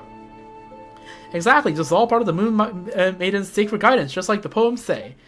As for you, Vernatska, you are coming with me. The Lady Moonchanter. Yeah, that's right. That's the title, Moonchanter. They seem to have swapped out the title for Archpriestess for Moonchanter somehow on the way as well. Again, shows that elements of the old Hyperborean civilization gets chipped away, bit by bit, right? Even including the title of Archpriestess. Wants to see you in person. Huh? Wait, no, didn't you just say, as a priestess, you acted without permission, broke the rules, and tampered with taboos? Aside from outside murder, you flouted every major law we have. Now come, or would you rather later Moonchanter go fetch you yourself? Traveler Paimon, I'll explain everything later, I swear, but first I'll need... Before to finish her sentence, Rakatara drags her off. Well, she sure dug that grave nice and deep for herself, didn't she? Still, we got no idea what this Lady Island wanted us to do, but this sword she left behind. If it was meant for us, we might as well hang on to it for now. Looks like a real Frostmoon relic, anyway. Yeah, sure, seems real. Oh, Polkka beneath the Moon's Oracle. Nice.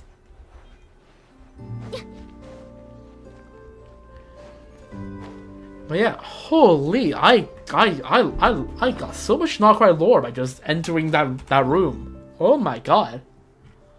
I need a moment. Oh my.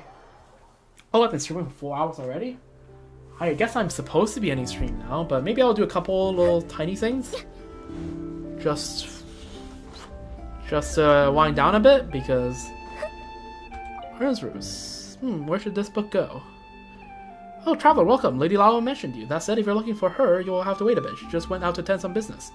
Are you organizing the books? That I am. Since the library was built, Lady Lao has asked us to shift as much of our books as possible, and then she also requested that we make some cushions and stands for the animals.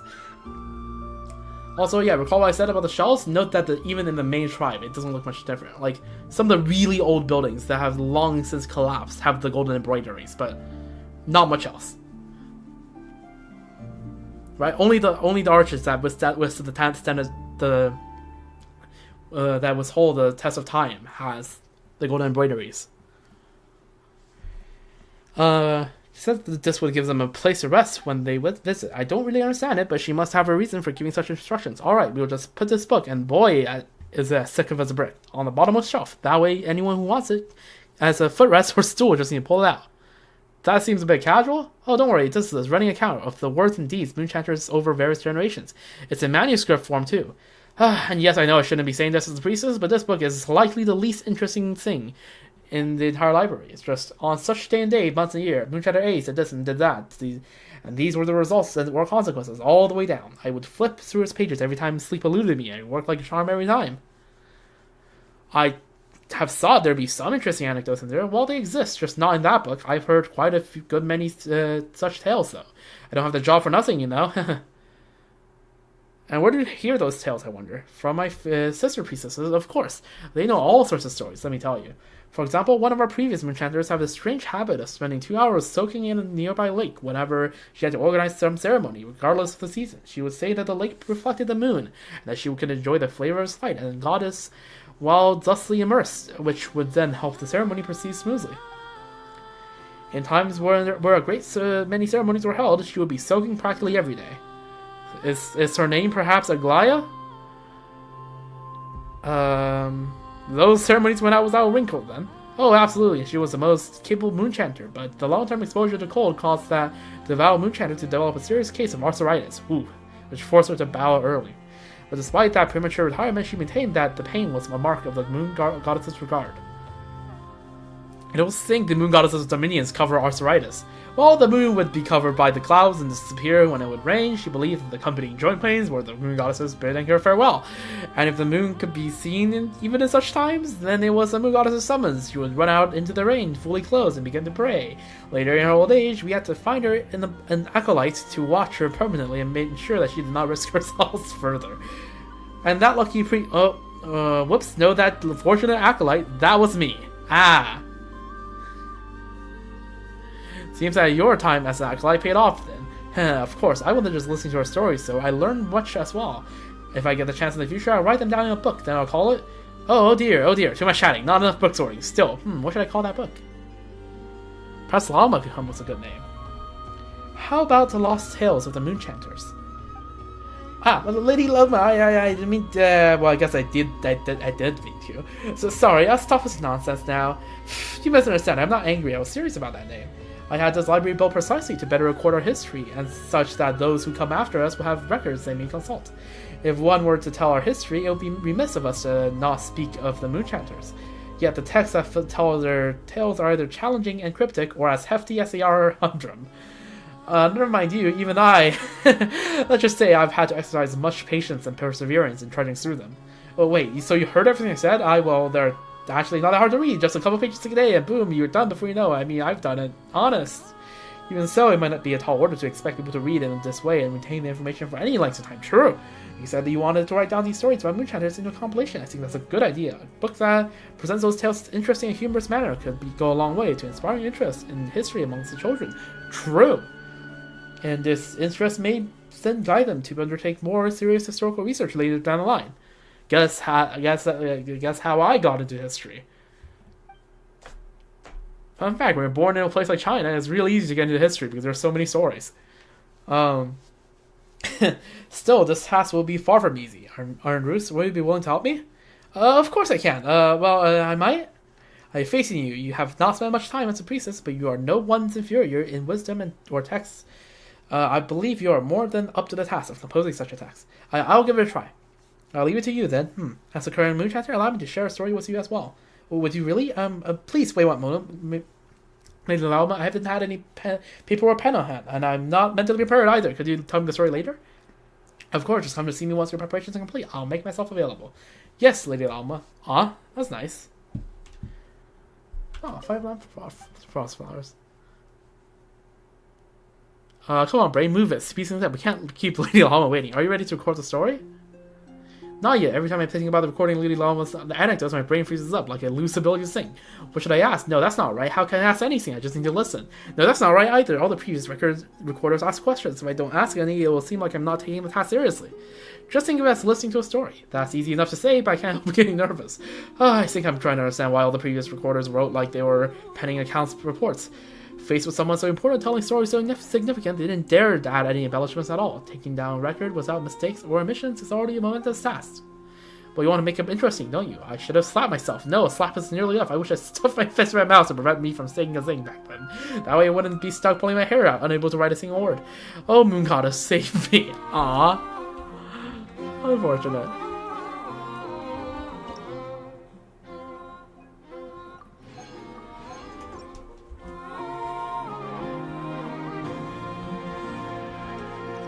Varna, you're here! Yo, how are you doing? I was looking for her.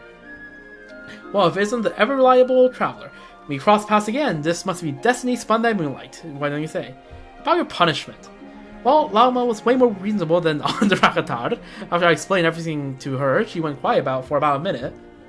Then she would send me to the library to help Ernrus organize documents and copy hymns. She even said I don't have to go back to work in Ashtown until I've sorted myself out. Isn't that the best reward? Oh, and while I was buried in him copying these past few days, I finally started to get what Lady Island meant when she said these things back then. Just like I thought, Traveler, you really are my lucky charm. Nice. I guess Llama knew that she wasn't that familiar with the poem, so Llama's like, yeah, you know what? You just get familiar with those. This is a perfect opportunity to get you familiar with those chants. About what happened before? I have a question for me? I'm all ears. About what Isla said. You come to the right person. I've been mulling it over for these past few days. It's been like 10-15 minutes, Verna. Okay. Actually, no, it's been like a whole hour since we talked to her, but I just been reading the text all this time. I've been mulling it over these past few days, wondering exactly when Lady Isla recorded those words, and what she meant by the serpent. Now I've got it all figured out. Say, do you remember how the image of Lady Isla called the one she was speaking to? Mr. Solove? Yes, the founder of the Lightkeepers, right? Well, that has to be the Solove, the noble from Sanjaya and the original founder of the Lightkeepers. Let's freaking go. Oh my god, that is impressive. According to the records, it was at his request that Lady Isla went north, to the Pillar of Embla. How far north? Where she put an end to the abyssal catastrophe. As of knowing why he had come, the Maiden of the New Moon lit a beacon that dispelled its darkness. Basically she helped him out.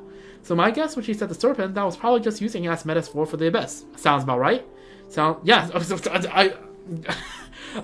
I'm not kidding. I didn't see what words she had next. I was just reading the lines, and I looked on my other monitor on OBS, because I like to look at the OBS when I'm talking, not to the audience, right? To the viewers, which are none right now. So I was like, yeah, sounds about right. And I look back, I'm like, it sounds about right. I'm like, without Verna. Verna and I share the same brain cell, and I love it. Verna is good. I like Verna. I met her only for one day, and I like her a lot. Sounds about right, doesn't it? Pretty solid deduction. Yeah? As for that Lovia she mentioned, let me think. Have you heard of Hyperborea? I've heard that name before, right? Well, I think it was briefly mentioned in... It's one of the ancient civilizations, right? It was mentioned in Narcissus Croix's Ordo. It was mentioned, I think, in the Ancient Sacred Mountains. I can't be sure, but yeah, I heard of it. Oh ho, fantastic. I expect no less from you. That makes it way easier to explain. We Spartan science are descendants of Hyperborea. Yep, makes sense. And up until about 500 years ago, before the birth of the Moon Maiden, we were still carrying out the city's ancient rites. Okay, yeah, we saw that. We saw some of those. Moonchanter was the title Lady Isla first used, and before that, those who led such rites were known as archpriests. I also mentioned that, didn't I? Right? I was like, it seems like Lovia was the last archpriest, and Isla started using the title Moonchanter henceforth, right? And that was another piece of the old Hyperborean civilization, right? Kind of changed. And Lovia was the final archpriestess of the Hyperborean descendants, right before Lady Isla reformed our faith, okay? Back then, before the Moon Maiden was born, the blessing of the moonlight was dwindling away, and the rites were starting to lose their power. To keep them going, Lovia committed grave acts of blasphemy. Oh boy. Because she was stricken from memory, that is to say, removed from the historical record, I don't know the exact details. All I can find out is that she collaborated with outsiders, so whoever that freaking Rotfang was, or Hotfang, I don't know how that's pronounced, and caused harm to many innocent people. Well, yeah, didn't Rowan say, like, a girl freaking committed suicide upon whatever happened? It is said that before Lady Isla was born, there was a follower who fell in love with an officer from Senshania. After they eloped, Lovia sent people after them, and I think you can guess the rest. It was brutal stuff. Oh boy. Anyway, Lady Isla took over the fostering science from her, abolished the Hyperborean rites, and has to devote ourselves entirely to the moonlight. I guess that's why we saw that when you read through the rites, right? The first page was, of course, the last of the rites and was under Lovia, right? I assume they were sorted from, newest on top and oldest on the bottom. So that tracks. In principle, only followers of the rank of priestess or higher are allowed to know this name. But since it's you, I guess we can make an exception. I'm sure it'll be fine, probably. Oh boy.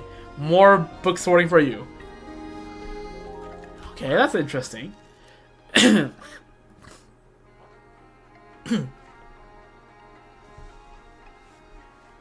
me a moment, I yap too much.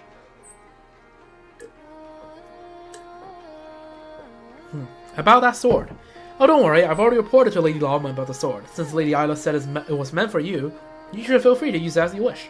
But I can't help but feeling a little envious. Legend has it was with this very sword that Lady Isla offered the first drop of silver blood to the newborn Moon Maiden. Aw. It's truly a blessed, immaculate sword, one that only the purest heart may wield. Traveler, you must be favored by the gods. I mean, yeah, I think we're generally in Colomina's good graces, I like to think. Alright, very nice. So that was the Polkka Beneath Moon's Oracle. We're gonna put the portrait on later, because I just got Llama's... You know what, no, here's what we're gonna do. We're gonna put this on now, we're gonna switch back to Llama later. No, actually, no, we will put this, we'll put the... we'll put this avatar up in a few days' time, because I usually like to have the avatar stay up for a few days. The Weaver in the Ossuary. Explore the sanctum sealed off by the first Moonchanter. Alright.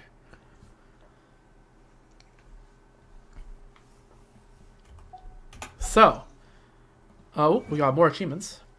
The end of the innocence. The world isn't as sweet as we imagined.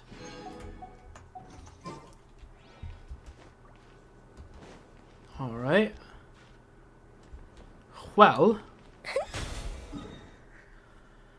Next up. Damn, we already have 60 res. I'm pretty sure when the stream started, I didn't even have 40.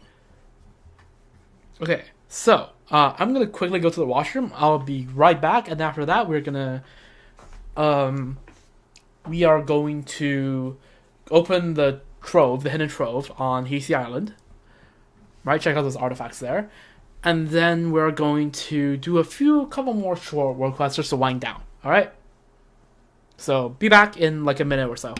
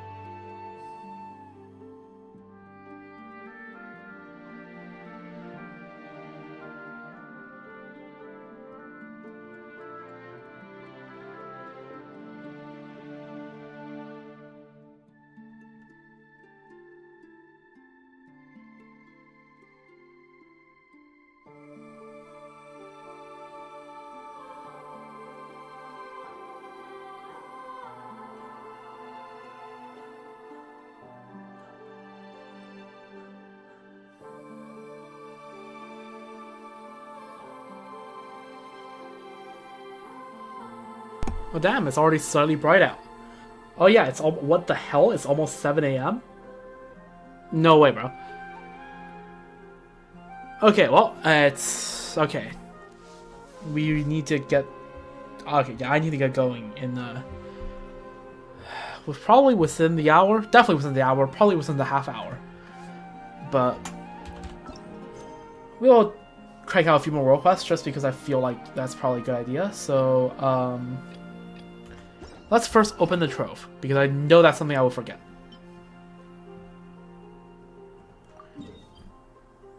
Oh, the trove is right here. Okay, I was unaware of this.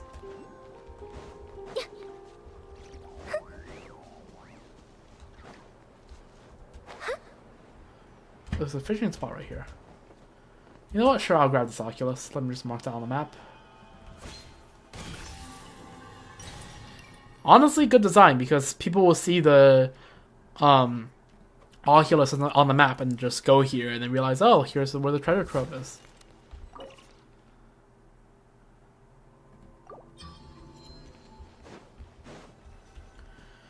Alright, let's see if we get any good pieces. Please, I am begging. Okay, that's an EM goblet. Okay, now we're talking. Okay, that's... I want to cry.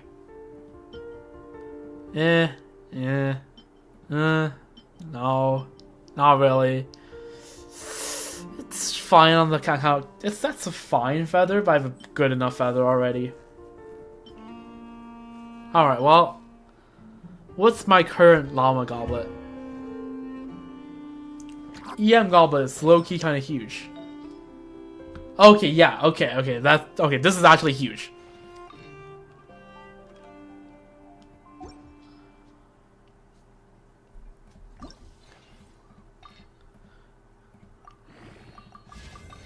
Let's level this.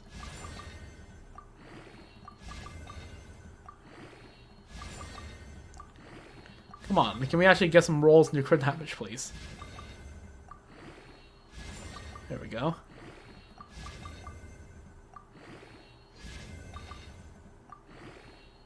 Alright, nice.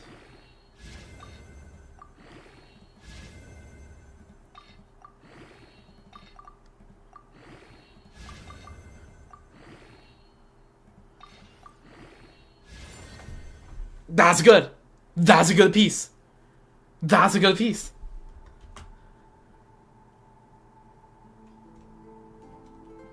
That's a piece I'm more than happy with.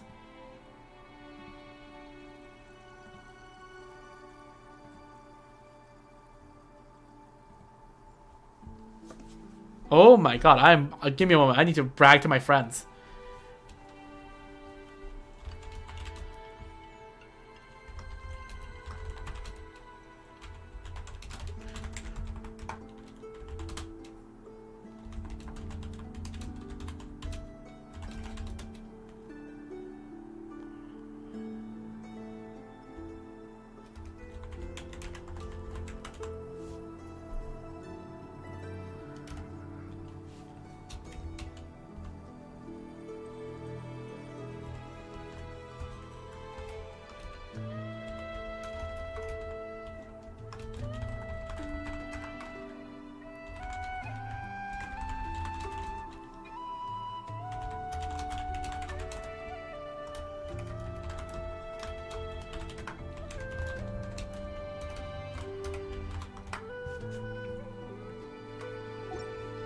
All right, this is great.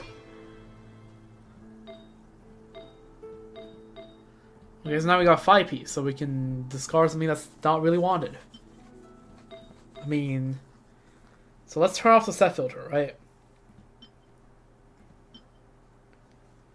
I mean, this would be a pretty good piece, right? So we get 2 more crit damage. That's 17 CV and 11% ER. Okay, that's a pretty good deal. What about this?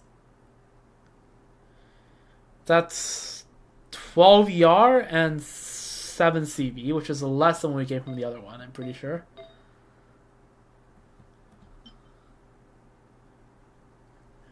Yeah, I don't think this is getting beat.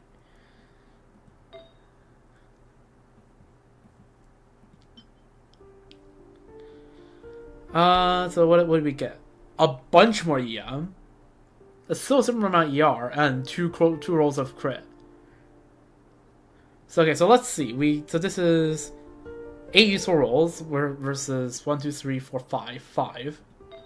8 versus 5, and this is 1, 2 versus 4 plus 3, right? That's 7. So this is a bigger increase in total number of rolls, I feel like. Yeah, we take this, I feel like.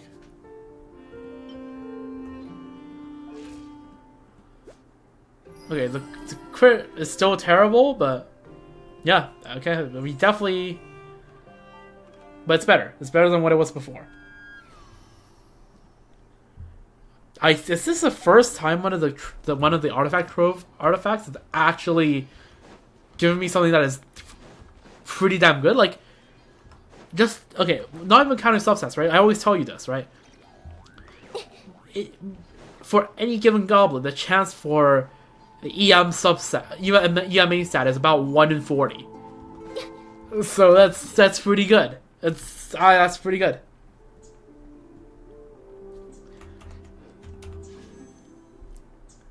Like 1 in 40, that's about the chance you get a 5-star, like you're given a limited 5-star in a temple off pity, like as in like not on pity, and with a 50-50. Like, somewhere around that, I feel like.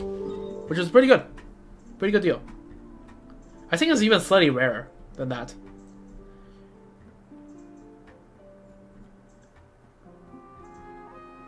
No, wait.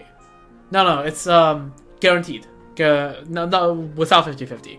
It'll be slightly rarer. It's somewhere between with a 50-50 and without a 50-50. I think. Just some quick mental math. Anyways, let's do some questings. Questing, and there's just some other like local objectives I found, right? So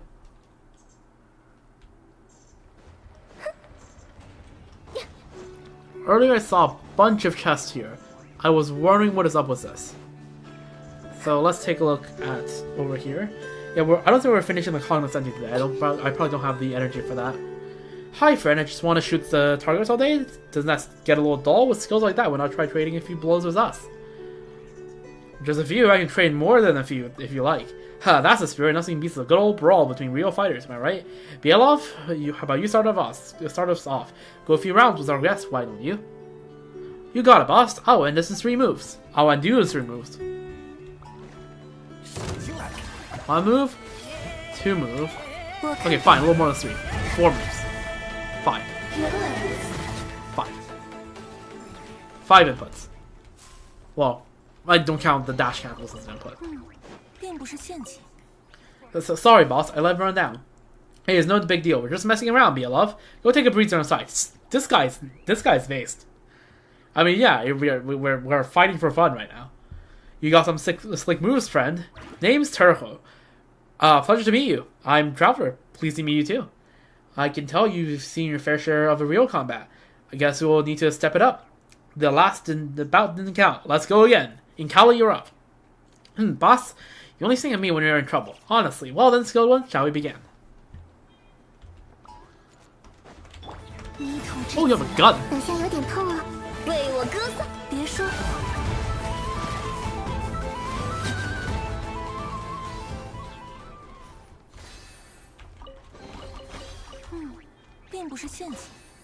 I lost to some random passerby?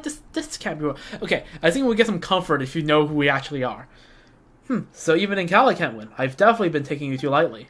It's not your fault, boss. Who'd have thought someone this strong would just happen to walk by? Boss, we can't just let them off the hook. Oh, so we're not just here to spar then. Don't get the wrong idea. Inkali just means we can't give up on winning so easily. After all, we're treasure hunters with a reputation to uphold. Traveler, I formally issue you a challenge. This time it's not just for fun. Let's go out, see what we're really made of. Then I'll take all 3 of you at once. Alright then, we won't hold back. Alright, thankfully, y'all will probably stay grouped, right? I'm guessing.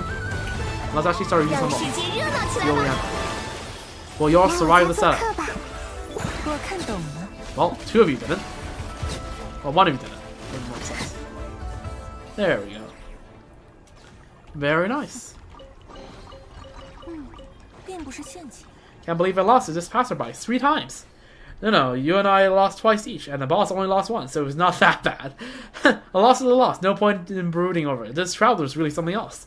You 2 can't even beat me on a good day, and now you've seen the real master in action. See, you got a lot of training to do. As for me, maybe it's time for me to consider early retirement. I wonder if Vino's training ground is still hiring. Oh, don't say that, friend. It's like, let's say you're like comparing wealth with people, and freaking Elon Musk just happens to be walking by. That's what happened to these guys, right? Basically.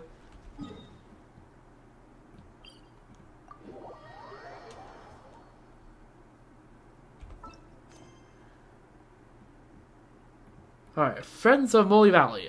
This small valley doesn't seem as peaceful as it looks. Okay, so we have to shut that off, right? Is that right?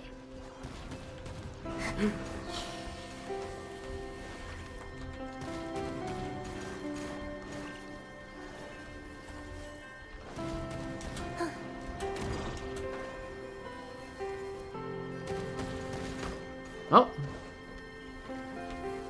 How do we turn this thing off?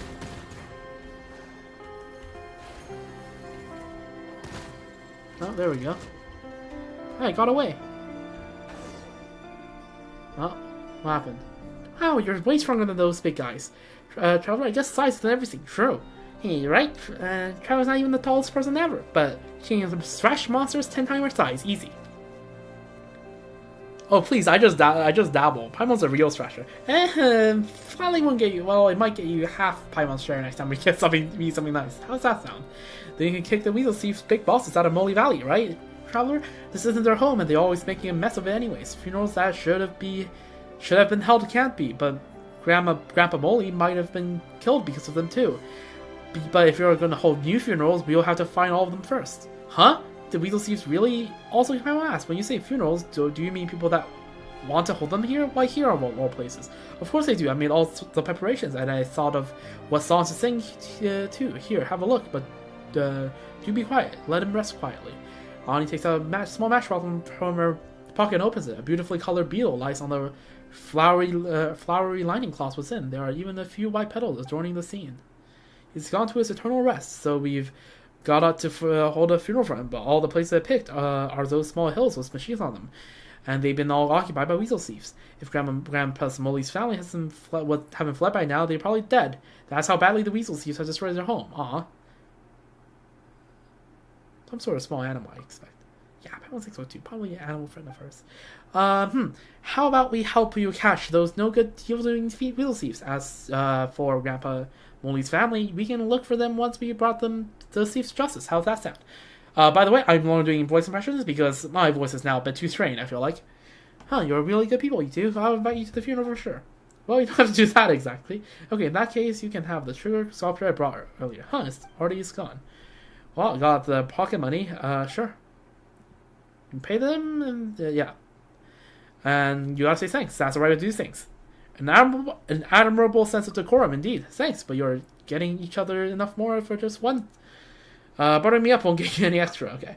And then you're surprisingly practical about things like this. It seems like we're dealing with more than one weasel thief, right? Yep, that's right. The one who ran off just now wasn't the weasel thief boss I saw before. In fact, I got no clue how many brothers he has.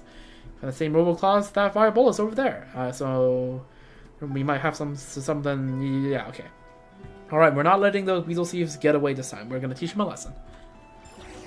All right, sorry for not reading every word. My throat can only handle so much.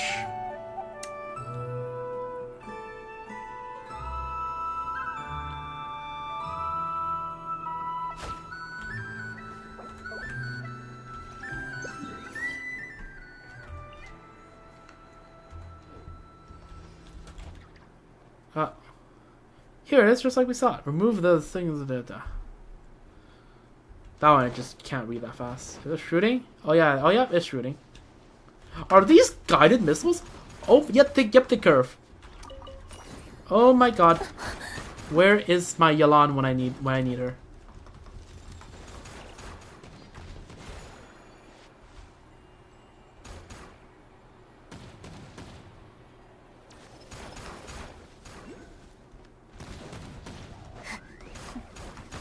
Ow. They just have to keep running orthogonally.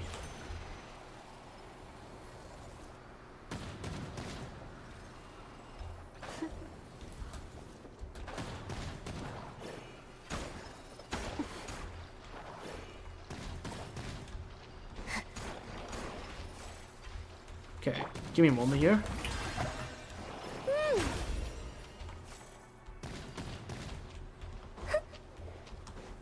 Does this block your bullets? Oh, okay, it's just hitting the surface.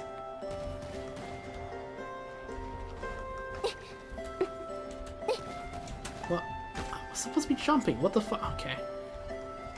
Hold up. What's giving me the Kulvaki? You're giving me the Kulvaki, right? Excellent. I'll be taking it for a while.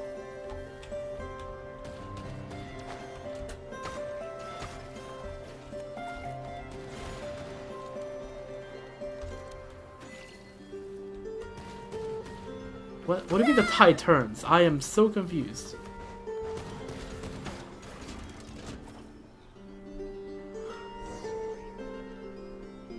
You know, Paimon just noticed that all the weasel thieves fled towards that little hill over there.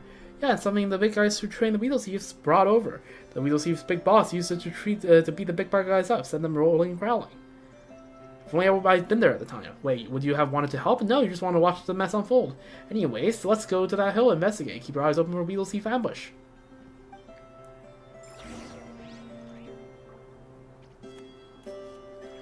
Oh my god. What are you gonna do? Shoot a laser at me? No, throw those bullets. But there's supposed to be an Oculus here. Oh, there's a... How dare you hit Farina like that? Oh my god.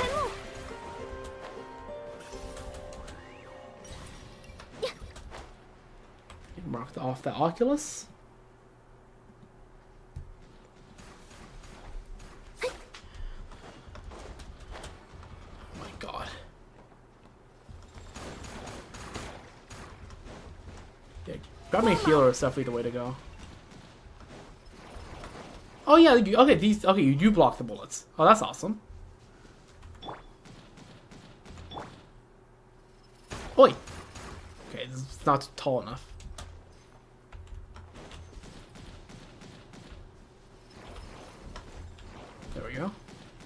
to play a bit strategically. 为你献上。 Okay. Do we get Kuvaki? Let's do a bit of observation.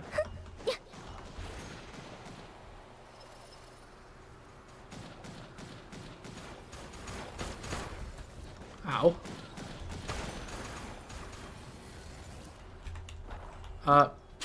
It's a hazardous device will fire special bipolar projectiles from its core.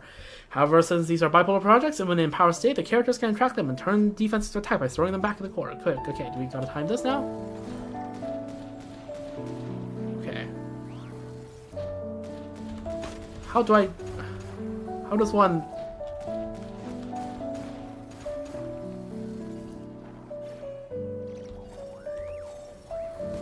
Oh, there we go.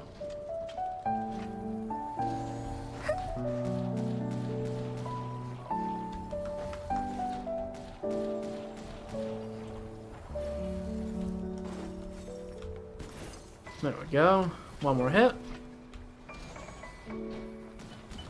There we go.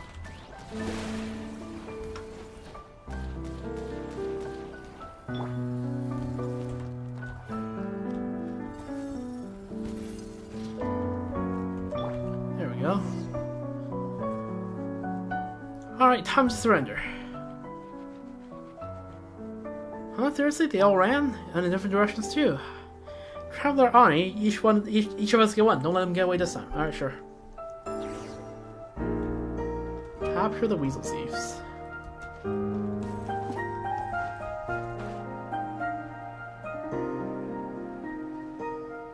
Huh? Are you?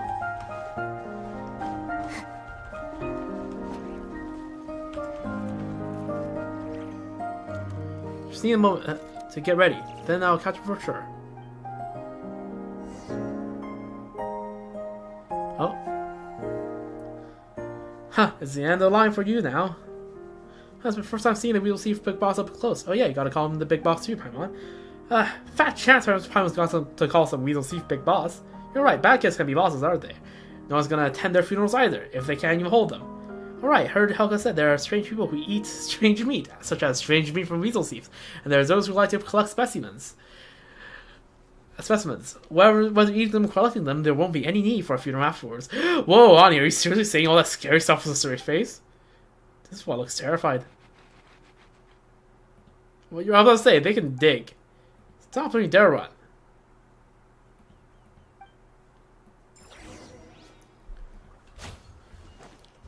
Catch up with a weasel thief.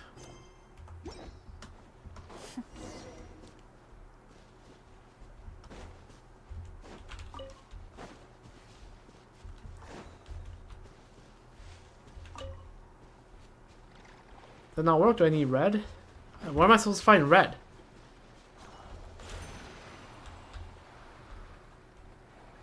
No, it works. Okay. Sure, let's go.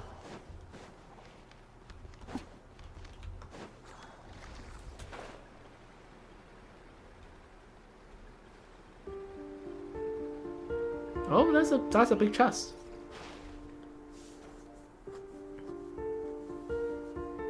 Oh look, it's a whole Molly family. Grandpa, Papa, Mama, little Molly, and little Molly, and all the rest. So there's the sniffer moles. Wait, how do you can tell them apart? They look the same. The personalities, of course, you understand if you get to know them. But they all have the same bad habit of begging for stuff from humans. Ah, poor critters. If we went extinct, what will happen to them? Humans go extinct while sniffer moles survive? How will that happen? Big Sis Linnea says animals go extinct for all sorts of reasons. That means humans can go extinct too. How do you not know that, little Miss Paimon? I'd like to think I'll outlast the sniffer moles at least, but that doesn't really answer Ani's question now, does it? Come to think of it, humans really are in a scary spot when it comes to all these threats out there. Anyway, back on topic, what are we going to do about these weasel thieves now that we found our moles? If no one's got a better idea, let's just hand them over to the flagship. Treasure, or is it a bribe in this situation? Whatever, since they're giving it to us, we might as well take it. Well, they seem sorry, at least let them off the hook this time, traveler. But not because they gave us treasure, of course. Of course not. Also, give me a quick moment. My devices need to be charged.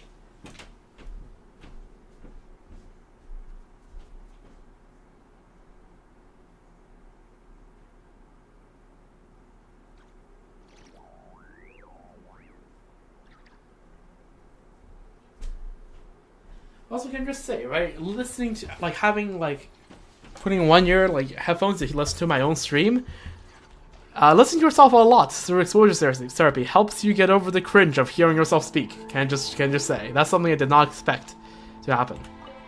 Great, everyone's still here, and no one's turned into a shadowless mole. Well, we'll take on that way. We should all of them take a look.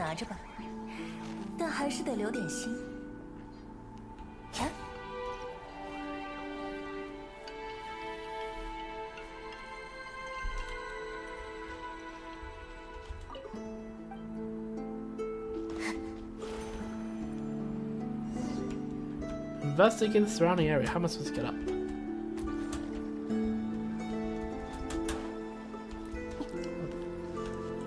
Investigate. I think it was hiding something like this. Guess that's a weasel seed for your Pocket Vault. That's nice.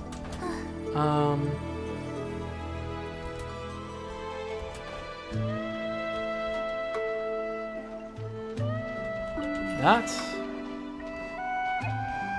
Katoani. That's a very small AoE on the map.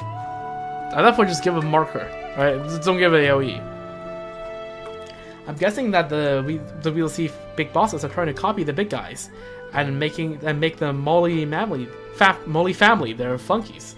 But just like how those big guys failed, they probably didn't get their way either. Those weasels have messed up the Molly Valley, and now the Molly family are hiding in a hole somewhere.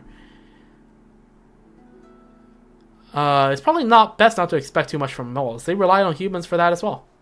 Well, those are just sniffer moles. After all, if we look at this differently, the weasel thieves only got their hands on dangerous machines because of humans. It's only right that humans should clean up the mess that other humans created. True, Molly Valley once again belongs to Grandpa Molly and his family. As we agreed, here's your more. Thanks for your help. Alright, might as well give you this as well. Helka said fiction mustn't find its way into our booklet, or it'll start getting hard to tell truth from falsehood.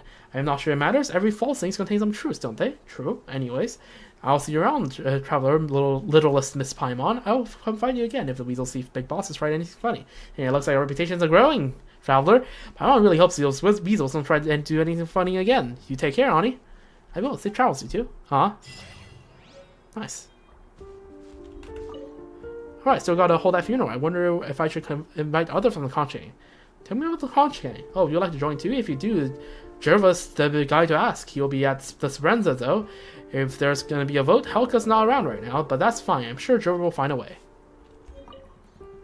About Siframos. I guess they started picking up human habits from living alongside for us so long. Weasel thieves do this too, and so do the Saurians in Nalan, or so I'm told. Yep, that they do. I'm not sure if it's a good thing or a bad thing though. Depends. As with literally everything. It depends.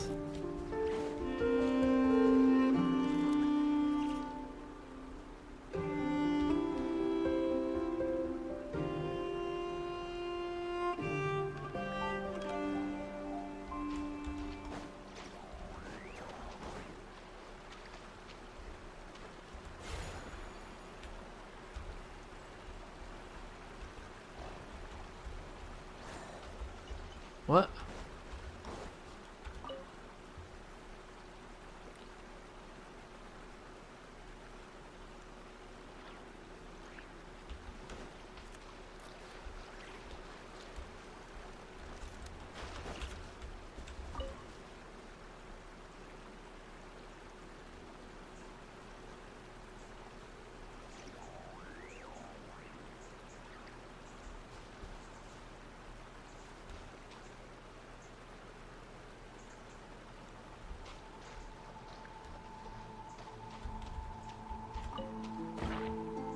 Bruh.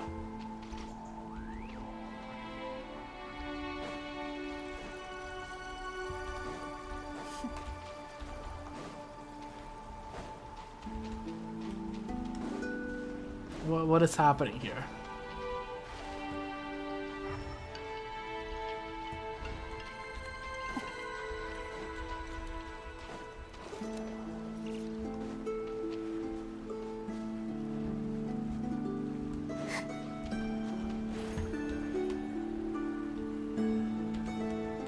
I'm so confused.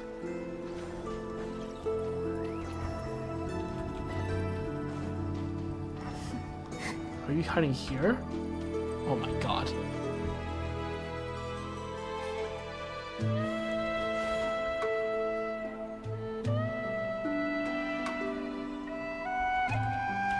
go. What? Let's just carrying it.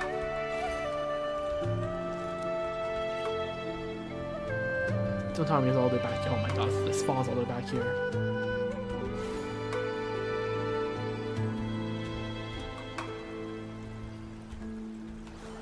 Have fun with it.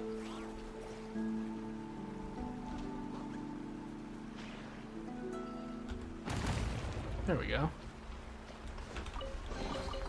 好东西，能值不少钱。收着吧，除了我没人看见。 Alright, should be this valley all cleared out on the map? Yeah? Yeah. Okay, good. Alright, let's get another little world quest done here, and then we'll call it here. Did my avatar break again? Oh no. Test. Oh, it's crashing. Okay, joyous. Let me just relaunch it real quick. 哼，那是他在进行招待客人的工作。阿蛇鲁得自力更生，为自己挣点猫粮。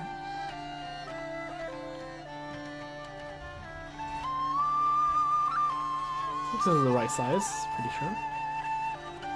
Yep, it is.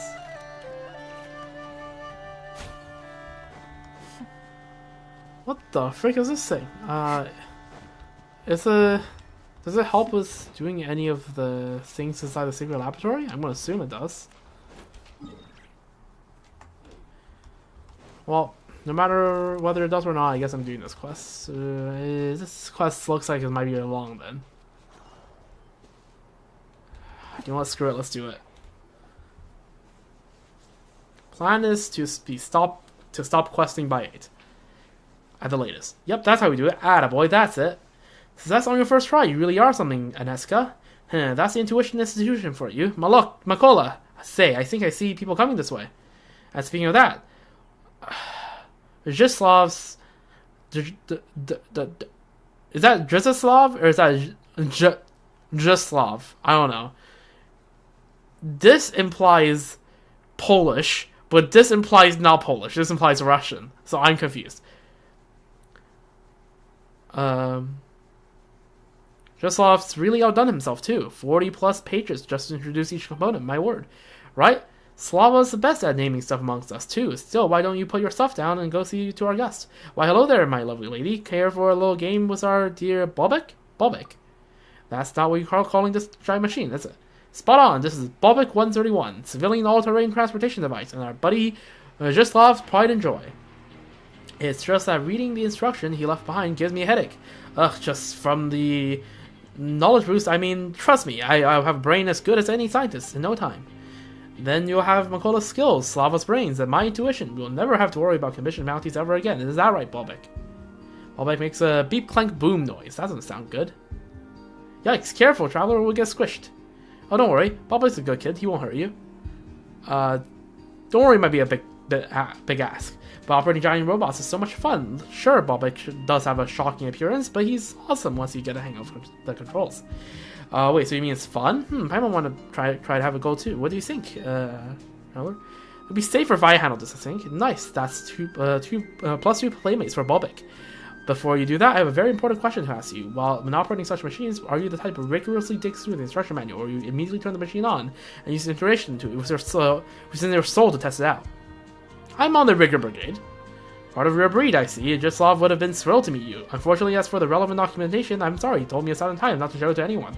While Aneska did just get a hang of Bobek's movement mechanisms, that said, he was primarily designed to transport a large amount of goods. Makes sense given the flat, surface on top. And we got no clue as to how to make him do that just yet. With your help, though, I used to say we won't have to waste too much time going through all these documents. There's a ton of boxes that are no longer in use around here. Try guiding Bobek to arrange them in interesting shapes. Yep, go on. Feel Bobek in your bones. With your soul. Okay, sure. Bobek the super strong. Bobek can generate powerful blue unipolar fields and to easily move rotate containers that have red polar fields. Unipolar fields are the same direction. Okay, I know how that works. Let's go provide some blueprints. Why not try to stack the thing? Okay, sure. How do we use this thing?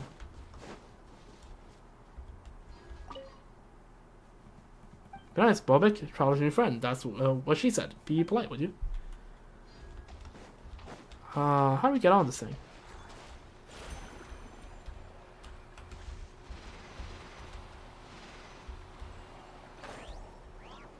Okay, we got on. That's a good sign. Are we supposed to... This is a... Yeah, this is a control panel. This is a blueprint I prepared beforehand. Pretty cool, huh? Set up things, okay.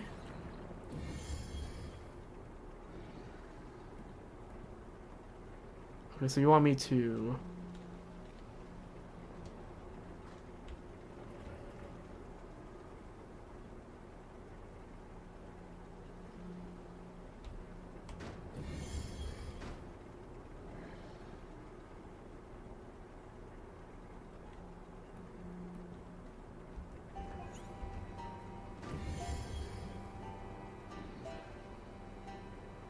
Am I supposed to place this? I'm supposed to place it here, right? Okay. Let me take this. Is this the right orientation? I think it is. Yeah, that's pretty good. You're pretty good. No wonder Bubik's taking a shine to you. And no wonder Aneska got her eye on you. You're amazing. No wonder. Wait a minute. When did Paimon get roped into a cheerleader club? Ugh, must have been something to do with those puppy dog eyes, Traveler.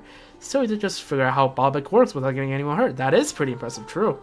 Also, don't you think the rearrangement of these boxes has some real artistry to it? Kind of. Work of art installed by a civilian all-terrain transportation device. Is that what people call installation art? Wait, is that what that means? I never really got it before, but now that you've explained this, I totally do. That's not what the term means.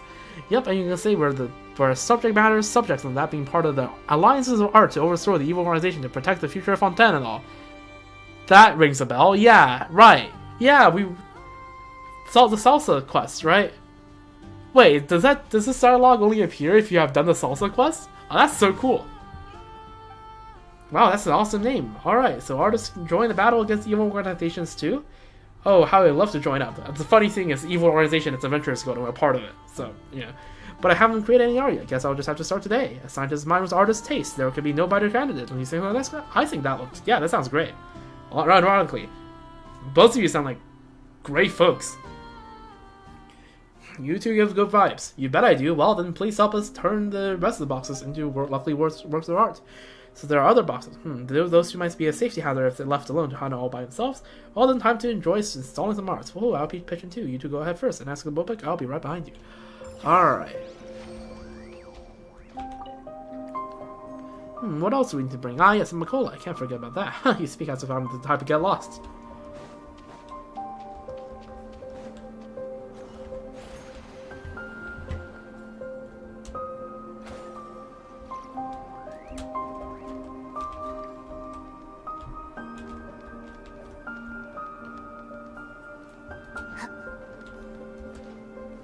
Wait, what's the quest want? Wait, is the quest over? Is that it?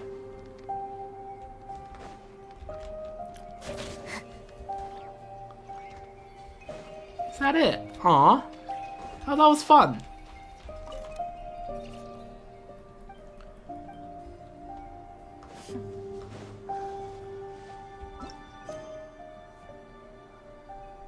No, wait, no, that's not done, right?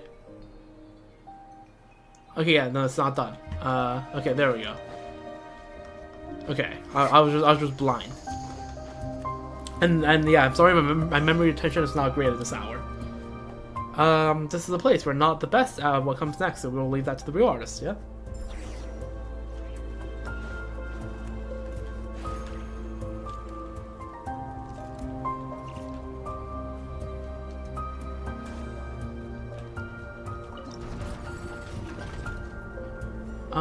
Okay, so...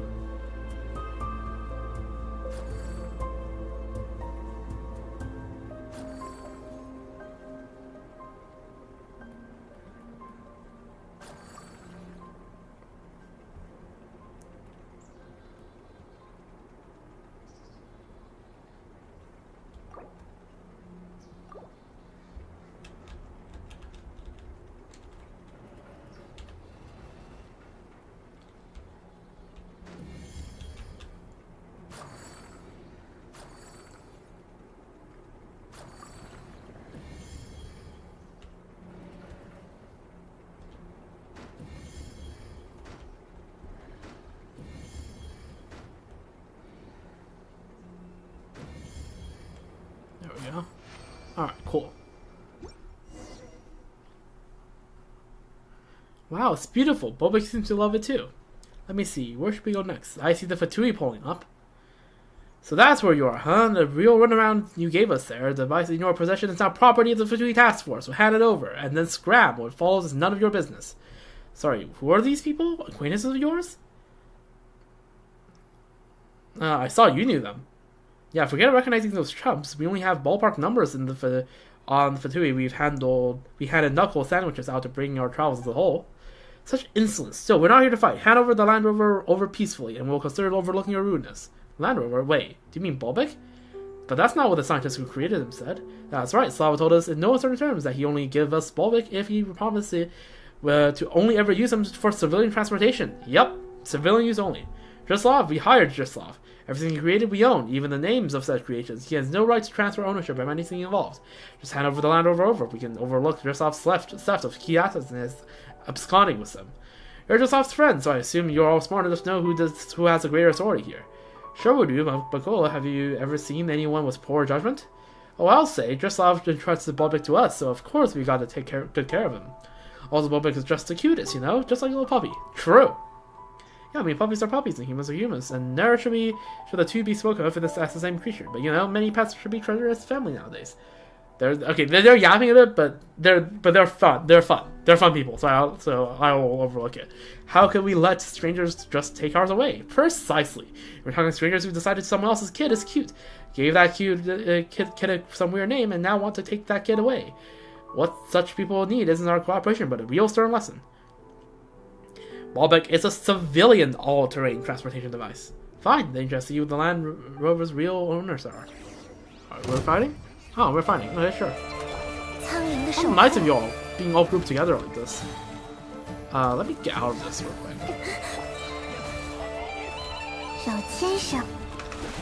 Oh, just do that real quick. Let's get some Lunar Blues going.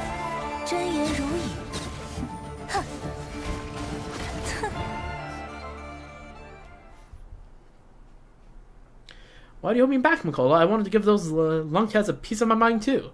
Don't be mad, Aneska, don't be mad. We should pity such loveless folk, go nigh insane with jealousy upon seeing two happy families bring their cherished pets out to meet new friends. So true. Wait, two happy families. Oh. Duh. Are you saying I was Traveler's pet? Oh, no, of course not. How can we get the owner-pet relationship wrong? Traveler's obviously your pet, right, Pilot? Like, it's, well, it's not that way. How did you come up with such a wild conclusion? Perfect features, lovely golden fur, a unique name, and let's not forget the ability to get along with Bobek upon your first meeting. I mean, that is a... You two, I must Traveler's guide and companion, for goodness sake. We're not owner a pet, definitely not. I see. Companions, you say. Yes, it does have a nicer ring to it. Don't you think so, Aneska? Aye, so it does. So settled. Then from now on, Bobek's our companion as well. Sure. And now that we've chased the brutes off, shall we continue making art as per our original plans? I'm sure that would make Bobek happy too. I didn't notice earlier that Bobek's got some real artistic talent. Why, he was practically trembling with excitement while moving the boxes around. Why did you come with us, Miss Guide? I mean, we teamed up to beat some baddies already, haven't we? Of course, beating baddies is the best, let me tell you. Still, the Fatui aren't gonna let this slide. You know that too, right? The things will get ugly if Bobek falls into their hands. Bobek seems kind of spooked just now as well. But Makola and I need to check he's alright. There are still 3 box sides left. Go lead the way to them, Miss Guide. We'll meet up with you there. Okay, sure.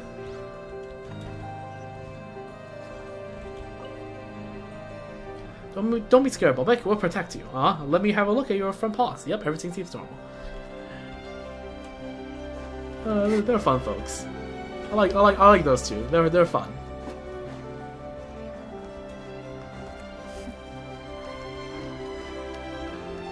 Alright, now... Oh, is that what this workshop was for? I was wondering what these boxes were for, because, like, I was looking around for here for the longest time and I couldn't figure out what to do with these boxes. Because I'm like, what were these for? Okay, this is part of a quest. That makes so much more sense. Wait. After running a while, you hear Bobek's footstep heading your way. Head to the designated location and continue to install art. Ooh, Bobek's got more boxes to play with. This is gonna be awesome. What a fortunate child. True.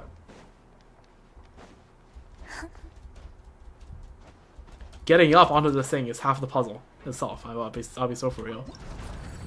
What's the puzzle? Here.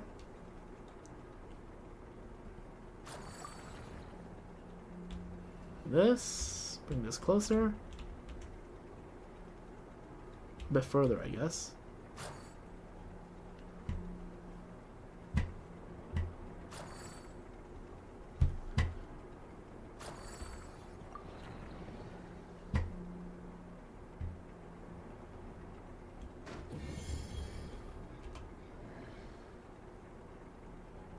There we go. I'll grab this. Turn it around.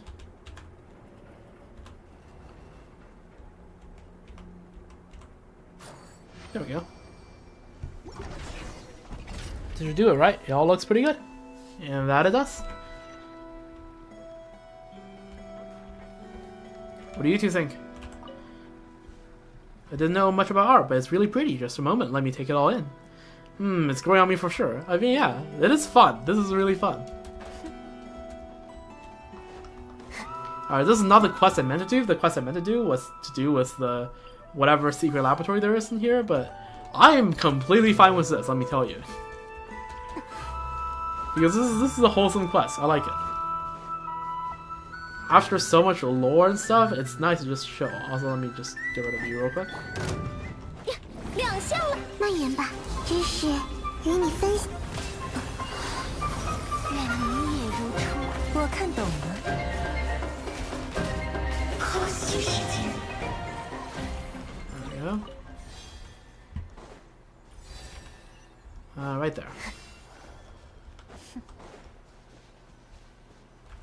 Wait. Very soon, Asuka arrives. It's Bobik and Magola in tow. Oh, there they are. I can't wait to bear witness to your latest masterpiece, Traveler. Same here. Why, my eyes are ready to feast. Yeah, these are so chill and awesome. I like them so much. They're fun folks to hang out with. What's the goal? Okay, have a stack. Remember there was supposed to be a robot in there. I guess we'll need to...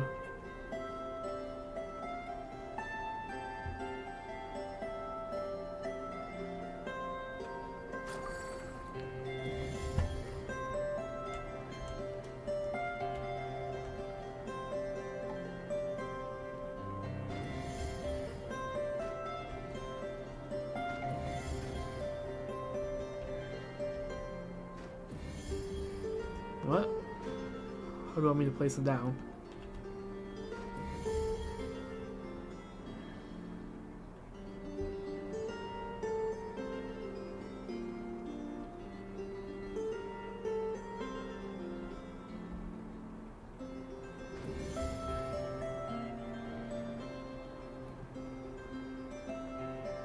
Is that not good enough? Okay, fine. I'll place the top first.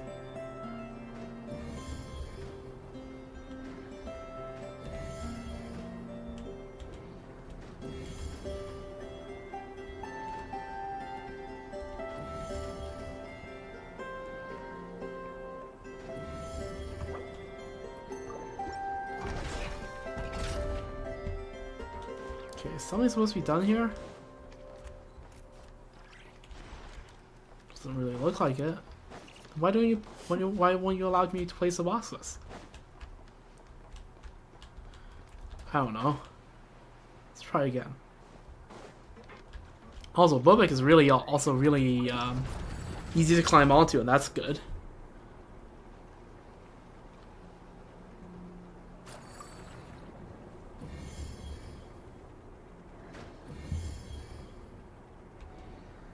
Let me place it.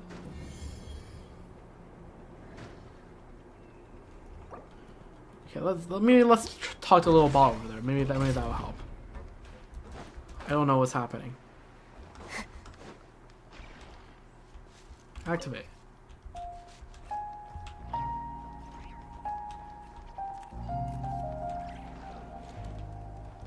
As we to push the container over in that position. Okay. That makes some sense. I saw that box was supposed to go on the right though. Nefer Sworn. Oh, only that box is on the ledge. I see. I didn't look at the picture well enough. If you look, only the left box isn't on the ledge. It's this way. So let's just rotate it real quick and then bring it closer.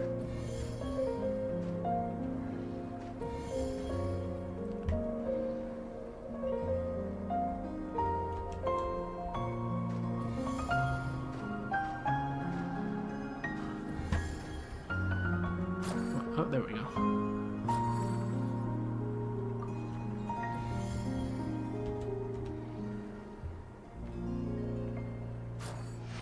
Alright, there it is. Alright, another masterpiece completed. Well, that's an unexpected arrangement, alright? Very creative indeed. Yeah, and I love the vibes of these guys. Oh, maybe it is the quest after all. Yeah. Maybe it is the right quest after all that I'm doing. Which would be nice.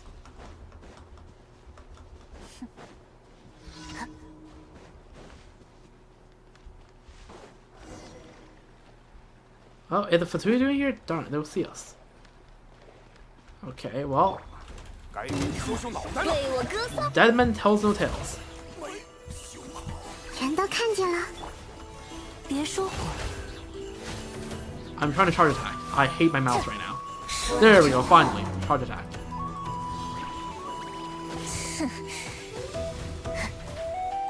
Alright, we're gonna kill them. There we go. Wait, before long, Aneska and company arrive as agreed. Here we are, Boba's getting antsy. I guess that's what happens when inspiration strikes. Would you like to rest for a while? You never know. Maybe you'll walk just the thing you need for some inspiration. We'll wait here for you. Huh? Yeah, these Aneska and Makola are W folks. They're actually just so nice.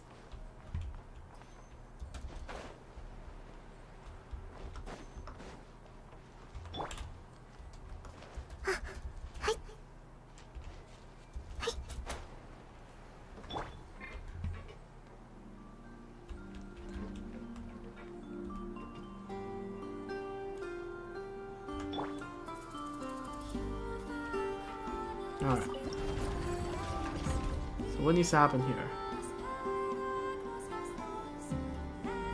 Okay, let's take a look. You have to be on the edge of the track, so which means we need to go to the red dot. Push that along. Great. Hop back on. Again, I love that little slope at the ledge there. It makes Baltic so much more accessible.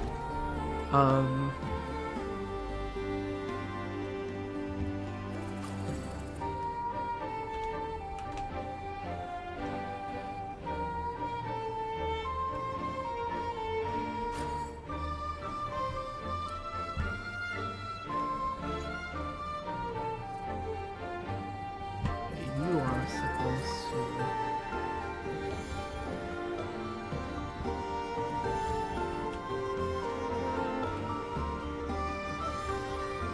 Is that not where we're supposed to go?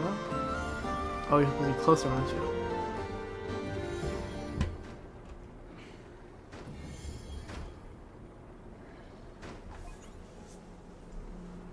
Oh, the big box is supposed to go there. Okay.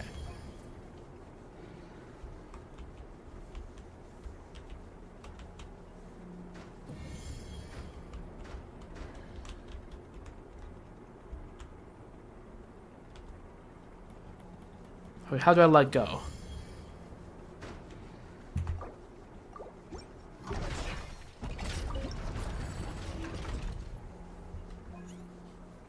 Yeah, okay, so I'm supposed to take this, I guess?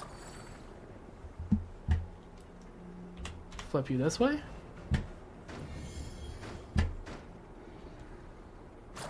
There we go. Take this, flip it.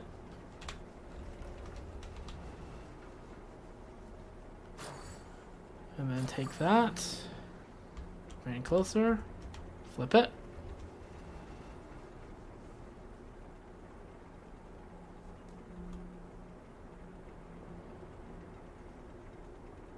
There we go. Awesome.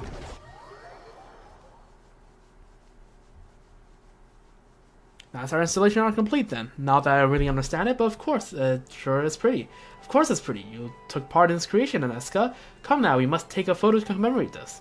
Oh, we're going to do that too?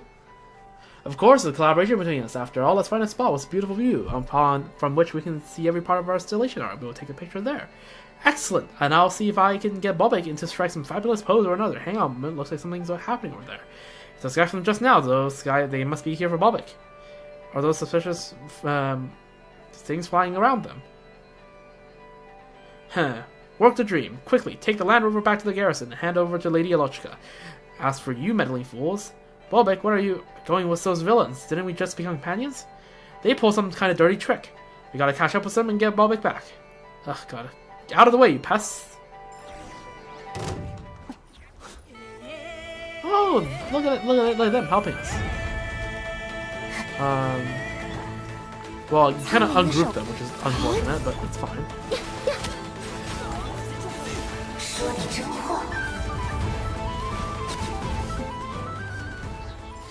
Okay, so after the stolen Bobek.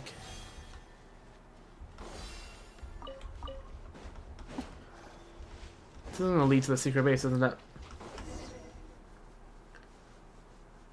It's Bobek, they're just up ahead.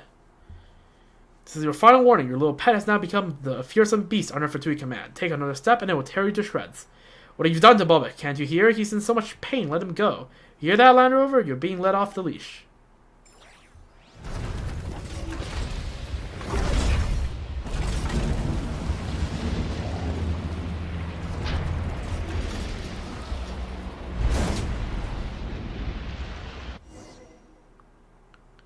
After dodging an attack, you find that the Fatui have retreated into the laboratory.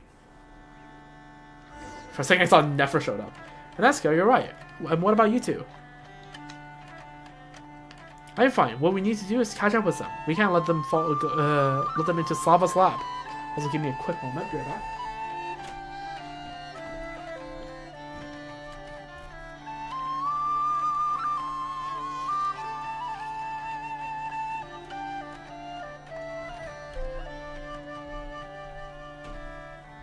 Alright, back. He's after a stolen Bobek. There we go. So it was the right quest after all.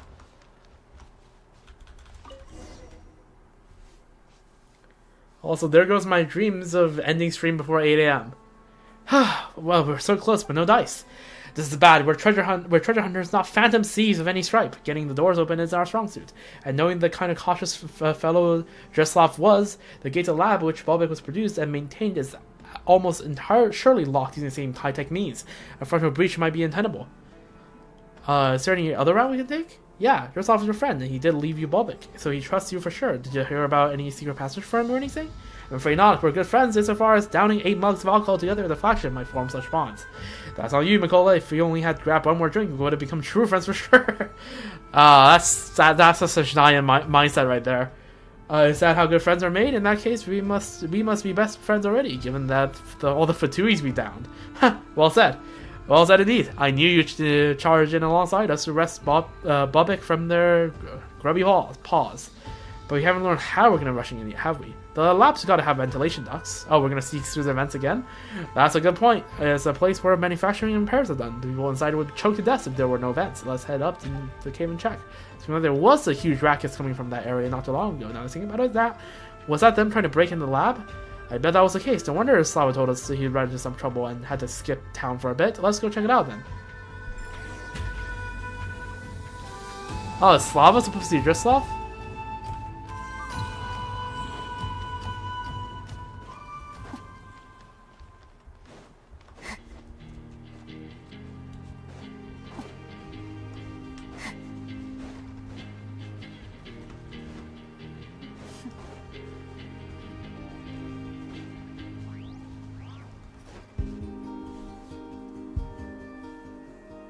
Looks like there's a huge box blocking the entrance to the cavern.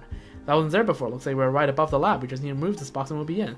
Oh, if you only you're with us right now, Bobek. Exactly what I was thinking. Boxes that cannot be man-portable. Maybe they flung into place using the crane. This means we could remove it using the exact same way, right? Let's go see if we can find anything. This quest is turning out to be longer than I expected. But it's fine, because these two guys are bloated. I'm worried about Bobek. He'll be fine. We got Traveler with us. His rescue is all but guaranteed. Okay, we're just gonna go up.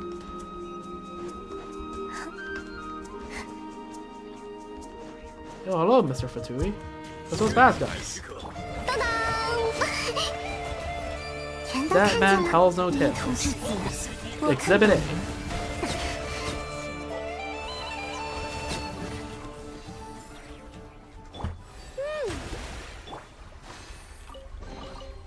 好东西，能值不少钱。收着吧，除了我没人看见。由天恩赐，也由天偏爱。 Okay, so how do you work? Okay, let's... Let me think about this. Snatch this. Put this here. Push that along.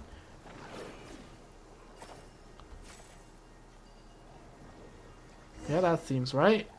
Aha! There's opening. It looks like a ventilation duct. Let's get in there. Gotta save Bobek. True.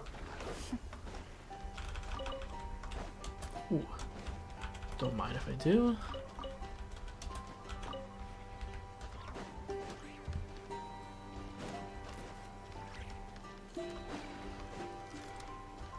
Alright, let's get in.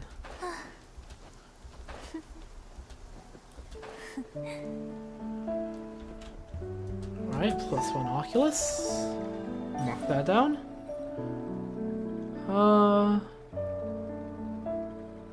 Hey, that should be the last Oculus on the main Lempo Isle. There's still a bunch at the Ioclati, but it's technically a separate island. Yeah, this should be the last one on the entire Lempo Isle. Pog.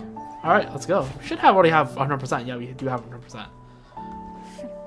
But as the compass shows, clearly we do not actually have 100%. Holy, so many bots.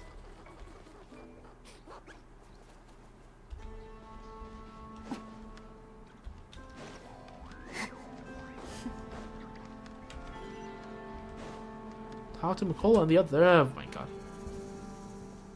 The lab's down there, and those bad guys who kidnapped Bobek too.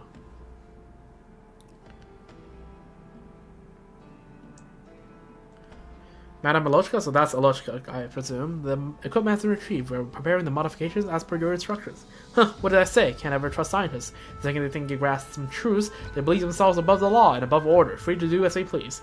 Turning such a powerful weapon capable of rewriting the script of a battle into a civilian transportation vehicle. Is this some kind of joke about principles and the need to stick to them? Or are they just running from the power they might wield? It's a pity that the world doesn't turn on wishful thinking. Power must be used wisely, not frittered away on meaningless posturing. Don't worry, Land Rover, you soon have the power you always should have. That always should have been yours to command. Oh, looks like they're about to do something to poor Bobek. How dare they? We can rush in now, right? Bobek is a civilian all-terrain transportation device. That's right. We gotta teach them a lesson. They soon won't forget.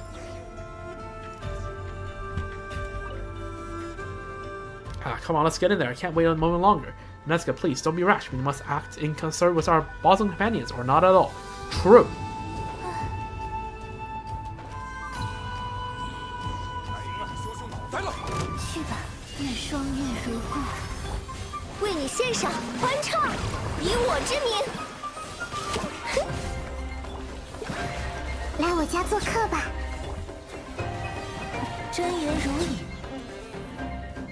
What? They broke through. What are those idiots doing? Listen up. Hold the line until the Land Rover's programming is complete. Oh, we're walking up there right now, buddy. Hold the line. What line? Thunder Blitz Gvardia. Okay.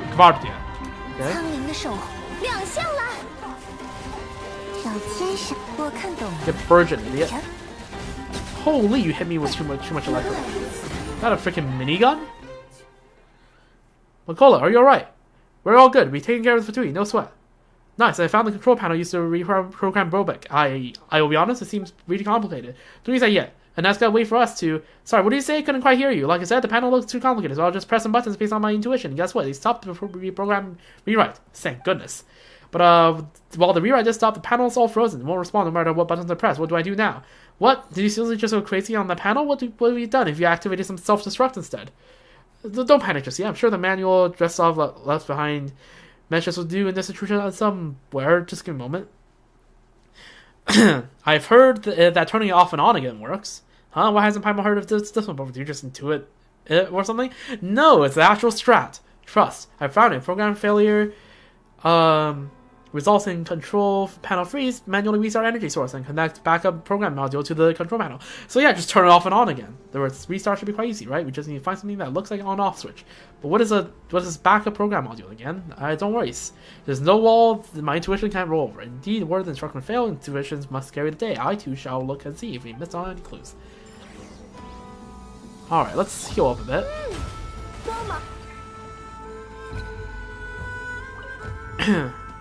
Please help me check the area, will do? I'll be flipping through Slava's documents. Please, there be some other clues in here.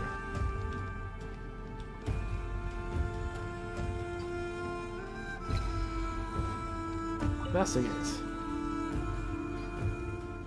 Ah, silly me. How could I forget? That's right, you can flip through this switch to restart the power. The control panel's frozen up again, I expect. Also, if you do want to reset Bulbek, do remember to pick up the backup program module. However, now we just need to find that backup program module, and we're golden.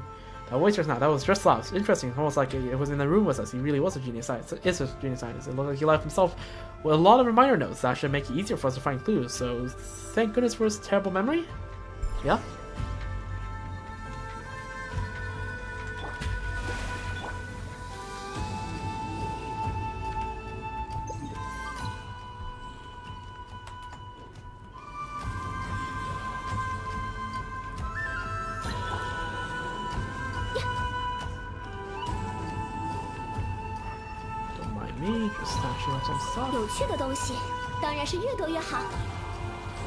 Okay, let's get that as well.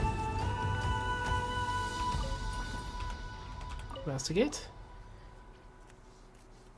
So let me just start marking some stuff off on the map. Okay, I've wasted 26 minutes today just looking for things. It looks like I have to categorize my experimental supplies by serial number. Yes, my next task shall be to design a placement record table. This must have been a note that the scientist guy used as a reminder for himself, right? There's something written on the back too. Note to self: if the backup program module is not to be found here, try the platform instead. If you find a robot nearby with a pointing arrow. Looks like the module's on a platform with a robot with a pointing arrow. Let's go see if we can find that. Sure.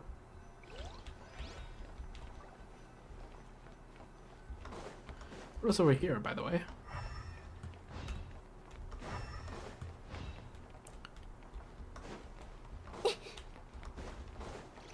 Aneska. Oh, Bobek, just wait a little longer. We're coming to save you. What's over here, by the way? Just out of interest. The thing that looks like backup module. Let's keep looking. Just nothing. I love my nothing burgers.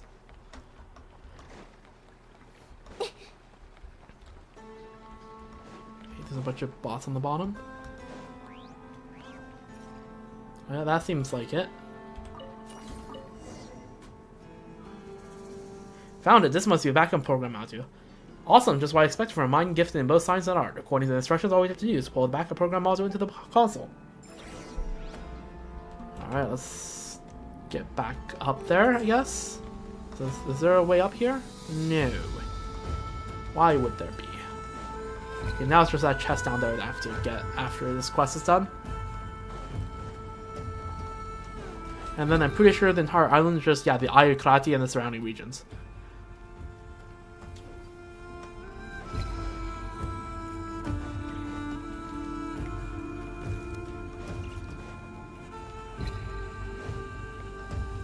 Oh, did I walk up too far? I think I did. Oh, just...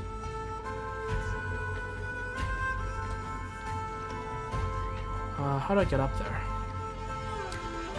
This place is built like a maze, man. Okay, this seems promising.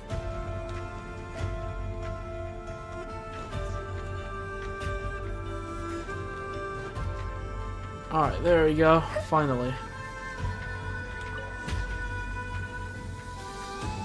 It appears you have found the backup program module, in which case let's get started. Let's hope the project goes smoothly, well, that won't be a headache. But come back to us, return to being the civilian all-terrain transportation device you were meant to be. Come back to us, Bobik. You're just lost pride and joy, after all.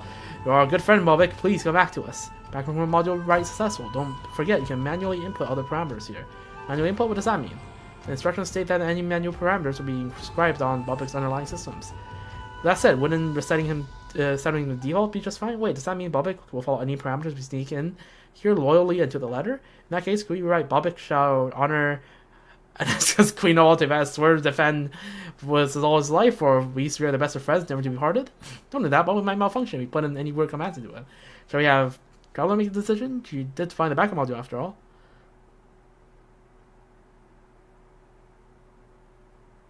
Bobik is humanity's best friend. Can it be Aneska's best friend, though? It will be a quick word switcheroo. Already, parameters set. Time to hit confirm. Bobik 131, civilian all-terrain transportation device activating. Follow Bobik to the lab entrance. Where are we supposed to be going? Okay, I think this pass works.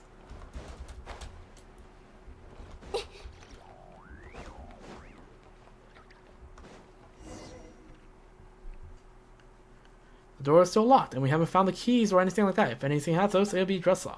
But things are different now. We retrieved our companion, haven't we? Indeed, Bobik will most certainly be able to get this door open. That said, he does listen to you the most, Traveler, and you do the honors. Give him the door. Bobik, show forth your power and open the door. That's right, Bobik, we're counting on you to get us out of here.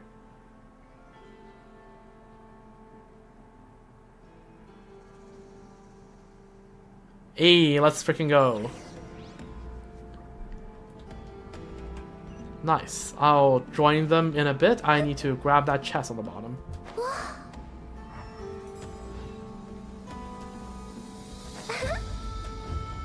Combine. Yeah, and make the bridge. Yeah, let's go. I'm surprised how you're not falling, but...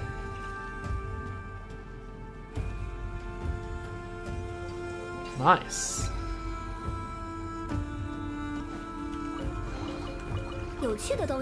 How to Makola and the others?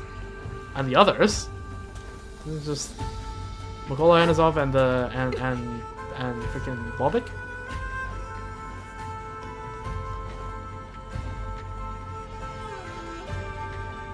Oh, that should be this part all cleared out, which is really nice.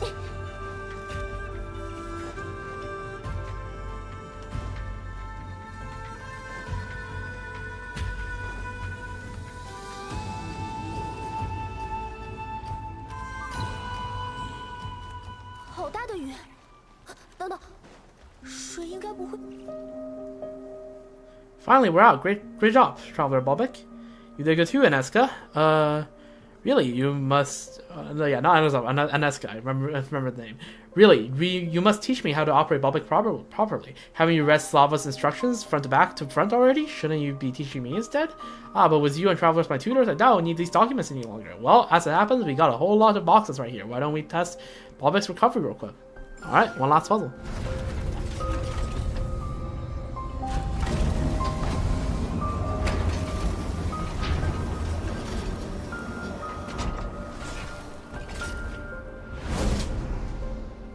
That seems pretty good. Don't hit the pyramid.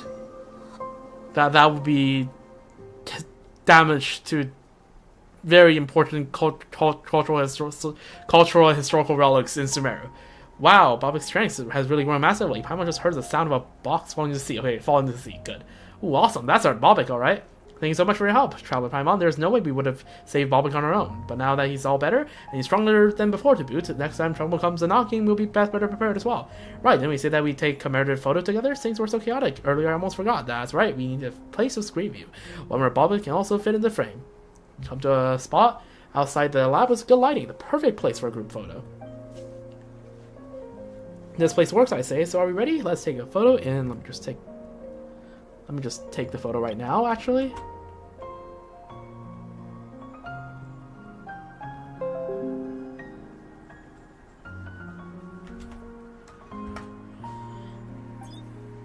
3, 2, 1. Bobik. W. Oh, they're still chilling here. Where's Bobik, though? Don't see him around. Magola and Eska, what's up? Hey, if it's an R and Bobik's lifelong friends. So what are your plans? We'll remain here for a while yet. I mean, Droslav's lab door has been breached, so we've got to remain in the vicinity to prevent those villains from finding their way in. True. Once we fix the door, and once Slava gets back, we'll most likely take a page out of your book to go traveling with Bobik. Cute. So about Droslav. I have no idea where he might be, but if you meet him on our travels, please do say hi to him on our behalf. I'd love to stay up and drink all night at the flagship with someone again.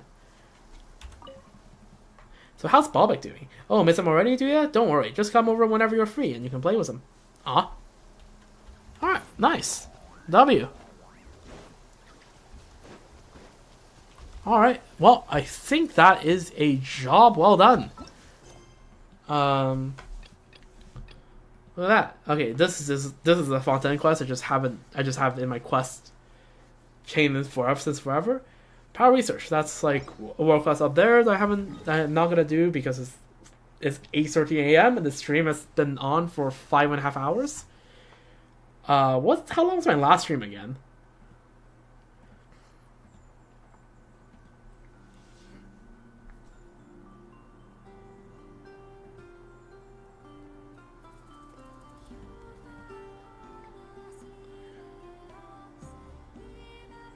Yeah, last stream was 3.5 hours and I got tired. Holy. Let's just go to the meeting point and collect our rewards. I swear to God, if I hear a Nefer saying help me, I will crash the fuck out. Okay, good. I know it's here talking to freaking Chardlon, bro.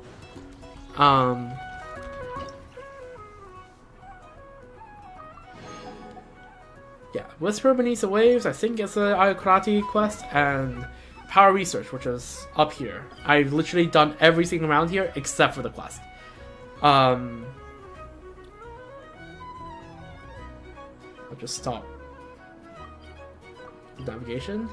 But as you can see, all that's left is the Ayokrati in that area, which is pretty good, I would say.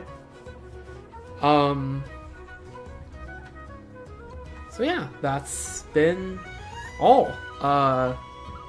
Overall, yeah, pretty good and productive stream. So, oh, look at that, he's selling now 43%. So maybe off stream I can at some point try to go for 50% here so that I can get level 3 on the Hisi Island meeting point as well. Do we get enough oculi to upgrade the statue?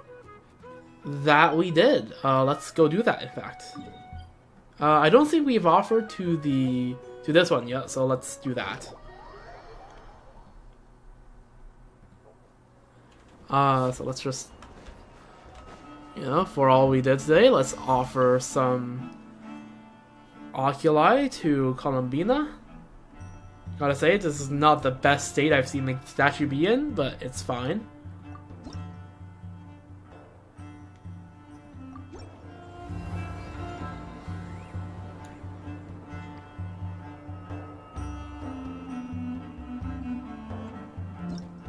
Alright, and there we go. 100 Primos. Pretty good, if I do say so myself. And the Shrine of Depths key. Ooh, do we crack the Shrine of Depths open? I am tempted. Okay, but the problem then comes, which island am I gonna explore first? Genuinely, it might be Hisi Island, just because I know that upon Isle there's still this lab that I haven't explored yet. I've heard from people that it's a Dotorius lab, so it's probably going to be creepy as hell. I'll probably do it on stream at some point.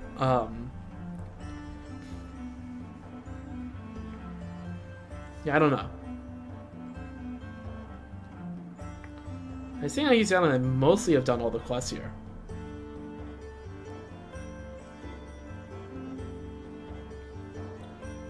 I don't know. I'll mull it over at some point. But, yeah. Point is, do we have 80? Oh, we definitely don't have 80%, but we started the stream on like what, 65%? Yeah, it's now 73%. So basically, just another exploration sport, which should be very easy now that we have a Shrine of Depths key, and we get this, right? So I think completing the exploration event is, at this point, trivial. 7% progress in 3 weeks is, yeah. Okay, so yeah, pretty good. And I'm decently close to 100%ing Limpo out, which is always nice. Yeah, and we don't, yes, and that will mean I have 100% everywhere. We don't talk about Fontaine. Fontaine does not exist. It's a myth. It's a dream. Haven't you woken up from the dream yet? It's the second Great Flood was 2 years ago. You gotta let it go, man.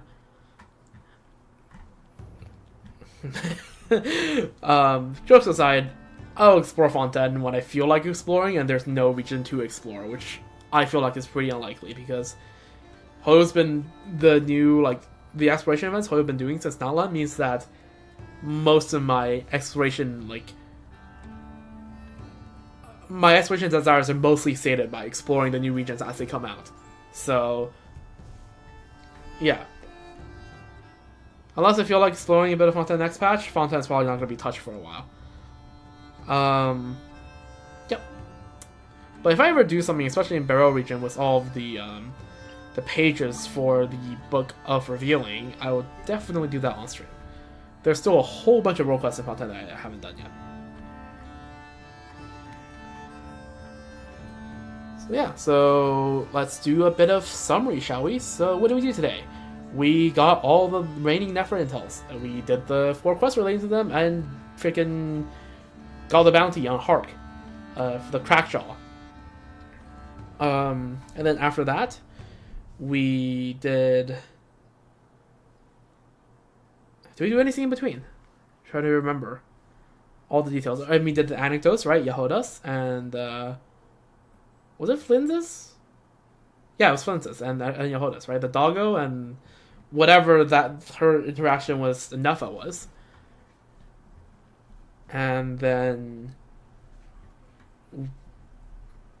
we had and then after dealing with Hark Craftjaw, we got a little quest with Nefer herself, explaining about why she's looking for some of these like little stories, bedtime stories. And then we went to Hisi Island and had a really good adventure there, right? Cleared like a few quests. Most of them are pretty quick. I got to meet Verna, who is one of my more like characters on the island in the Frostmoon Science. I like her. She's cool. She's awesome. She's chill. And then we got the absolute lore drop. That was the actual final part of the quest, and yeah, so we learned that this pillar is actually made by the dragons. In particular, the pyro dragon sovereign Shokulato, which is very interesting. And then all the lore about Hyperborea and the slow decline of the remnants of the civilization, I guess. And then a bunch of Nocry Cataclysm lore. We learned that the first Moonchanter of the islands was close friends and worked alongside was the founder of the Lightkeepers, which was very interesting. And yeah, no, it's just overall very, very intriguing stuff in there.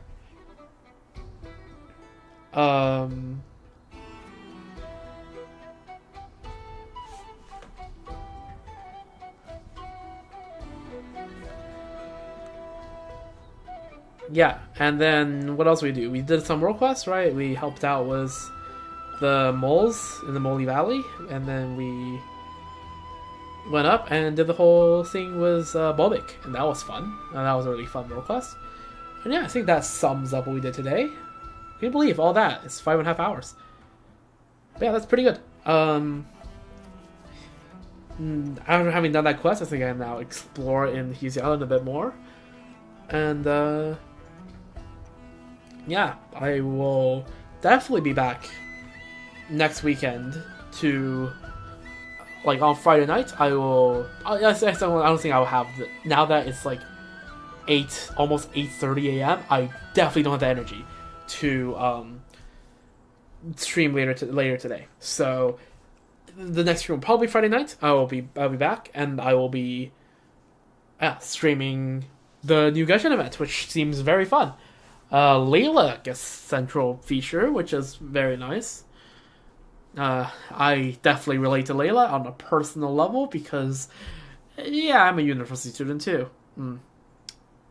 And I have, despite the fact that I'm streaming right now, I have you know that, quote-unquote tomorrow, right, on Thursday, which it feels weird to call it that because I still think it's Tuesday because I haven't slept since Tuesday.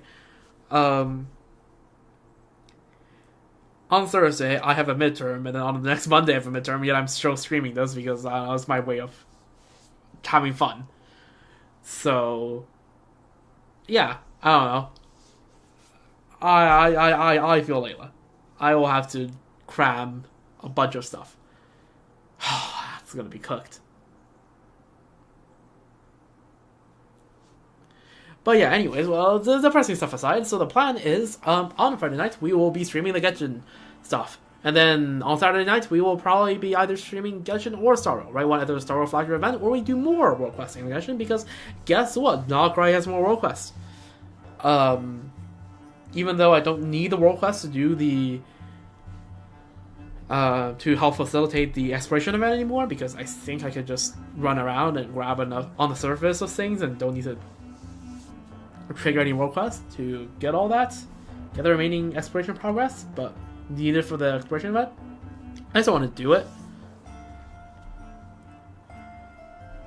And yeah, I don't know.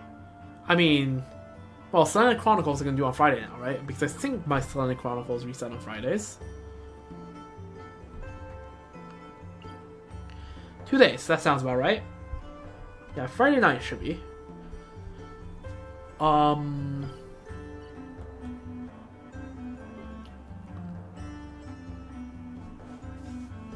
So yeah, it could either be Star Rail or Genshin. And if it is Genshin,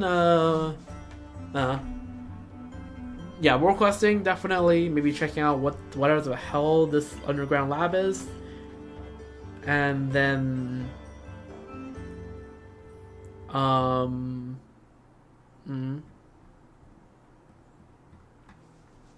then, of course, whatever's happening in the Eye of Krati. Those are things I can do in the world quest. Or, yeah, Star Rail, right? We got the Flash event over there as well. And, I don't know.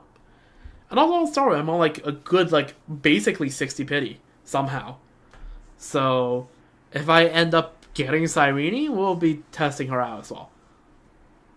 Who knows? Anyways, with all that being said, I hope this is the end of the stream. We are slowly approaching 6 hours, and I'd rather not see that happen, right? I usually, like, by my standards, this has already been a really long stream. Anything over 4.5 hours is a long stream by my standards, and having it over 5.5 is unfathomably long. Like, I usually don't stream for this long unless I'm doing Star Rail stories or Genshin mainline quests, right? But yeah, tonight I just felt like there's a lot of mileage I need to cover in terms of content, in terms of Genshin world quests and other miscellaneous stuff.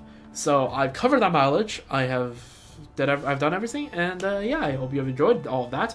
If you did, check out my social links on the bottom left if you want to, right? Twitch and YouTube at Misha Seneca, and yeah, that's all I have for you today. I hope you have a wonderful rest of your day, or night, or morning, or evening. You know, whenever you are, wherever you are, and whoever you are. And I hope you take good care of yourself, right? Sip some water, hydrate a bit, right? Like what we're doing right now. Cheers.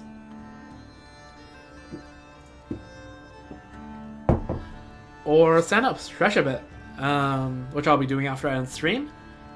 Have a snack if you're hungry. I'm not particularly hungry. And, of course, take a break if you're tired, which I will be lying on my bed and sleeping. So, yeah, well, take care of yourself.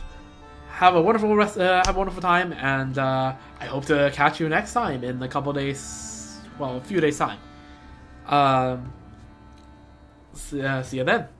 Well, hope to see you then.